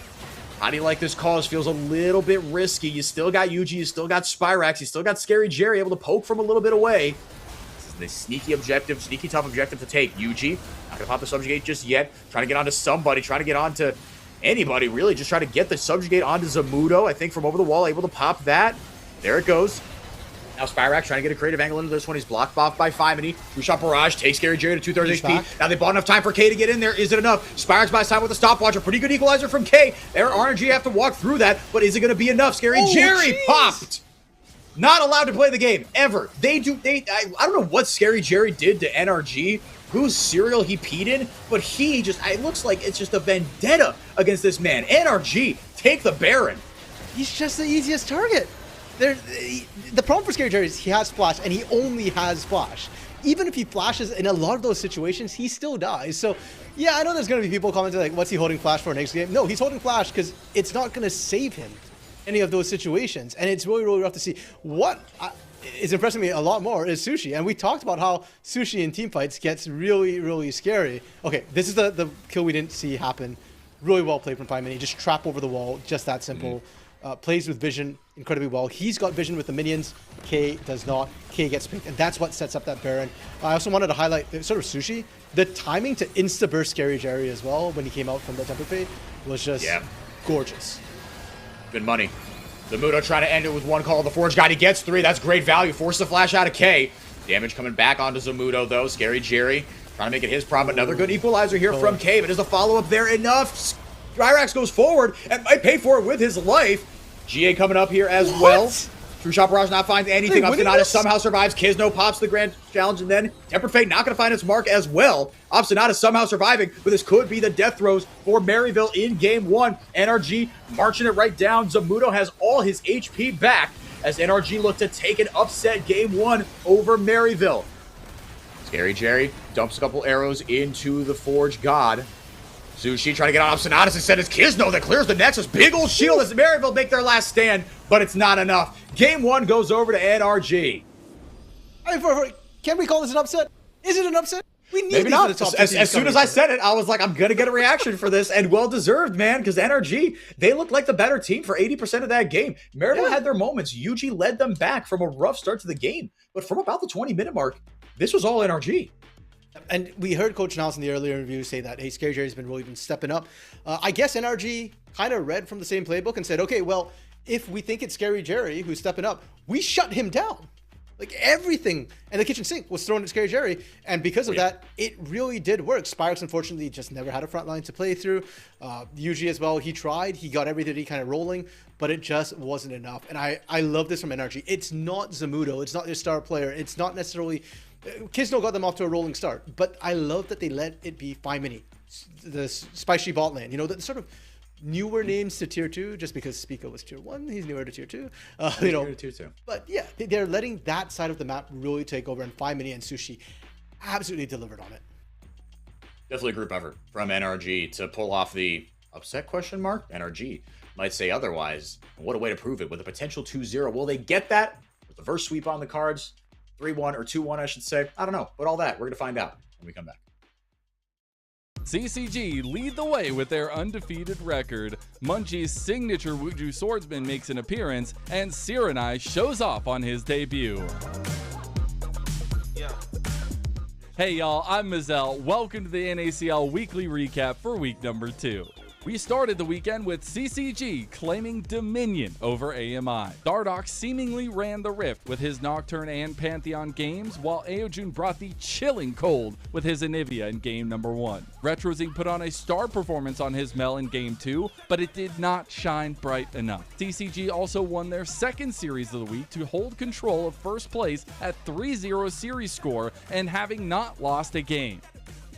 The underdog was looking for a fight in our next highlight series, as Dorado versus NRG gave us upset vibes in their first game, with Dorado taking advantage of some overzealous plays by NRG and using an engage-centric comp and a grand starfall of a performance from Low Jazz's Pantheon. Unfortunately for Dorado, Sirenai was not going to let his NACL debut be tempered and took games 2 and 3 by storm on his Syndra and Jace respectively. On top of that, the bot lane of NRG, Sushi and Spica have become a force to be reckoned with the combined KDA in the last 2 games of 21, 6, and 49. Last but not least, we had Conviction versus Citadel, a battle of faith and establishment. Citadel brought out the big guns to start the series, taking Vayne for Bradley in the top lane and Mundo for Griffin in the jungle, but the sweet melodies emanating from Conviction were just too strong. Insanity also had a vintage performance on his Syndra to unleash Conviction's power with a game 1 win. In the second game, Meech and Breezy brought us back to their CLG Academy days and put on a masterclass Yunara Lulu performance with a combined KDA of 12, 1, and 31. With week 3 on the horizon, that means our match of the week has to be Maryville University versus NRG. 2 of the top favorites coming into the split, 2 of the very best junglers that this league has to offer in Yuji and Kizdo, and Zamudo versus his old home. Make sure you follow NACL on Twitter and tune in next week on Twitch for week 3 starting April 8th at 1 p.m. PT. We'll see you there. I think we can expect a more organized team. I think we have new players that go through that way more than just getting a fiesta game. I think we all are experienced players, so we definitely want to play more a game that is not that dirty, that is not that messy. So I guess you can expect for us like an organized team that have their ideas like very clear, either in draft or in micro and macro.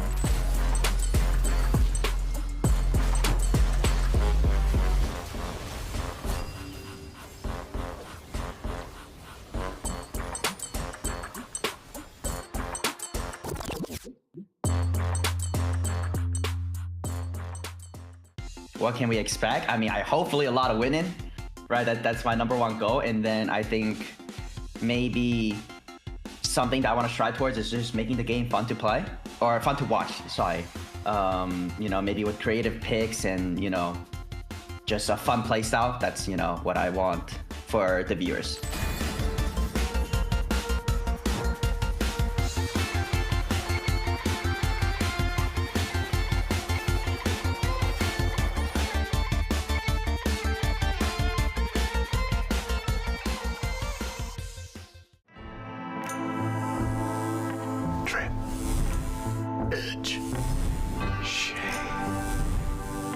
Trim, edge, and shave with Philips Norelco One Blade. One tool for all you need. Philips Norelco One Blade presents Shave All Things.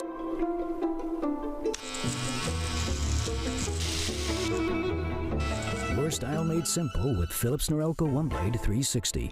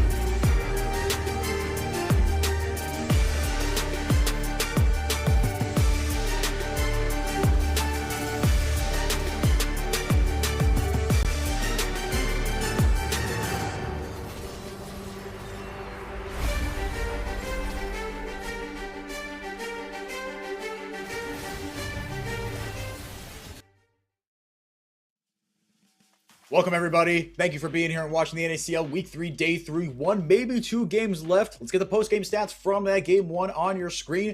A dominant victory, it has to be said, after a certain point by NRG.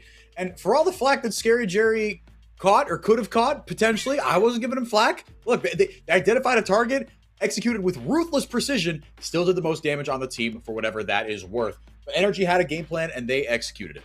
Oh, brother, you didn't give him flack, but NRG sure did. And they're going to continue to do that. Shit, they gave him something else, man. They gave him the chancla, the cinto, belt to, man, poor guy. Just not allowed to play the game, dude. No, and I was kind of curious actually whether they change up the bans because they already got the karma.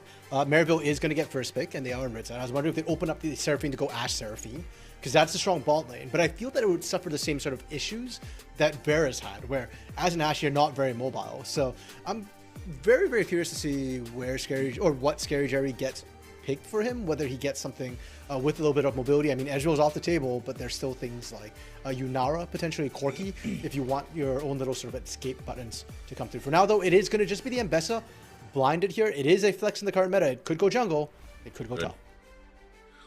It could. Yeah. Now, K gonna grab himself a true hard carry, but you're leaving counter pick open for Zamudo. Is that what you grab here just immediately? I mean, in this first rotation, you have to grab a counter pick for Zamudo. Don't let yourself be pinched anymore, right? The problem is we don't know if that is going to be an Abessa top. And if you just blind a counter pick, you could absolutely get punished. So, yeah, we'll see how it goes. Renekton also kind of removed, which is one of the big, really punishing matchups for Abessa. True. I didn't clock that off the table. Yeah, I don't know if Zamudo feels necessarily like he has to do anything. The Corki Hover for now, I like that. We talked about it. A little bit of mobility for Scary Jerry is going to go a long way. A last second flex to Anivia. Instead, it's blind Anivia. Another flex. Obstinatus has played it already, support. This is true. You're right. Could go mid for Spyrex, not really a Spyrex pick. I have heard rumbles of it in the top lane, mostly from Twitch chat. I don't know if they were trolling, but I've done it in solo queue. Heck, F&B's done it in Brazil. Bro, I've done a lot of questionable things in solo queue, man. Yeah, I think it's probably going to be a support pick at this point. Could still be flex mid if it goes bad. I like it into NACL as well. Stops NACL from engaging onto you. Can mess her up. And paired with the Caitlyn, it can be a very oppressive bot lane. The CC chains that can come through are very, very nasty. And there's a deceptive amount of damage that Anivia can put out as a support if you can lock down anybody with any sort of CC. And with the trap, Flash Frost combo, or the Q from Anivia, it can do a lot of work. Jhin? Is this our first Jhin? Yes. Apparently it has been banned because the Fearless pick banned. That was a number that wasn't 0. So it has been banned before.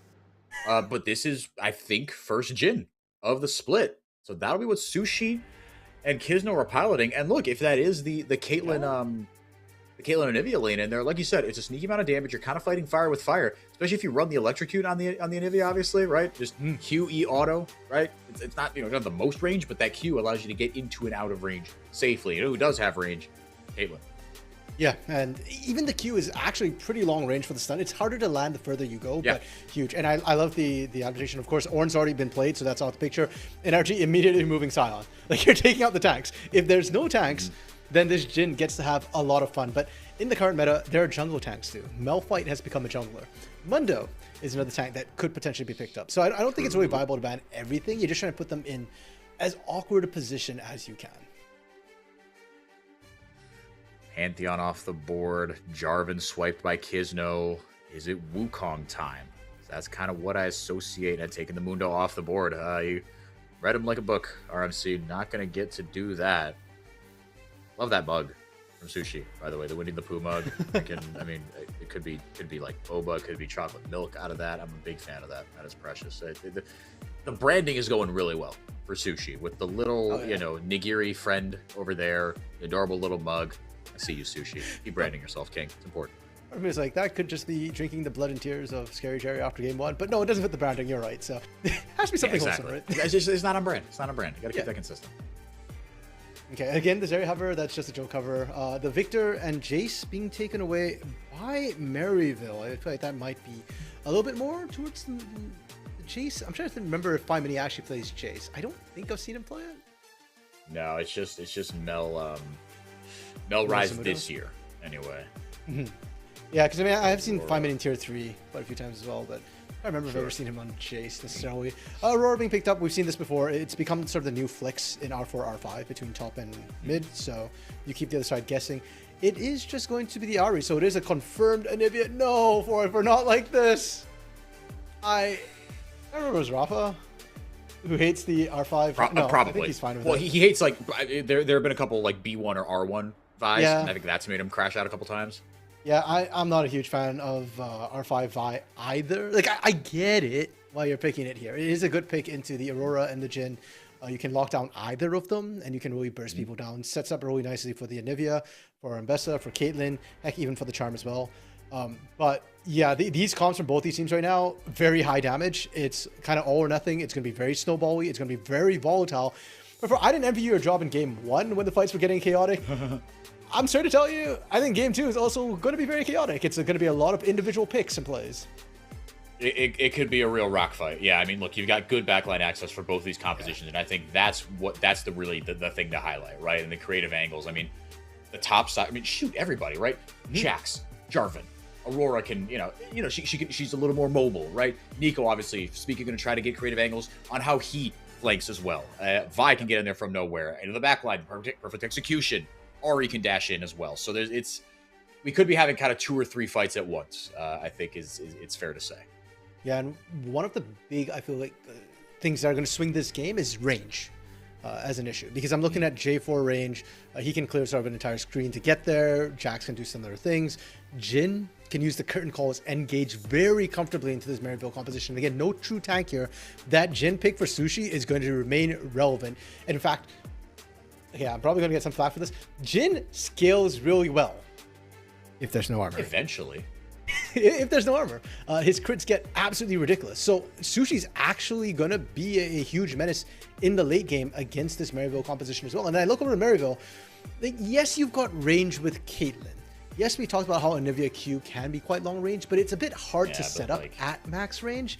And then you've got Anivia. It's such a slow-moving projectile, man. It is, yeah. And so you're going to rely on Vi and Ari, potentially, to look for picks. Ari's not terribly long range either. And my fear for Vi is that when you get that cease and desist going, do you have enough follow-up? We are right into a fist fight. Hold up. Yeah, we are in the thick of it right now, Obstinatus. Still got the egg, so not a dire situation if he goes down. Nobody else coming to help out. So after this 3v3, that slow-moving projectile, not going to find Sushi. Barrier, heal, all blown. But everyone's holding on to their flashes, crucially.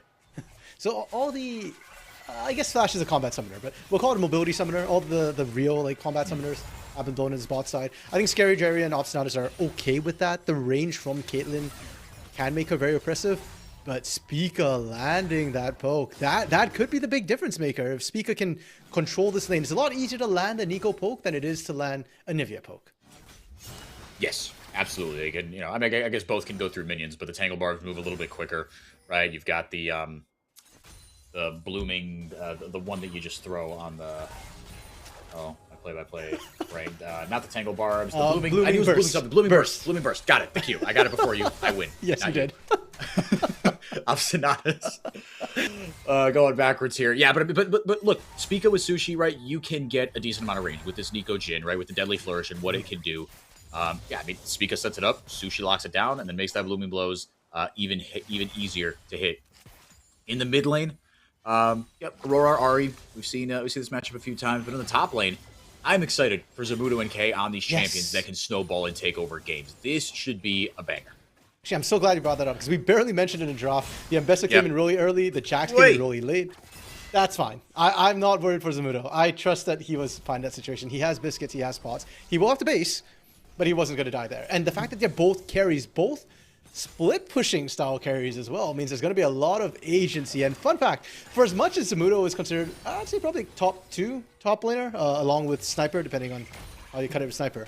K actually has more solo kills currently than Zamudo has. K has 5, Zamudo has 3. So there is a world in which K he just pops off here, wins the 1v1, and just takes over the game.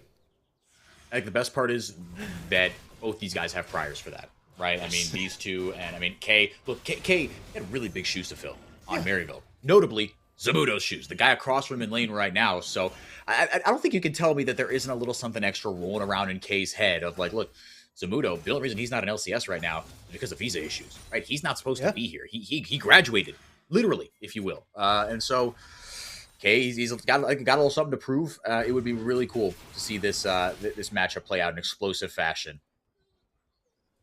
For now, might not just get that just yet. Stray, hello. UG, don't know where that came from, apologies. UG, gonna be able to get himself back to base. Kizno also taking a recall at a similar time. K gonna TP right back, try to get this crash in. We'll see if Zamudo already used his TP. Yeah. Didn't see that, apologies, viewers.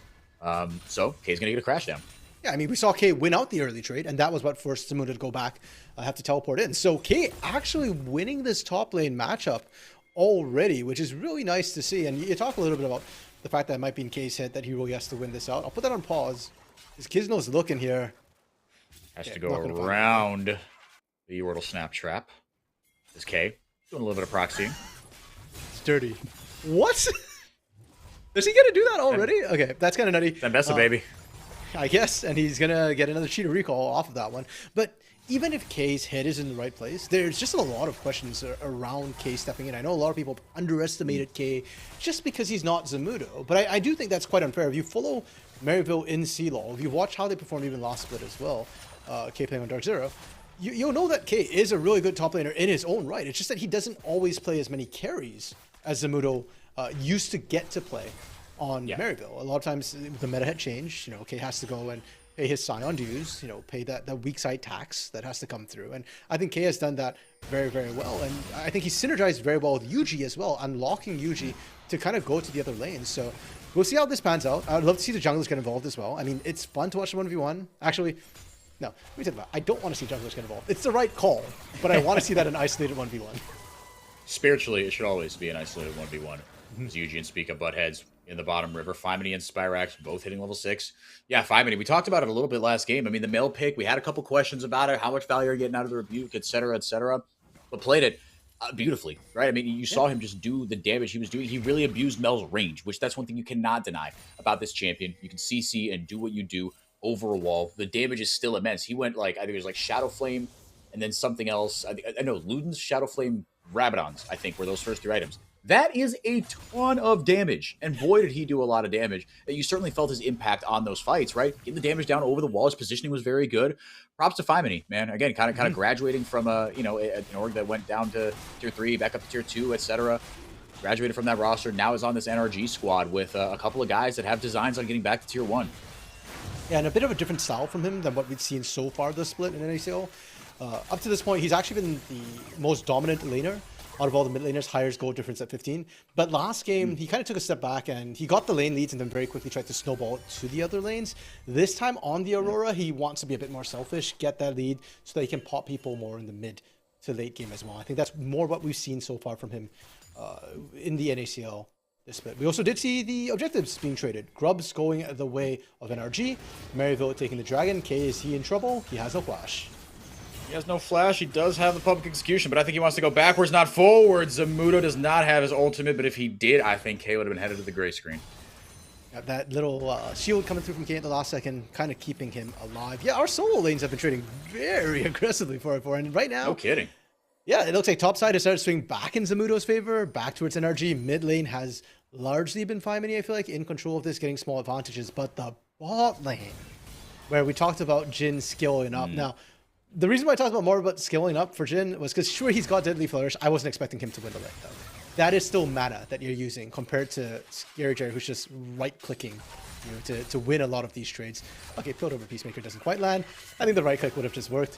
But yeah, Scary Jerry and Obstinate is really getting pressure down. Stun lands, and you can see one combo, half health with Sushi. The wall snap trap anti-synergy. Oh no, yeah, I didn't even see that. No, you're right. It knocked him up out of that. Sushi did have to burn the barrier. Ace in the hole. Spica just going to stand in front of it. Making sure they're top of mind here as they're going to crash this one in. Try to get potentially a recall here. No objective to fight over for a while. Again, you talked about it. They were traded. Curtain call. Looks like the minions are just going to eat all of that. They're using it to clear the wave. So I guess that was intentional. Yuji going to wipe away some of the vision of the Tri-Brush.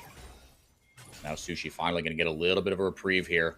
With that lethality early on, might be the Yomu's first thing is Zamudo and K going at it one more time. Grandmaster at Arms going to be back off cooldown here for them. They actually already might be. Nothing else. It will be very, very soon. Vault Breaker charged up. I mean, he has no mana. Does he have a way out? He's got Kizno. which is not nothing. Gets one of the grubs down. I'm just going to hand it off to Yuji there. Okay, and this is a traditional thank you for the leash, I guess. To be fair, Kizno at least took one, so he got some credit for the work that he put in. And 0-0, what a stark contrast. Game 1 4-4. We had 3 kills in the first 3 minutes. Now we have 0 kills, approaching the, we got 10 minutes in a minute and a half. Yeah, approaching 10 minutes, and we have not had a single kill. Given how the lanes have gone, I'm kind of not expecting a kill unless a jungler shows up.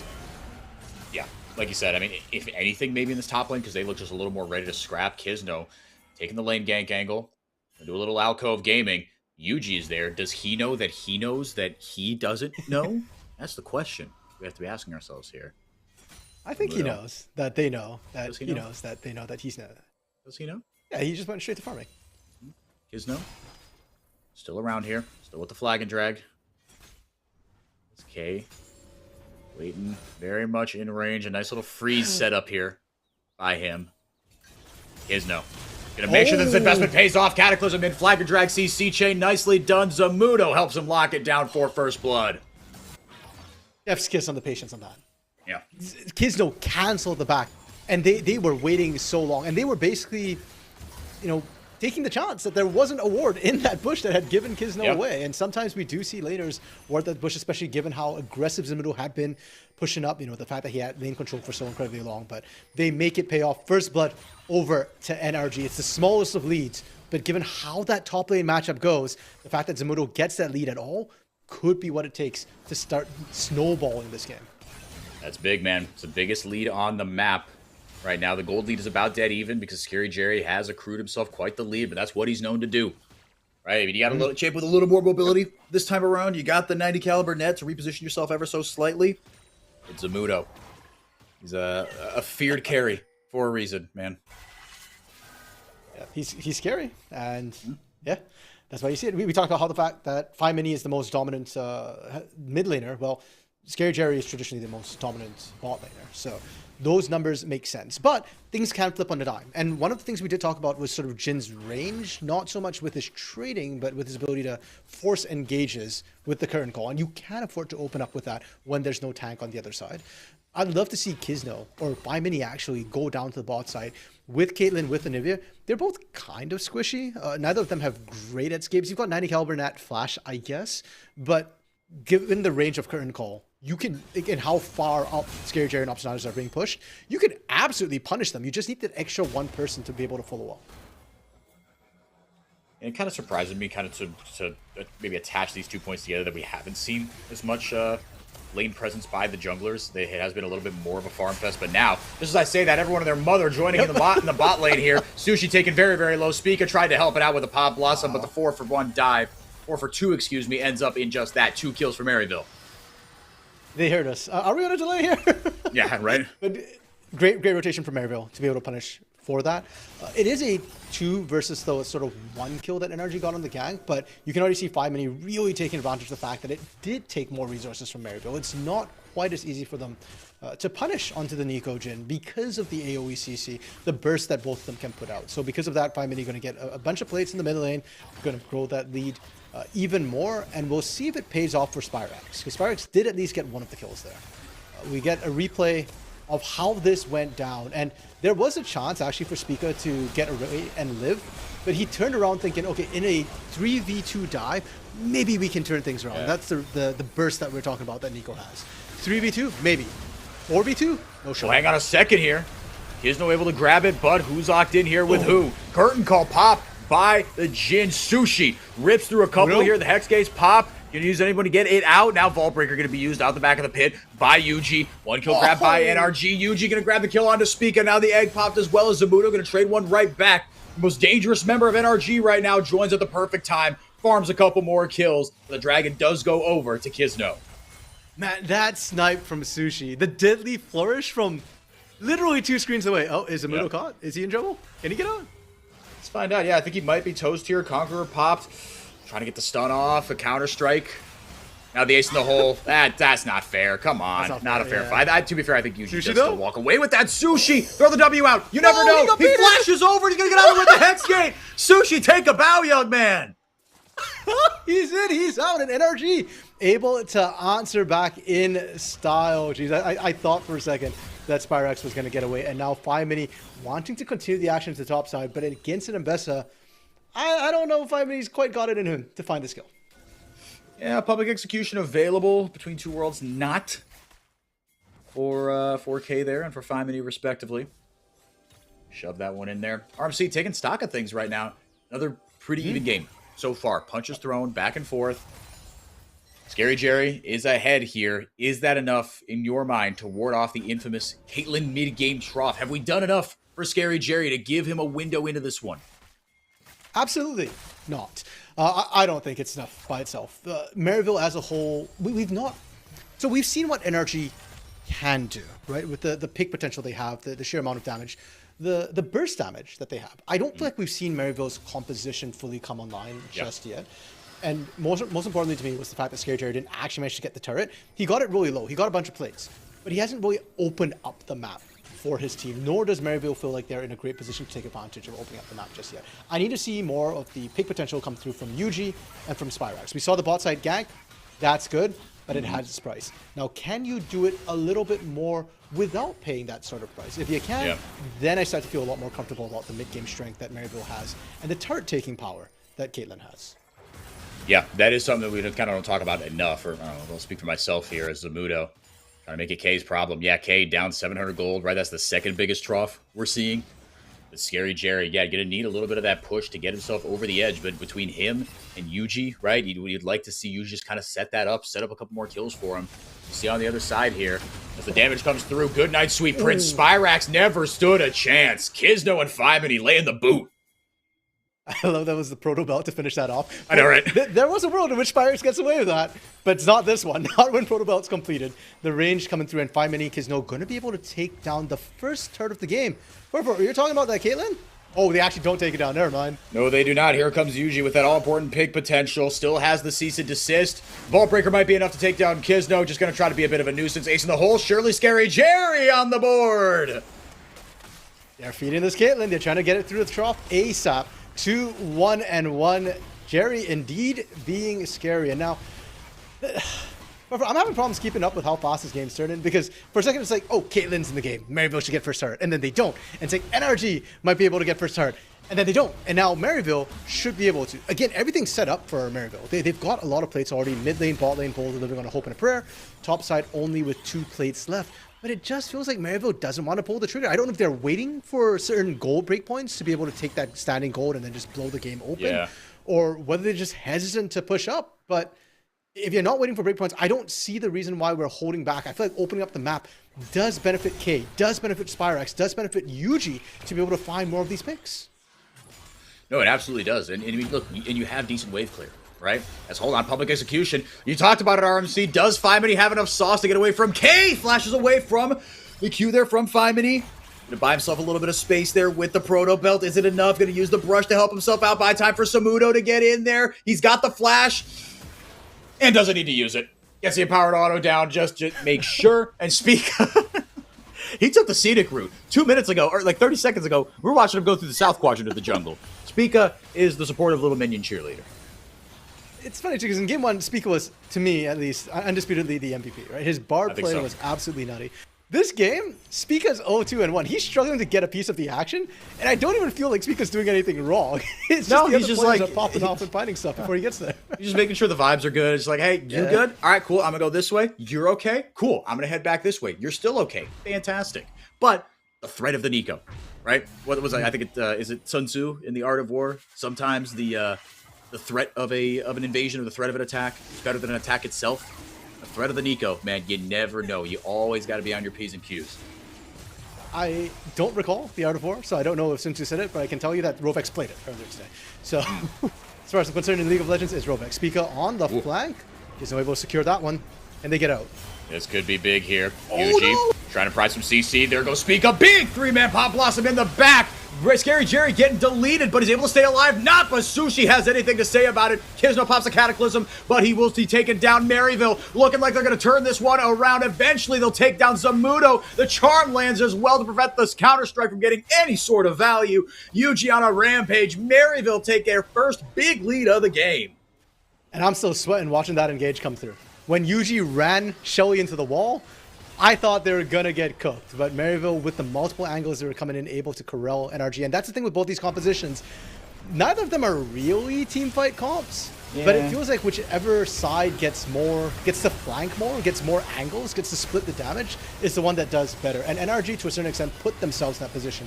Because Spica had to go so deep, it just kind of forced NRG inside the enclosure and allowed Maryville to encircle them. Certainly helps the zone control. I mean, a couple champions with a lot of zone control. I mean, talk about obviously NACL and the threat that she can provide, the range she has. Spica, my goat, forever my goat. And Obstinatus with the Anivia. Now with the Rod of Ages starting to get charged up, so could be a little bit more of a threat. Obviously, it's the wall and it's the slow that you are really providing, but if you land the electrocute as well, be a sneaky amount of damage coming. Spica's always watching. He sees you when you're sleeping. He knows when you're awake. But will he get a fight on his terms here? As Maryville look to push up here. Baron up in 45 seconds. RMC taking stock of things here. Hang on a second here. Shut up, 4x4. The players are playing. You know what? Unfortunately, it's not Christmas 4x4. So Spica not quite finding what he's looking for. Might get hunted down, actually. I think he might be toast here. Yep, Ace in the hole. Going to provide a lot of the damage. Now can Spyrax get forward? The Foxfire will find its mark. Now Maryville up 3 kills, 2,500 gold, and 2 towers to 1. A very clinical, very efficient last 5 minutes here for Maryville. Really feels like milking everything out of the picks that they have gotten, right? We called for it earlier. Can we open up the map a little bit more? Can we get Yuji to get some isolated picks? That isn't exactly what happened. It's really off the team fight that they won. But off the back of that, been taking advantage of the bit of vision that they've been able to create to push the line of scrimmage forward. I think we're now at the state of the game where I expected us to be at this 20-minute mark, where the turrets did go down. Maryville gets a goal lead off a lot of the map pressure that they're able to get with the Caitlyn. And now I feel a bit more comfortable about where Scary Jerry is. I still don't think he's necessarily the big team fight finisher, but he is going to be the big turret taker. And as long as Maryville can set up at a turret, get Scary Jerry, escort him to the location, they're going to be fine. Flyman is he next on the chopping block. Cease and desist instantly goes in. Ball breaker into that cease and desist. Charm doesn't land from Spyrax, but should be all right. Flyman actually played that between worlds very nicely, but Aurora going to be down on ultimate. K used the public execution initially. Cataclysm thought he had it trapped in there, but able to flash out of there. Follows him up with the Flag and Dragon. Kisno gets one back for NRG. And a very much needed pick from NRG as well. I was a little bit concerned that K was going to be able to get away. Obstinatus is playing with fire here. There's actually vision on everybody except for Yuji from NRG. So if Obstinatus, I mean, Zamudo knows he could go in. Teleport actually being called in from Spyrax. They're looking for Zamudo here. He's got flash this time. Has more than one gap closer. The Proto Belt, the wall from Obstinatus, making sure he controls absolutely where Zamudo goes. Yuji and company get one right back. I feel like this game, Maryville, at least in the mid game, has been playing the map a little bit better. When we see NRG look for those picks on the side lane, Maryville is able to exert pressure somewhere else and find something else, whether that be another pick on the other side of the map, set up for an objective, or just being able to push a lane into a turret. Whereas when NRG is making these picks right now, it feels like they're a little bit overconfident in their individual strength, and understandably so. Like, we've seen that it's taking multiple members to take Zamudo down. We're seeing 5mini get away from these 2v1 situations, but they're also not able to find anything off the back of that gank from Maryville. Yeah. Like, Maryville's not losing anything for this. It's just kind of a free gank for them. The kills are one thing. What you do with them is absolutely another. And Maryville have been a little more clinical on that front. It seems like they're getting a little bit more on the margins, but NRG absolutely not out of this just yet. Their team fight is solid. Both AD carries kind of at a similar break point right now. RMC, who do you feel is going to have a bigger impact in this one? I mean, they're both. I mean, well, Scary Jerry's up at 1,500 gold. Should have checked that before I opened my speak. Sushi is dead. Goodbye. Spyrax going to be able to get the kill on that, but now, oh man, was this a doomed mission here? The rest of NRG is showing up. Spica, another big pop blossom for the former jungler in the LCS. Now the charm lands there from Spyrax, able to get decent damage down, but now NRG turning it as he falls. K able to get the Drakehound step, dashes around. Obstinatus grabbing the kill there onto Kisno on the back end. It's just a 2 for 2. Okay, I said this before when Obstinatus picked the Nivea. I really liked his Nivea. I thought it was good. Watching this game, I remember why I thought it was so good. That wall just saved Maryville's bacon. That could have gone so much worse with him if Zamudo could actually access the back line. But that wall bought space. The leap strike had to be used just to get over the wall. K, I do not think that's a fight you want to get. For back to your question, which AD carry is going to have more impact? Whichever one survives. The one that stays alive? Yeah, and it should be Sushi on paper because he's actually outranging Caitlyn in team fights when he can open up from afar. But I think Maryville's been doing a really good job shutting him down. I mean, look at the damage numbers as well right now. Scary Jerry from lane, winning out with damage, winning out with goal difference of 15. If we check back in maybe 10 minutes, I'm curious then to see if Sushi out damages Scary Jerry. Because if he doesn't, then I get worried for NRG. He should be out damaging Scary Jerry at this point of the game. And this feels, RMC, like with the amount of backline access that both of these teams have into two pretty immobile AD carries, right? I mean, that's something that we haven't seen kind of. And you tell me if I'm, misremembering a fight, but I feel like we haven't seen, K hit that public execution onto an AD carry. We haven't seen Kizno get all the way back into the backline with a Cataclysm. The fights have been a little more broken up, a little more spotty than that. We've only seen one really straight up 5v5. So I'm looking to see how that impacts these fights going forward, because to me, then that just kind of means we're back at a similar spot where it's who's going to get there first, right? Who's going to, get the creative angles, like you said. I think that's really it. Yeah, and as you said, there's only been one big team fight at this point around the bot side. Everything else has been very messy skirmishes. And we're thinking about accessing backline. What is the backline for both of these teams? Like, it's just the AD carries, no? Yeah. It's a one-man backline, but yeah. I guess it's Obstinatus as well on the side of Maryville. Yeah. But even him, right? I mean, that's an Anivia. You got to get a little closer than you'd like, right? But yes. Yeah. So I think arguably, we can say that I think Kizno and UG have been doing their jobs. Both junglers have been diving for the AD carries, and because of that, we've not seen Sushi or Scary Jerry have that huge impact in the game just yet. Charm lands onto Kizno.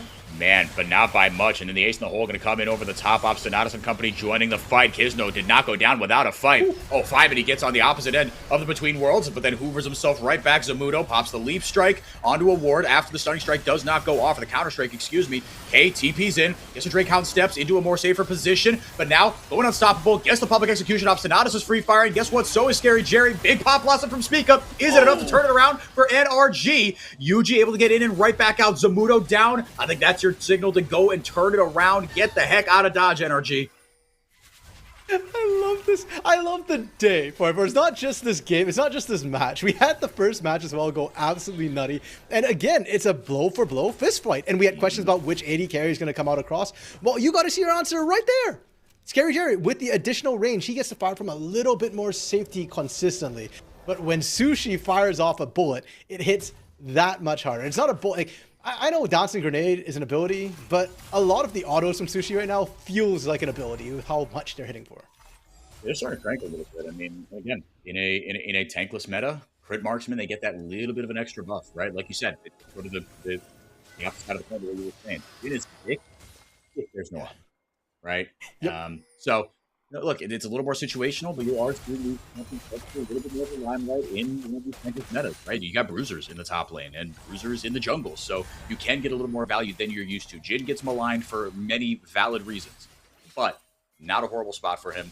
Scary Jerry also with the Caitlyn scales a little bit better. Well, I mean, look, I'm not gonna speak on something I don't know about. So Kizno able to lock down Obstinatus. Scary Jerry just kind of free firing into him, able to back up, get decent damage down. 5 and trying to get onto him. Spica trying to get somebody, but doesn't get close enough to the AD carry. Instead, he'll just do it to the minions. Obstinatus goes down, and that's all she wrote. Spica with the zoning ultimate. Yeah, exactly. Was it necessary? No, but that was all he was going to get out of that one anyways. Scary Jerry and Yushi correctly just running away from that one, knowing that their support literally got cooked. Scrambled, over easy, however you want it. And with that, it does mean the passive for Anivia is down. You don't have the sort of additional GA, just the one GA onto UG. And speaking of GA, remember game 1 where I said, well, I really wished we saw the Wukong with the GA because things might have been different. Well, I'm starting to feel similar vibes. I'm really hoping Kizno gets a GA soon because Kizno has been picked off at the start of a lot of these fights. Yeah. If he could survive or come back into the fight, it might make a difference. And usually already having that GA makes me feel like Maryville might have a bit of an edge if they can find a catch, given how a lot of these fights have been so brutal, short skirmishes, executions, if you will. Well, it's a bit of what we saw in that second game, right? I mean, you're going to be the one that is getting up close and personal. Now, I mean, you've got a dive buddy with Zamudo. I forget what Bradley played in Game 2. Game 1 was the Akali. What was it in Game 2? I'm I drawing threw a your blank. grenade. I'm sorry. I did a bad play-by-play thing. I But know point it's a is, carry of some sort. yeah. The point is, I mean, yeah, I think you're right about that. Let's see. Okay, now it is going to be that the cloth armor. He went for the Death's Dance initially, but yeah, but the point still stands given that Spica gonna wait for his turn to walk in. Nope, missed the window. He goes, shoot, there's another cannon minion. I can't be doing that. 2 cannon minions stick out like a sore thumb. Spyrax will get forward with the proto belt. Holy Flourish doesn't land there onto anybody, onto K either. Dragon beginning to be up in a second here. Do they trade these? Baron up. Spica, the cannon minion, making the call. Is he going for? Yep. Okay. I was like, does the cannon hit the Baron? That's one of the weirdest situations you'd ever see. Zoning for now, though, acting as Gizno, but UG needs to go and knows he needs to and has GA. He will not be afraid to look for the smite fight. All this while Scary Jerry is securing themselves a soul point. That is soul point there. Now Yuji going in. Zamudo trying to keep him out of the pit. Yuji gets the cease and desist off, but will be enough to win the smite fight. Who's going to take it down? With the GA down, it's Obstinatus, because of course it is. It's not the opposite jungler. It's the Anivia support. Baron goes over to Maryville, and they're ripping through the fight as well. Obstinatus sets it up, and everybody else knocks him down. Zamudo is demonic in the backline, though. Gets 2 before he finally gets taken down. How about Obstinatus, man? It wasn't Obstinatus. Obstinatus got the first kill. And that cleared the feed, but Gizno secured the Baron in all that man, I chaos. boofed that so bad. I'm sorry. No, bro, I understand. It was absolutely nuts. And that's been so characteristics of the fights between these two teams. Our top of the table teams battling for soul first. And Maryville, Maryville are down a game right now. And it's only a best of 3. If NRG wins this, they just win the match. So you can see that Maryville definitely don't want to do that. I applaud the call that they made to kind of go in there. They lose the Baron, but they win out the fight. They get the extra kills. And more importantly to me, they get soul point. Only 2 members of NRG have the Baron buff. It's 5 mini and it's Sushi. It's squishy targets. It's people who are going to be a little bit concerned trying to push up. And maybe they go for the 4-1, leaving 5 mini on the side. But without the flash, I feel like that's kind of dangerous. Oh, another money charm. Speaking of dangerous, Spica, not long for this world. Good night, sweet prince. Spyrax's game has been having a phenomenal game. A lot of the catches we're seeing in this mid game happen off of his charms. Yes, working with UG. Yes, sometimes being set up by Obstinatus. But yeah, he's having a very disproportionate impact, I feel like, on this game. And when we were talking about how both of these teams have engages, Maryville I thought would lose out in the bigger engages, but it hasn't been the case whatsoever. They've always found the one pick first. Zamudo almost able to block that cease and desist. Now the TP coming in from Maryville to try to get a little something back here and counteract this Baron push. Gizno trying to get forward, providing that crowd control. 5 mini pops in between worlds. Sushi firing from beyond the arc here. Spyrax able to get forward and get decent damage down. Yuji taken very low, but not low enough because Scary Jerry was free firing. That means a very dead NRG. Yeah, and that was a 5v4. Unfortunately for them, Spica was not alive. So NRG kind of knew that they had to win that fight early or not at all. And for a second, 5 mini made me believe they would win that with the burst. But again, game of inches. People keep surviving. It's not enough. And the game feels like it's slipping away from NRG here.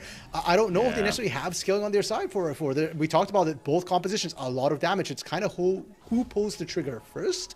At 3k gold advantage, it feels still playable for NRG. But watching the last 2, 3, 4 fights coming through, it does feel like NRG is missing a little bit of that je ne sais quoi they need to win these picks, to win these skirmishes. And Maryville, they just feel like they're in control.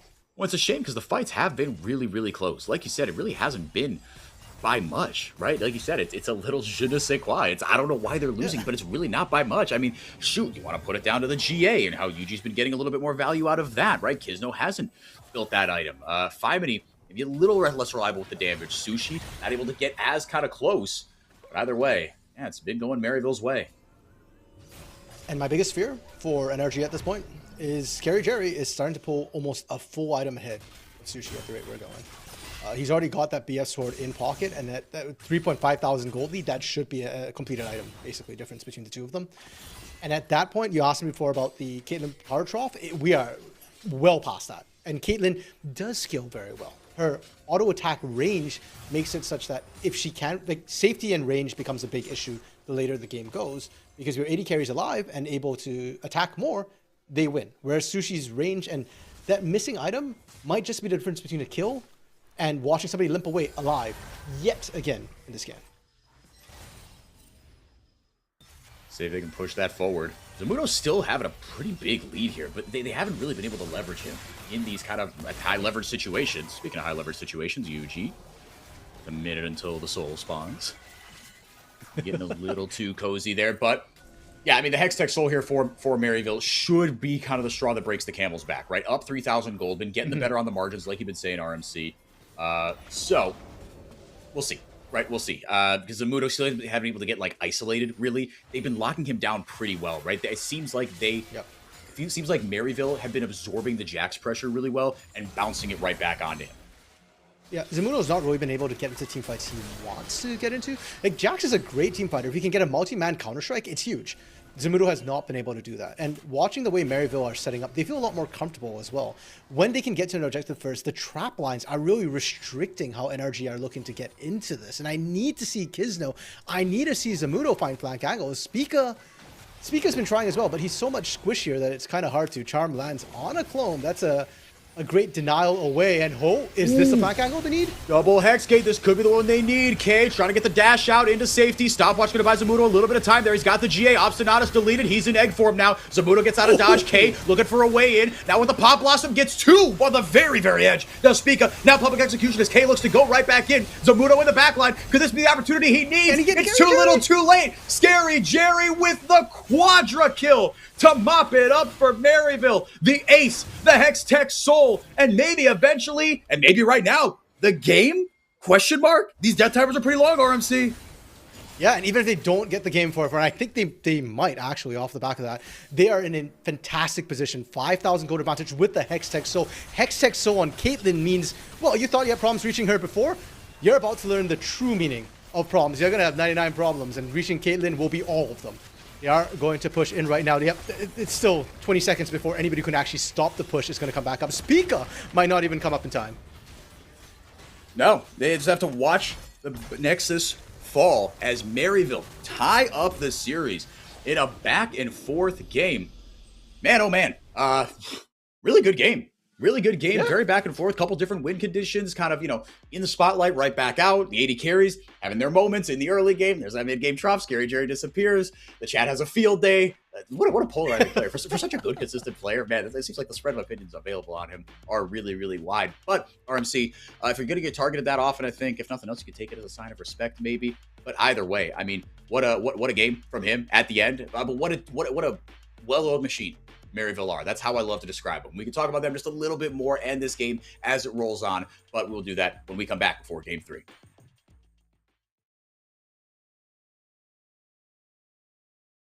CCG lead the way with their undefeated record. Munchie's signature Wuju swordsman makes an appearance, and Sirenai shows off on his debut.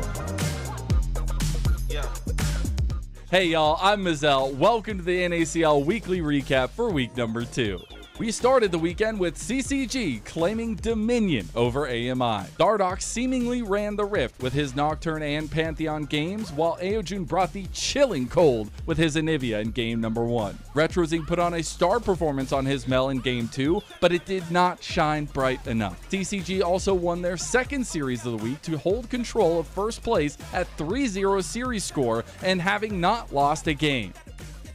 The underdog was looking for a fight in our next highlight series, as Dorado versus NRG gave us upset vibes in their first game, with Dorado taking advantage of some overzealous plays by NRG and using an engage-centric comp and a grand starfall of a performance from Low Jazz's Pantheon. Unfortunately for Dorado, Sirenai was not going to let his NACL debut be tempered and took games 2 and 3 by storm on his Syndra and Jace respectively. On top of that, the bot lane of NRG, Sushi and Spica have become a force to be reckoned with the combined KDA in the last 2 games of 21, 6, and 49. Last but not least, we had Conviction versus Citadel, a battle of faith and establishment. Citadel brought out the big guns to start the series, taking Vayne for Bradley in the top lane and Mundo for Griffin in the jungle, but the sweet melodies emanating from Conviction were just too strong. Insanity also had a vintage performance on his Syndra to unleash Conviction's power with a Game 1 win. In the second game, Meech and Breezy brought us back to their CLG Academy days and put on a masterclass Yunara Lulu performance with a combined KDA of 12-1 and 31. With week 3 on the horizon, that means our match of the week has to be Maryville University versus NRG. Two of the top favorites coming into the split, two of the very best junglers that this league has to offer in Yuji and Kizdo, and Zamudo versus his old home. Make sure you follow NACL on Twitter and tune in next week on Twitch for week 3 starting April 8th at 1 p.m. PT. We'll see you there. I think we can expect a more organized team. I think we have new players that go through that way more than just getting a fiesta game. I think we all are experienced players, so we definitely want to play more a game that is not that dirty, that is not that messy. So I guess you can expect for us like an organized team that have their ideas like very clear, either in draft or in micro and macro.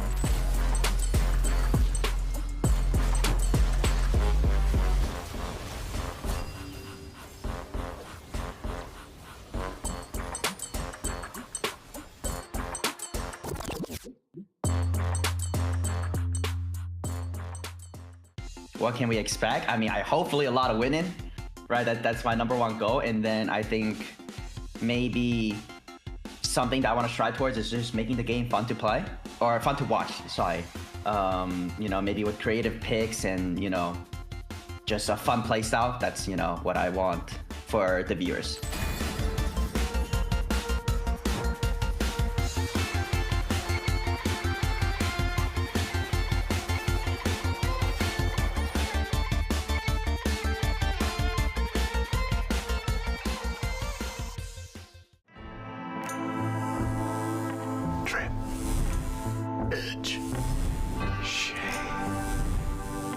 Trim, edge, and shave with Philips Norelco One Blade. One tool for all you need.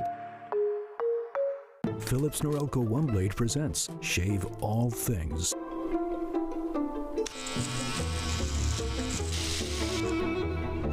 Your style made simple with Philips Norelco One Blade 360.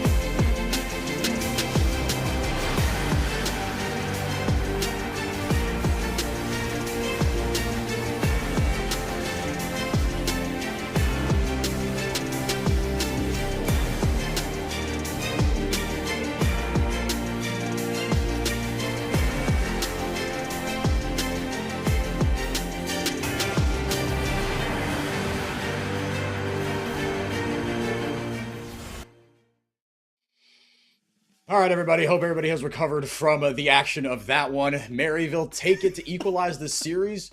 Another way to, I mean, potentially a 4-0 record, but not without a couple bumps in the road. Even in game one, NRG obviously won that game. Maryville put up a fight. UG got them back into it on the Trundle. On this one, it was, again, sort of similar to what we saw from the Citadel game, right? They took the lead in around the 20-minute mark, just like kind of clutched at that, 2K goal lead or whatever for like 15 minutes, and then finally blew it open with a big team fight. Anything surprising you hear about the damage charts? Pretty symmetrical, you have to say. Although Scary Jerry did end up winning out. I mean, being the winning 80 carry in the team fights, that'll do it. But yeah, it kind of looks like one of those aging graphs, right? The aging population sort of deal. Yeah, exactly. Yeah. Pretty mirrored. Yeah, I agree. I think Scary Jerry got through the trough really, really well, and it shows the difference between giving Scary Jerry something with safety versus something with zero mobility in his game 1 and game 2, and he definitely definitely improved his performance in game 2. But what stands out to me the most is probably the mid laners and the damage they did. Mini and Spyrax. We kind of called out the fact that Spyrax was landing those charms absolutely money with them and got so many of those picks. But it's also, I feel like, not that common in the current state of League of Legends that these sort of mid laners are the big stars of the show, and they certainly made their way onto that. Now, game 3 between both of these teams, it is going to be NRG with first pick, but going to be on red side. We've seen carries now from K and Zamudo. We've gone to see Scary Jerry get his pop-off game. We've seen a Jin come through. We've seen mid laners pop off. What more do you want out of the series? I want to see Spyrax on Mini on something off meta, and I want to see him go down swinging. I want to see, we were talking a little so bit you want to see air. a Maryville win is what you're saying. I want to see NRG go down swinging. That's what I want to see. They've got the momentum turned against them. They, depending on who you ask, we're the underdogs coming into this one. So, might be coming back to us here. A little bit of a blip in draft. But, yeah, that's what I want to see. Because, and we know both these guys have a little bit of something extra in their pockets, right? Spyrax a little more kind of traditional, if you will, but does have a lot of experience, a lot of time in this league through a lot of metas that he has come out on top of pretty consistently. So that's what I want to see. And like Mini, right? I mean, we haven't kind of seen the Mini game. He had a good Mel game, right? Obviously in game 1, and then in game 2, the Aurora as well, but have yet to see kind of that big take over the game performance. So that is what I want to see. And this is actually my first game 3 in NACL. This is my sixth series. I've casted nothing but 2-0s. So finally, gonna get my third Fearless game, which I'm very excited for. Yunara, just slam the Lulu, please. Thank you. Okay. Yep. Why not? It's open right now. Seraphine's already been banned away as well. So, we talked about the fact that's like the Karma Ezreal, Seraphine Ashe, and then, there's still, is there Nami Corki? No, Corki still hasn't been picked. Corki Nami Corki is still. That is apparent, yeah. Yeah, it's a potential possibility. Personally, I actually like Sivir into Yunara, not because she plays ball into Yunara by any means, but just in terms of being able to out-damage Yunara late game. But range has been an issue. I don't know. Game 1, the lack of mobility for Scary Jerry bit him. Game 2, kind of similar for Sushi as well. I kind of hyped up the Jhin. It did not come to pass. We saw a bit of damage, but not, unfortunately, him actually getting in range to do that. And unfortunately for your hopes of a wild mid lane pick for Mini, or for off meta, we have gone incredibly standard meta. It's Ryze in there. It's Wukong. Would it be a Kog'Maw? That would be spicy. No, there's no way. Ashe, I mean, we haven't seen Ashe without Seraphine, but we will see it this time around. Thoughts, RMC? What say you? Just because we haven't seen it doesn't mean it's not good, right? Ashe provides immense utility, engaged from far away. The Hawk shot, obviously, still a lane-dominant champion. If you build enough damage around her, which this Ryze obviously helps contribute to that, she'll probably be fine. Yeah, and you don't really need a tank at the top lane necessarily. So having the Ashe, with the slow as well, might be fine. You're not necessarily trying to just match like front to back versus front to back. That's a bit of a spicier pick. We saw Bradley whip it out in the top lane, but I really don't think that's K champion. So I'm assuming that's for Spyrax in the mid lane as an answer or counter to Ryze. And I know that some of the LPL English guys have been complaining that it's not the counter you think it is. On paper, it looks really good. In reality, it doesn't always work out. So I'm kind of curious to see how this one actually works, because I'm still a believer in the Cassiopeia counter pick. And we've seen Spyrax in the past play it to wonderful effect as well. It's also really good front to back. So yeah, this to me tells me, okay, pick a tank, or usually pick a tank. We're seeing the Mundo ban once again. Ornn's off the table. Sion not banned just yet. That has to be a Sion ban from NRG, right? You would think so. That's a good call out. I just assumed that it had been kind of picked or banned because we never see it get it this deep into draft. But yeah, very well could be. Yeah, wouldn't be surprised. I mean, with the Gwen taken off the tape, or with the Gwen taken off the table, right? You'd like to think that maybe they're setting up for that, right? Which kind of feeds your theory. But do NRG just put the kibosh on it? They do not. They're going to take away the Neferi. It feels like a silent angle to me. Yep, and Loki, I was actually kind of hoping to see UG's Neferi because it is such a strong carry champion that can pop out of. But yeah, I think the Scion just makes a lot more sense. It is going to get locked in. 4K there. Really solid drafting from Maryville so far, and that opens up the jungle. Now you can do whatever you want. Ideally, maybe a little bit more engaged. We know that Scion can engage, but it's a little rough to be sort of the solo source of it. But there's not much left. J4 is off the table. Xin Zhao is gone. Do we just see a Mel fight here? I wouldn't hate it. No, I mean, look, it's got its place in the meta, right? But you need some sort of early game bridge, right? And something like the Trundle, I think could have been fun, excuse me. Whoa, the Rek'Sai caught me very off guard here, so that'll probably go into the top lane. It will go into the top lane. Yeah, I don't think Rek'Sai jungle is a thing anymore. And certainly Wukong top is not. True. Yeah. I was like, there are certain matchups, but not the Scion. No, that's going to be a nightmare situation for that. So just a support for NRG here, just to round things out. I'm actually not 100% sure what you want to do here. I feel like an Enchanter might not be a bad idea, just to empower the Ashe a little bit more. Whoa, now that's a fun tech. I think this could be really saucy. Okay, I had heard rumors, and I started the day off by saying that I had heard rumors of Senna floating around. But the question is this support or AD carry Senna? Because you and I, we've seen Ashe support this split down in Brazil. So and from what I understand or from what I've been hearing, Senna AD carry is the better of the two, between Senna support and AD carry right now. So this, I'm kind of curious which way it's going to go. Maryville, though, if you're going to pick a double AD carry, Malphite makes sense. That's going to be able to find great engagement. More importantly, very easy backline access. Yes, into two very immobile AD carries. And I think that's kind of the missing piece of that. Yeah. Now, RMC, my question to you is, how do you get to... I mean, are you worried about this bot lane in the early game? Because I'm trying to think of just where it's going to go wrong, right? Yep. In terms of when you get to the late game, this Maryville composition is kind of going to play itself, and you trust the players to pilot them as well. But NRG, obviously no slouches, 3-0 for a reason. Took game one off Maryville. Where could it go sideways? So, while the bot lane is sort of the main focus for both of these teams in terms of damage, and therefore the part that both teams should focus on, I'm not too worried about either Spicy or Scary Jerry and Obstinatus messing up individually. If anything, if the lanes go sideways, if the bot lane goes sideways, I'm looking more at the jungles to be the ones influencing things. But in this case, both Kizno and UG need level 6 to really get those ganks rolling. So my slight fear for is that we're going to get a very slow early game while everybody skills up. There's a lot of skilling on both these teams. Neither team have that much hard bully potential early on. Like Ashe Senna can be a bit abusive in lane, but it's not kill threat necessarily so much, just forcing people out. And then it's going to be about team fights, I think, that are really going to define this game and be the exciting parts for us to focus on. Well, and both these teams can team fight pretty dang well. I mean, there's a bit of a range issue in the mid lane, but even then, I mean, it's kind of matched by the Cassiopeia. In the bottom lane, certainly got range out the wazoo for NRG, being able to impact the fight from very far away. So it seems like it's kind of set up pretty nicely, set up pretty balancedly, not a word, but you know what I'm trying to say, for a great game 3. Yeah, I mean, the compositions really are going to pop off in the late game. I think the fun part will be, one, if we get to the late game in a bit of an even state, right, we just get to watch mechanics. We just get to watch good players with good hands go at it and fight each other over everything. But then, as Kizno, going to be doing a little bit of a vertical jungling, I imagine. But the question is, did that ward catch him? You had better eyes on that than me. Yes.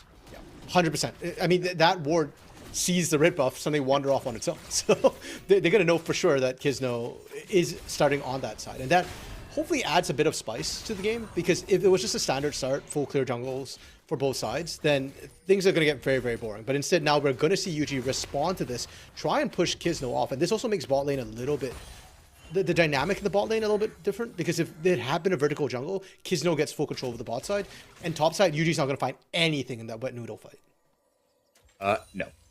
No, he will not. Yeah, Kay and Zamudo just going to kind of wait for that one to play it tough out. Eventually, there will be a winner. There has to be. There has never been a League of Legends game that ended in a tie. Actually, that could be kind of interesting. Surely. Actually, there could be. Is it possible? I mean, maybe like one of those like, oh, it's a tie by forfeit sort of thing where like you play it, but then something's wrong, and then you have to like remake it. So until the remake, technically that match is scored to the tie or something. Okay. I don't know. Shut up, casters. The players are playing. Talk about the game. It's fine. Nothing's happening on screen that's worth kind of talking about. It depends who you Sure, ask. there's mechanics. There's good mechanics on display. Sushi is Aishi bot lane, pressuring in. We expected this. They have the range advantage.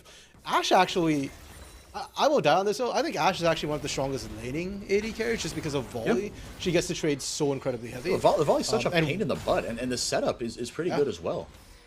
Yeah, the slow, setting up Senna to land roots, and Senna gets sustained as well. It's so annoying. But again, it's not kill threat. It's just going to force Scary Jerry and Obstinatus to probably have to recall early.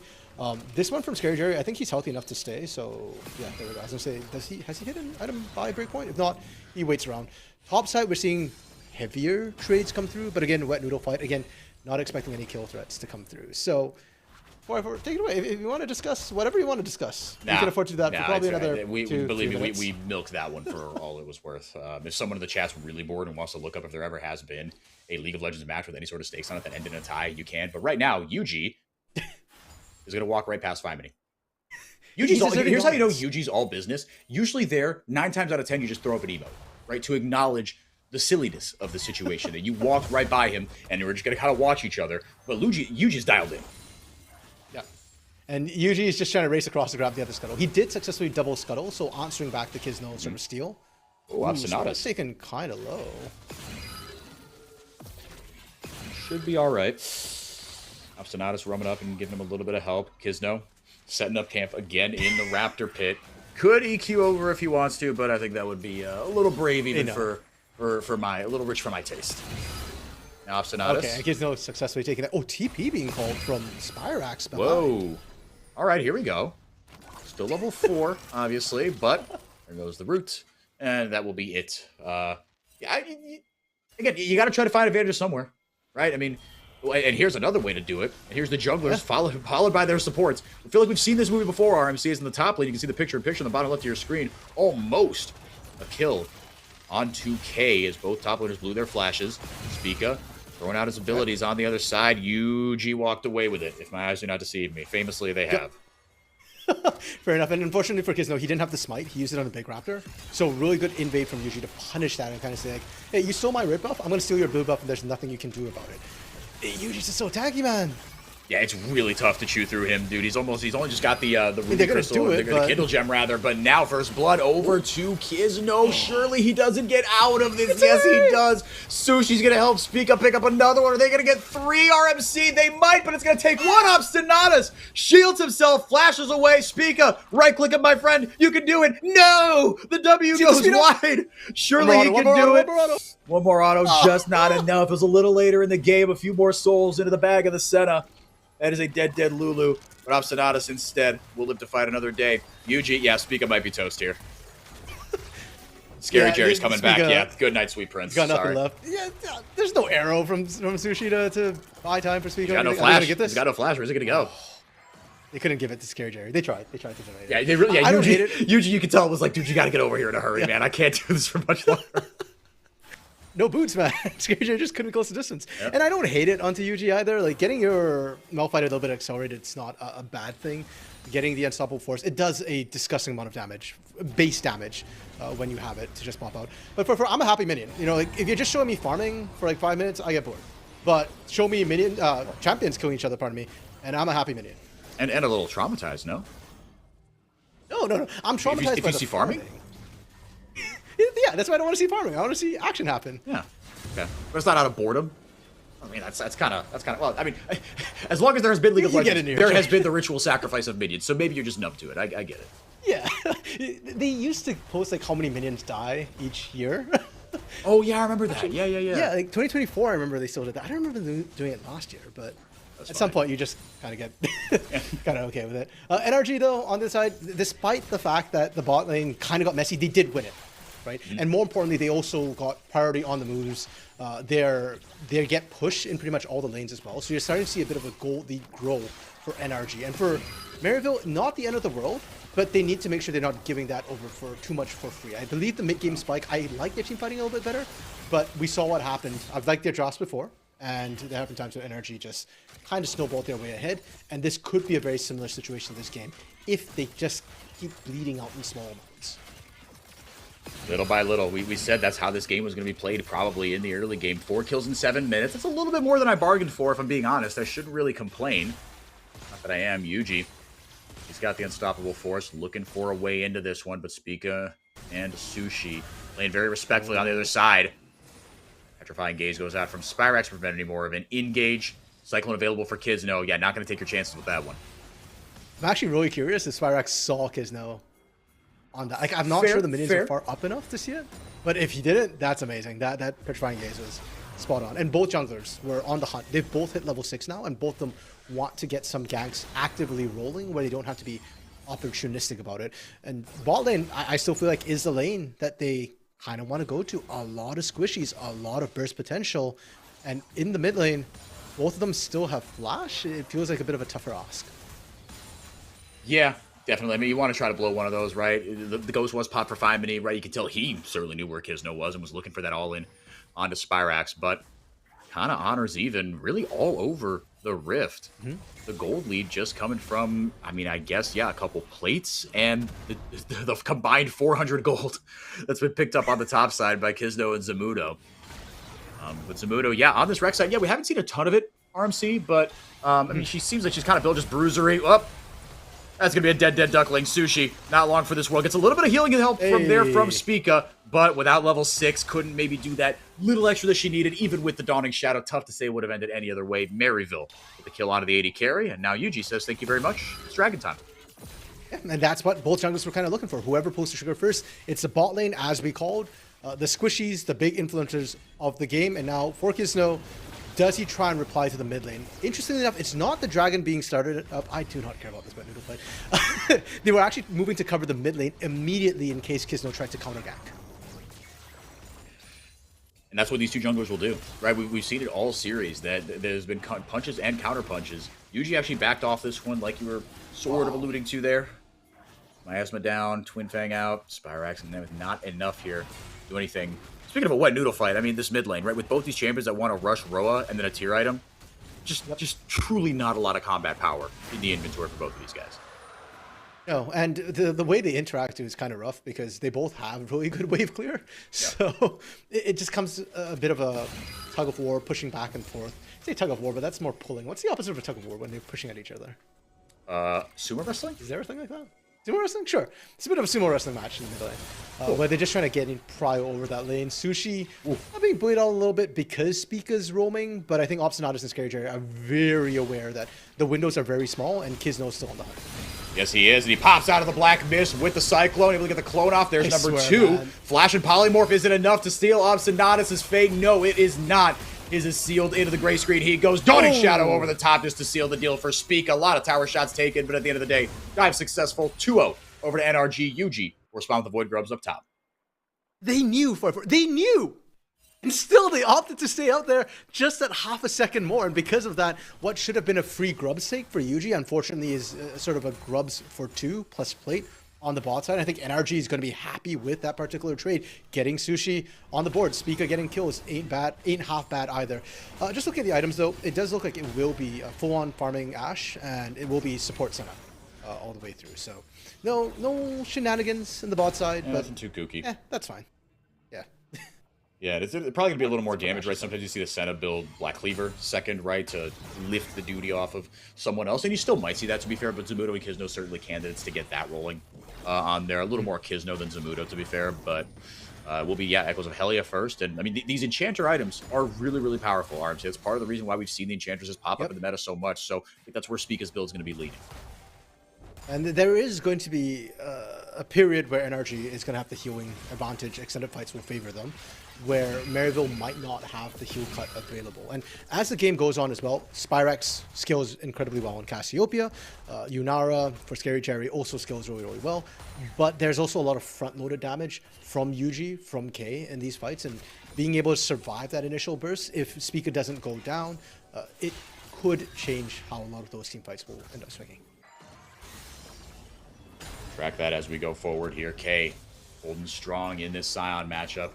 Yeah, for two high-powered top laners, I think we've just exhausted the champion pools in the first two games. Now we are on Scion versus Rek'Sai, like you were saying. Over the wall, unstoppable force into petrifying gaze. Fireman, he still survives it. Doesn't even have Merc Treads or anything. Just able to flash out of that. The damage just isn't there from UG or Spyrex. Now looking to go back in. Kisno with the double cyclone locks up the kill out of the Maryville mid.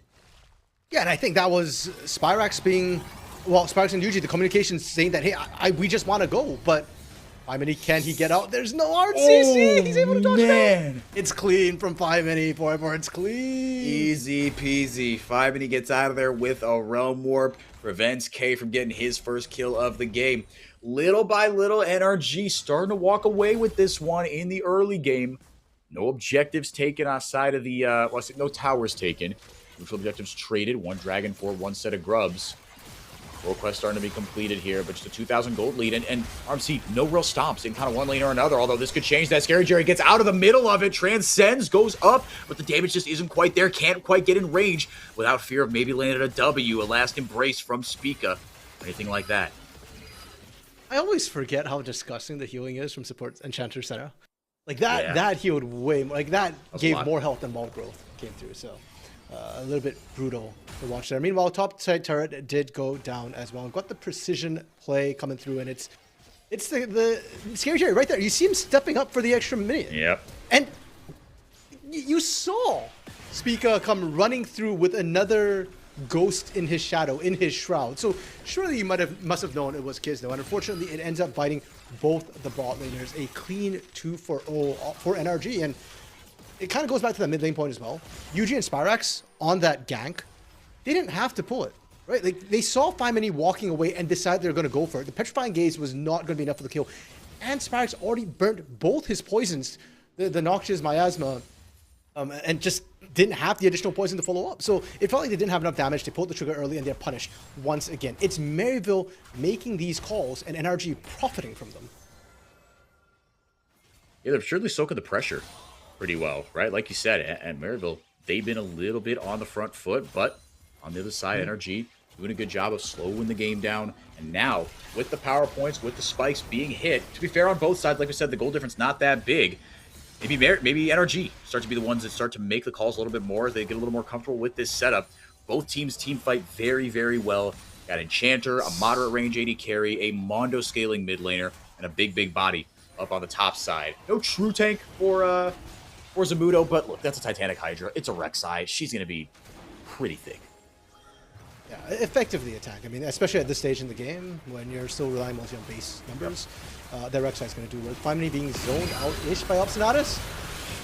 Wiped away there by Maryville, but deleted immediately as Kisno. He tried to come in, shut down there for Cassiopeia. Going to be certainly very nice as he slingshots into the mid-game. Yuji getting the wild growth up. Zamudo able to get out of there with the burrow, but the double kill coming through for Spyrex.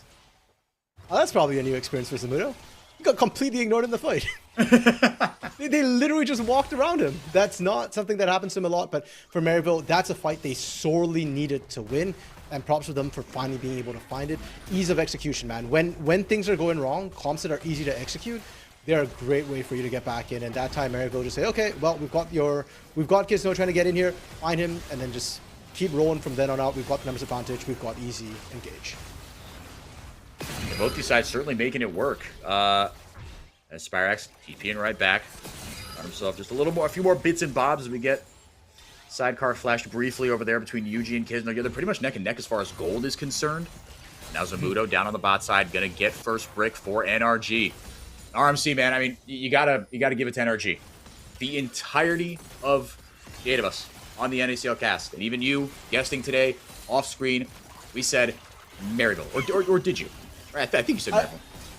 Well, I said my head told me Maryville, but my heart was going with NRG because I do think it's a 50-50. So you chose Maryville. I was going to choose NRG just to make sure we had balance. So while you let me know what the view is like from the fence you're sitting on, I will say NRG, even if they don't even if they don't pull this out, it's just a 2,000 gold lead. Maryville is, still the talk of the town here. But if they're able to battle this one back, would be safe to say that there is now a top 3 in the NACL, and I think that's the broad discussion that we are going to be having. Zamudo, a little bit of trouble here. Spica getting some damage down, but now Fimony and Spyrax doing battle up on the top side. Petrifying Gaze did go out, but now got more important affairs to tend to in the bottom lane. Kisno chasing K down. Zamudo got out of the fight, looking to potentially go back in. Scary Jerry gonna join up. He's got an item and a half on this Yunara. That might be the extra damage that they need. Unstoppable Onslaught forces a flash out of Kisno. That's big to get that out of the Wukong. Here comes Yuji with the Unstoppable Force. Polymorph to seal it. Kill over to Scary Jerry. Just when you thought you were safe, but Spyrax on the top side, he's getting ganked as well. I think he just might be toast here. Yeah, Spica gonna help out just a little bit. I think this job for Spica is just try not to die. Yes, you're gonna be fine. Yeah, barely able to get out. But this is the difference maker. Shelly being picked up earlier by Maryville, going to crash into the mid lane, get into the plate, not quite enough to take the turret down. Yeah, just a lot of trading back and forth. And 4-4, you're saying that, we've got a clear top 3. I think we had a very clear top 3, top 4 from the very get-go. And if anything, the CCG match versus Conviction yesterday, I think solidifies the top 3. No matter who wins or who loses, Maryville and NRG have shown that they're top 4 a reason with how close their games have been. Yeah. Oh, absolutely. Yeah. And Conviction, CCG, right? It was a, they had their good moments against Conviction, but Conviction again, for sure in that top 4 at worst, that we have to say, but for me, top 3, definitely top 2. Sure. But yeah, it's just cool because like you said, like the tier lists were kind of like Conviction, Maryville 1-2, and everybody else, whatever. But CCG crashed the party, came back down to earth a little bit. The strength of schedule asterisk held over them just a little bit. They got 2 up by Conviction, but now NRG certainly crashing the party. Certainly making K's life a little bit more uncomfortable here as the last Whisper lands, the last Embrace, I should say, excuse me. Fimony gonna do the rest of the damage. K, surely he doesn't survive this. One more bit of CC, maybe part of the Unstoppable Onslaught. That was the only thing that was going to save him. And indeed it did. Bailed him out there. I don't know. I feel like, I'm not sure if his Soul Furnace was up and available. If it was, I think he could have just walked that off and actually looked for the turn. His team was coming in. But you know what? Discretion's the better half of Valor. A lot of times just surviving, not giving over kills is more important than actually turning around and finding kills of your own. 2,000 gold lead for NRG though. They are still in the lead from this game, and a lot of that coming from Zamudo actually. Side lane pressure. He's taking down 2 of those side lane turrets already. Maryville finally answering with their first turret of the game in the mid lane, and it's creating a weird shape on the map in terms of map control right now, where Maryville having the mid outer turret grants them a lot more control. But losing the sort of outer turrets on the side and the fact that they're running double tanks means that they don't have a good split push to be able to answer Zamudo and or to be able to kind of hold against Zamudo. We saw Spyrax try and do it, and he got punished by a support gank. It wasn't even Kisno roaming out there. Just Spica alone was enough to turn the tides. And like you said, man, that healing is nasty. And on Senna as is, that's a part of what she brings with her kit, but with the healing items that she's got, with the enchanter items that she's got in her inventory, it is even rougher. Up 1,200 gold. Not for nothing. Over Obstinatus, just ever so slightly ahead there on 2 items compared to just a 1 and change for Obstinatus. Oh, Spyrax. Now Spyrax is toast. Almost got out of that. I thought maybe if he just held firm, could have gotten out of there, but hey, what do I know? Another kill over to Fimony as NRG start to widen their lead a little bit more. They'll get a dragon for their troubles. The only road Spyrax gets out of that is if NRG flop the ball. And NRG are not messing this one up yet. I think they recognize that they've got a lead right now and they want to snowball this. They don't want to risk this going late against double tanks, a Scion that's going to scale infinitely, and a Malphite that's always going to be able to find backline. Also, the healing is really strong right now because there's no heal cut.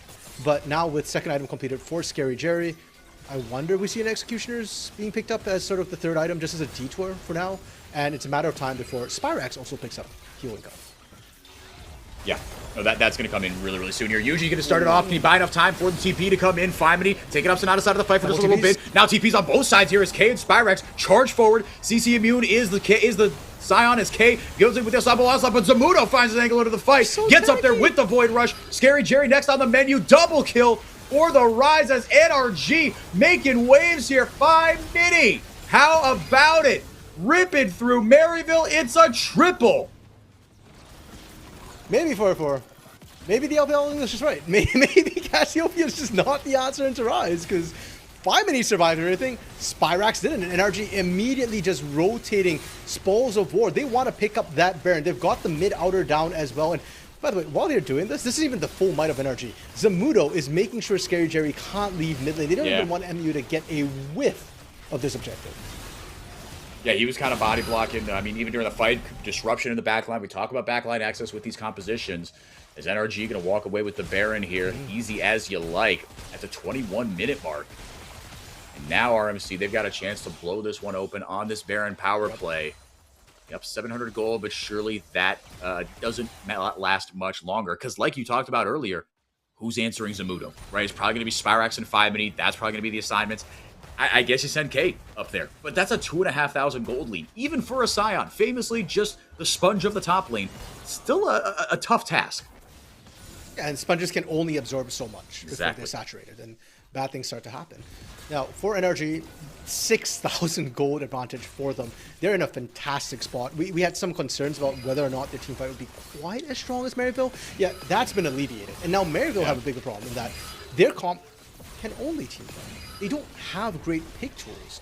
Or if they pick, it's going to be off a team fight tool, like Unstoppable Force onto the Squishy. And we saw Yuji, Unstoppable Force backline, he got the right targets. He didn't have enough damage, and the team wasn't able to follow up. They're looking for this 1K with the very stoppable Onslaught. Yeah, I was going to say that's another way to try to engage. If you don't want to burn the Unstoppable Force, you could try the Unstoppable Onslaught. Didn't really do much. Enchanted Crystal Arrow in from Sushi. Lays down a little more damage.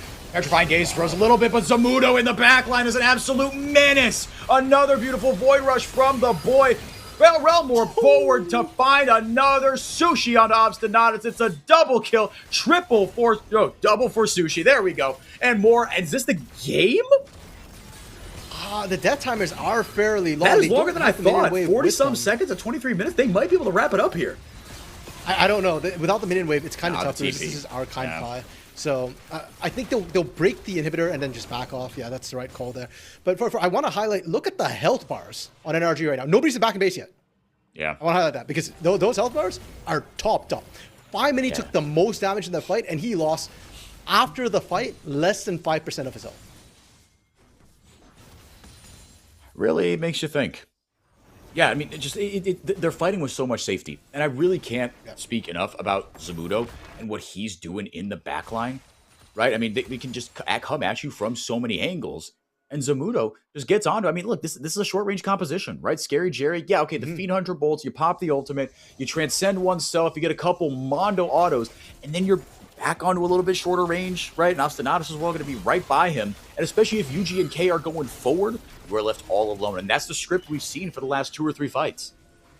Yeah, and then you've got Spica in the back pocket, of course, just topping everybody up. Like that's why I was very careful with my wording about that. Fimini, after the fight, had only lost 5% health. At one point, he lost 20% health. But then all the healing is coming through. And once again, where's the heal cut coming from? Like, nobody has heal cut on the side of Maryville right now. And that, to me, is an issue. I know the BF Sword, big swing of damage, one of the bigger component pieces you can buy. But an Executioner's Calling would probably do more work for Scary Jerry at this point. Or, you know, Oblivion Orb for Spyrax. Like, you need to cut that healing right now, or you have no shot at taking anybody in the front line down. And the back line, who's getting there? Only Yuji. And Yuji doesn't have enough damage to cut through Spica or Sushi either. No, it's not quite enough. I mean, it's a shame. And again, the range is going to continue to be a problem. You don't have kind of your big bad carry. Spyrax, he's on kind of just 2.5 items, where meanwhile, Fimini up a ton of gold. He's got the holy trinity of items. The Actualizer has come in for the Rise. Make it a lot tougher to take him down. He's got just so much damage in that composition. And again, Zamudo just getting thicker and thicker, more and more damage. Third dragon of the game will be wrapped up here for NRG. Soul Point, if the game goes that long. Got Baron up in 2 minutes. Battle line's going to be drawn around one of these objectives. And the fight that ensues, assuming it goes NRG's way, will be the one that ends the game. RMC, I mean, you're waiting for kind of Sushi to get that last whisper. I think that's just like the one thing you want, but that feels like even gravy at this point with the way that NRG are team fighting. And oh, by the way, 11,000 gold lead. They are monstrously ahead right now. Yep. Sushi got his Lord Doms. He's more than happy to just cut through at this point. So, yeah, that Ash, doing work. We had some questions about Ash damage in match 1. Sushi is about to put all of that to rest. And you're saying if NRG win one more fight, at this point, that feels like the inevitability of this game. It's up to Maryville to kind of change our mind. And again, still no heel cut coming through. We're not even seeing like a Bramble Vest for K or Yuji at this point, which not ideal. But yeah, so I just don't see how they're going to win a team fight. And they've got to find a pick. But like we said, their composition doesn't have any good pick tools to actually find some sort of pick. So if NRG just play this slow and steady, if they group up, 4-1 or even 5-0, 5 together, push down a lane, they could go diving turrets. And okay, that's probably a bad idea because that's how you maybe lose a game. But given how they've played so far, I'm convinced if they dive a turret, they come out the other side alive. What's the way back for Maryville? It feels to me like it's all on the back of Yuji landing the Unstoppable Force to end all Unstoppable Forces, but that hasn't happened all game. I don't see why it would right now. No, I think it's more they find a pick. Yeah, they find somebody overextended. Is that they don't have enough damage to kill 5 Mini? No, they don't have enough damage. Like Scary Jerry, maybe, but even then, the problem is that 5 Mini just turns around, actualizes, and then blows Scary Jerry up and walks away. K can't even run him down either because, and with Phase Rush, he can't keep up either. So it's got to be, they don't have the burst damage for it. That's the biggest problem. If they had like an Aurora instead of a Cassiopeia, maybe. Oh no, max range enchanted crystal arrow, but meanwhile Yuji is toast. That could start to seal the deal. Realm Warp forward. They're on to Scary Jerry. K trying to hold the line just somehow, but eventually he will go down too because Sushi is here. He's got a Lord Doms and he's making it K's problem. Rampage for Sushi as NRG look to dot some I's and cross some T's and take the series from Maryville. Down goes K. Even through the zombie form, nothing. Spyrax, does he have a miracle in him? Let's find out. Him and Scary Jerry with the pocket Lulu trying to hold the line just one last time. Petrifying Gaze lands, but with the Dawning Shadow over the top. Kisno into the back line as well. Zamudo is on fire. 5 Mini into the fountain they go, like you said, RMC. And ace for NRG. Who doubted? Certainly no one wearing orange as Yuji looking for a miracle, but this one is Jover. That's how I feel too, Yuji. That's how I would feel too. He just wants to leave it all behind. Get out of there. Exactly. Just physically, spiritually, emotionally move as far away from that series as possible. GG's NRG, sole possession of first place. The battle for the top. The rightful heir of Dark Zero and NRG are going to take that one. And in commanding style for game 1, some mistake is coming through. Quite a few questions for NRG. Game 2, they just show off their mechanics. And here in game 3, they didn't have the bell fight. But their gameplay was rock solid. You have to do that, don't you? Every single time. It was just there, man. It was just there. Yeah. No, but a fantastic game. I mean, we'll get the post-game stats up on the screen for it before we get to our MVPs and our interviews and whatnot. But I think the series delivered. Absolutely. This is exactly what we were hoping for. 3 games between 2 of our, if not our 2 best teams. Conviction might have something to say about that. But look at 5 Mini, dog. Oof.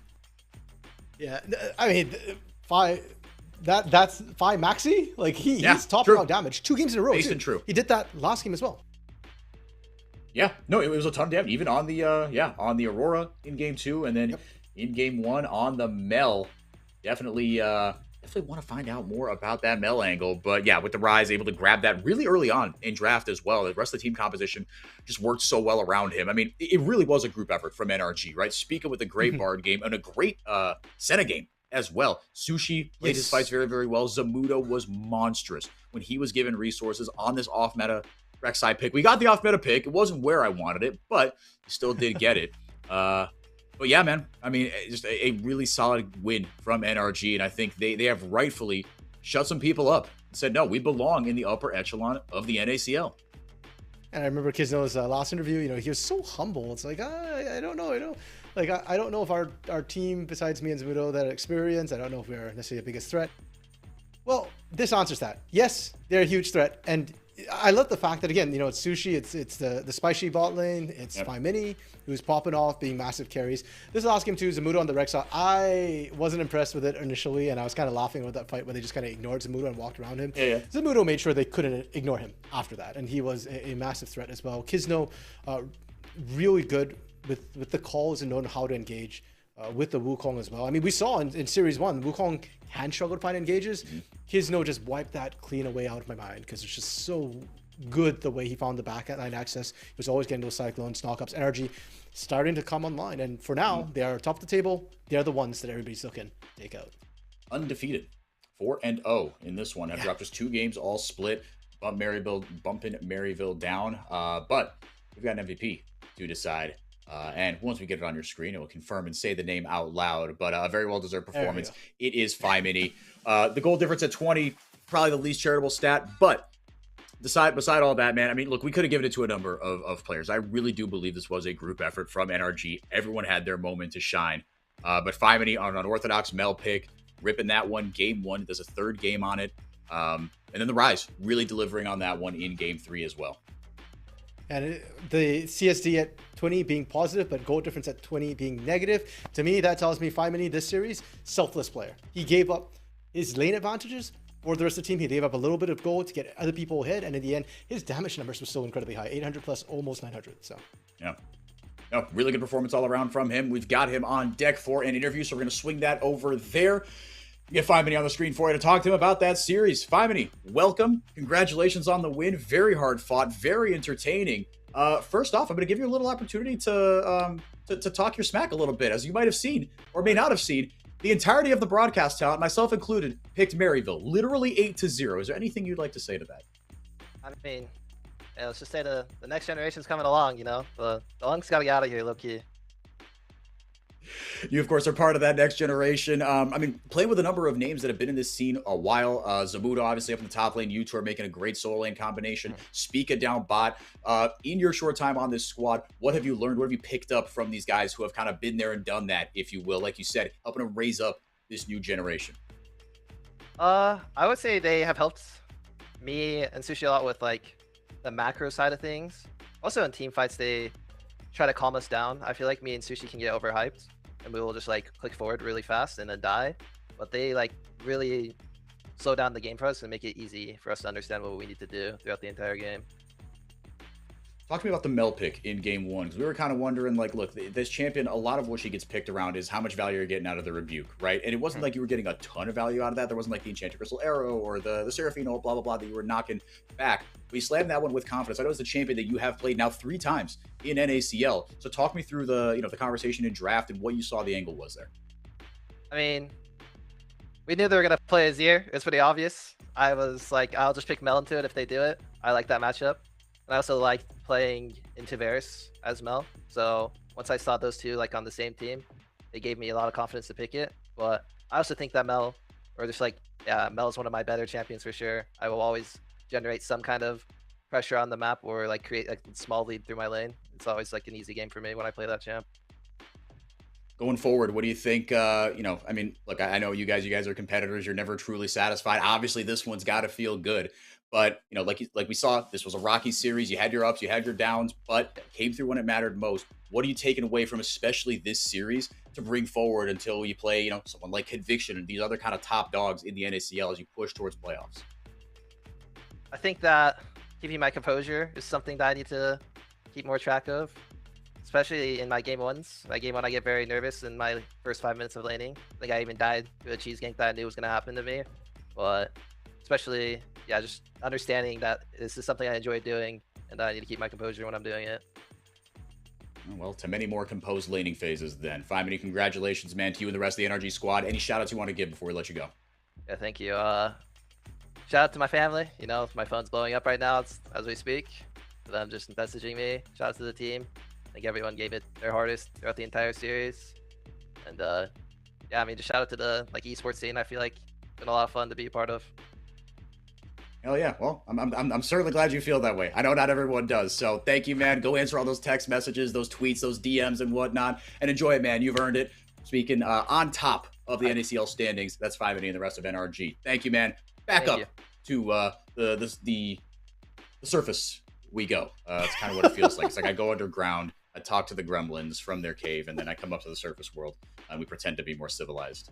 Then I don't know. Maybe I've got some. Brother, we're casters. If anything, we're the gremlins hiding in basements for the players. No, this is true. Yeah, we're just yapping. Like, what are we doing, right? We're like, We're not going to get into that. That's a conversation for my therapist. RMC, any final thoughts on this one before we kind of, anything you want to say about, Maryville, right? I mean, like, on the other side, as we review the results here, my first 3-game series, woohoo, we did it. Citadel taking down Blue Otter 2-0. NRG, win game 1, lose game 2, win game 3. Any final thoughts you want to get off your chest? For Femini, his statement about staying calm, rookie, I feel like that's a sentiment we've heard repeated today. Citadel said the same thing. They won. Femini saying the same thing. NRG won. I feel like that's super important. And also, the soup just seems to be getting thicker with the standings because now NRG sole first place. CCG ahead of Maryville, I believe, just on game count, pretty much. Conviction, Supernova just below, and then Citadel, Winthrop, Blue Otter, all of them are kind of in the soup for it. That's the playoff berth that they're all kind of fighting for. And meanwhile, you can't ignore Dorado and AMI. Both of them have shown they've got teeth. They just can't quite convert yet, but they're getting those leads, and they're getting more dangerous. So feels like, the feeling out phase is done with every team having at least 3 games in, and we're going to really start to see teams bare their fangs and try and start fighting for those playoff berths. Yeah, the soup is thick with 3 C's in a queue. Like you said, we've got quite the stew brewing in the middle of the standings. On Wednesday, same time, same place, we've got Supernova versus Winthrop. Both those teams trying to make sure that they are on the right side of the dotted line when the dance or when the music stops. And Dorado, like you said, I think a lot of people are looking at this Dorado squad and going, look, they've got no wins, but they've taken no series win, but they've taken some matches. Like you said, they've shown that they are, they are, a bit of the wounded dogs, right? If you kick too hard, they might bite you. They might send you to the hospital. So they're looking to do a little bit more than that. But Citadel as well, a big 2-0 for them because, like we said, they have had some turbulent games, and even their coaching staff has admitted, like, look, the games are sloppy.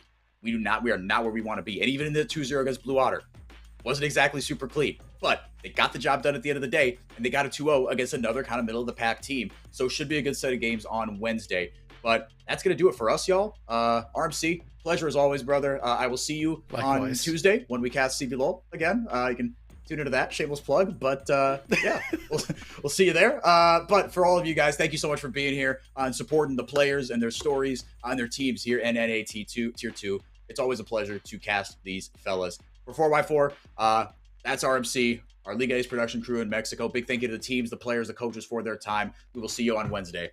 Have a good night.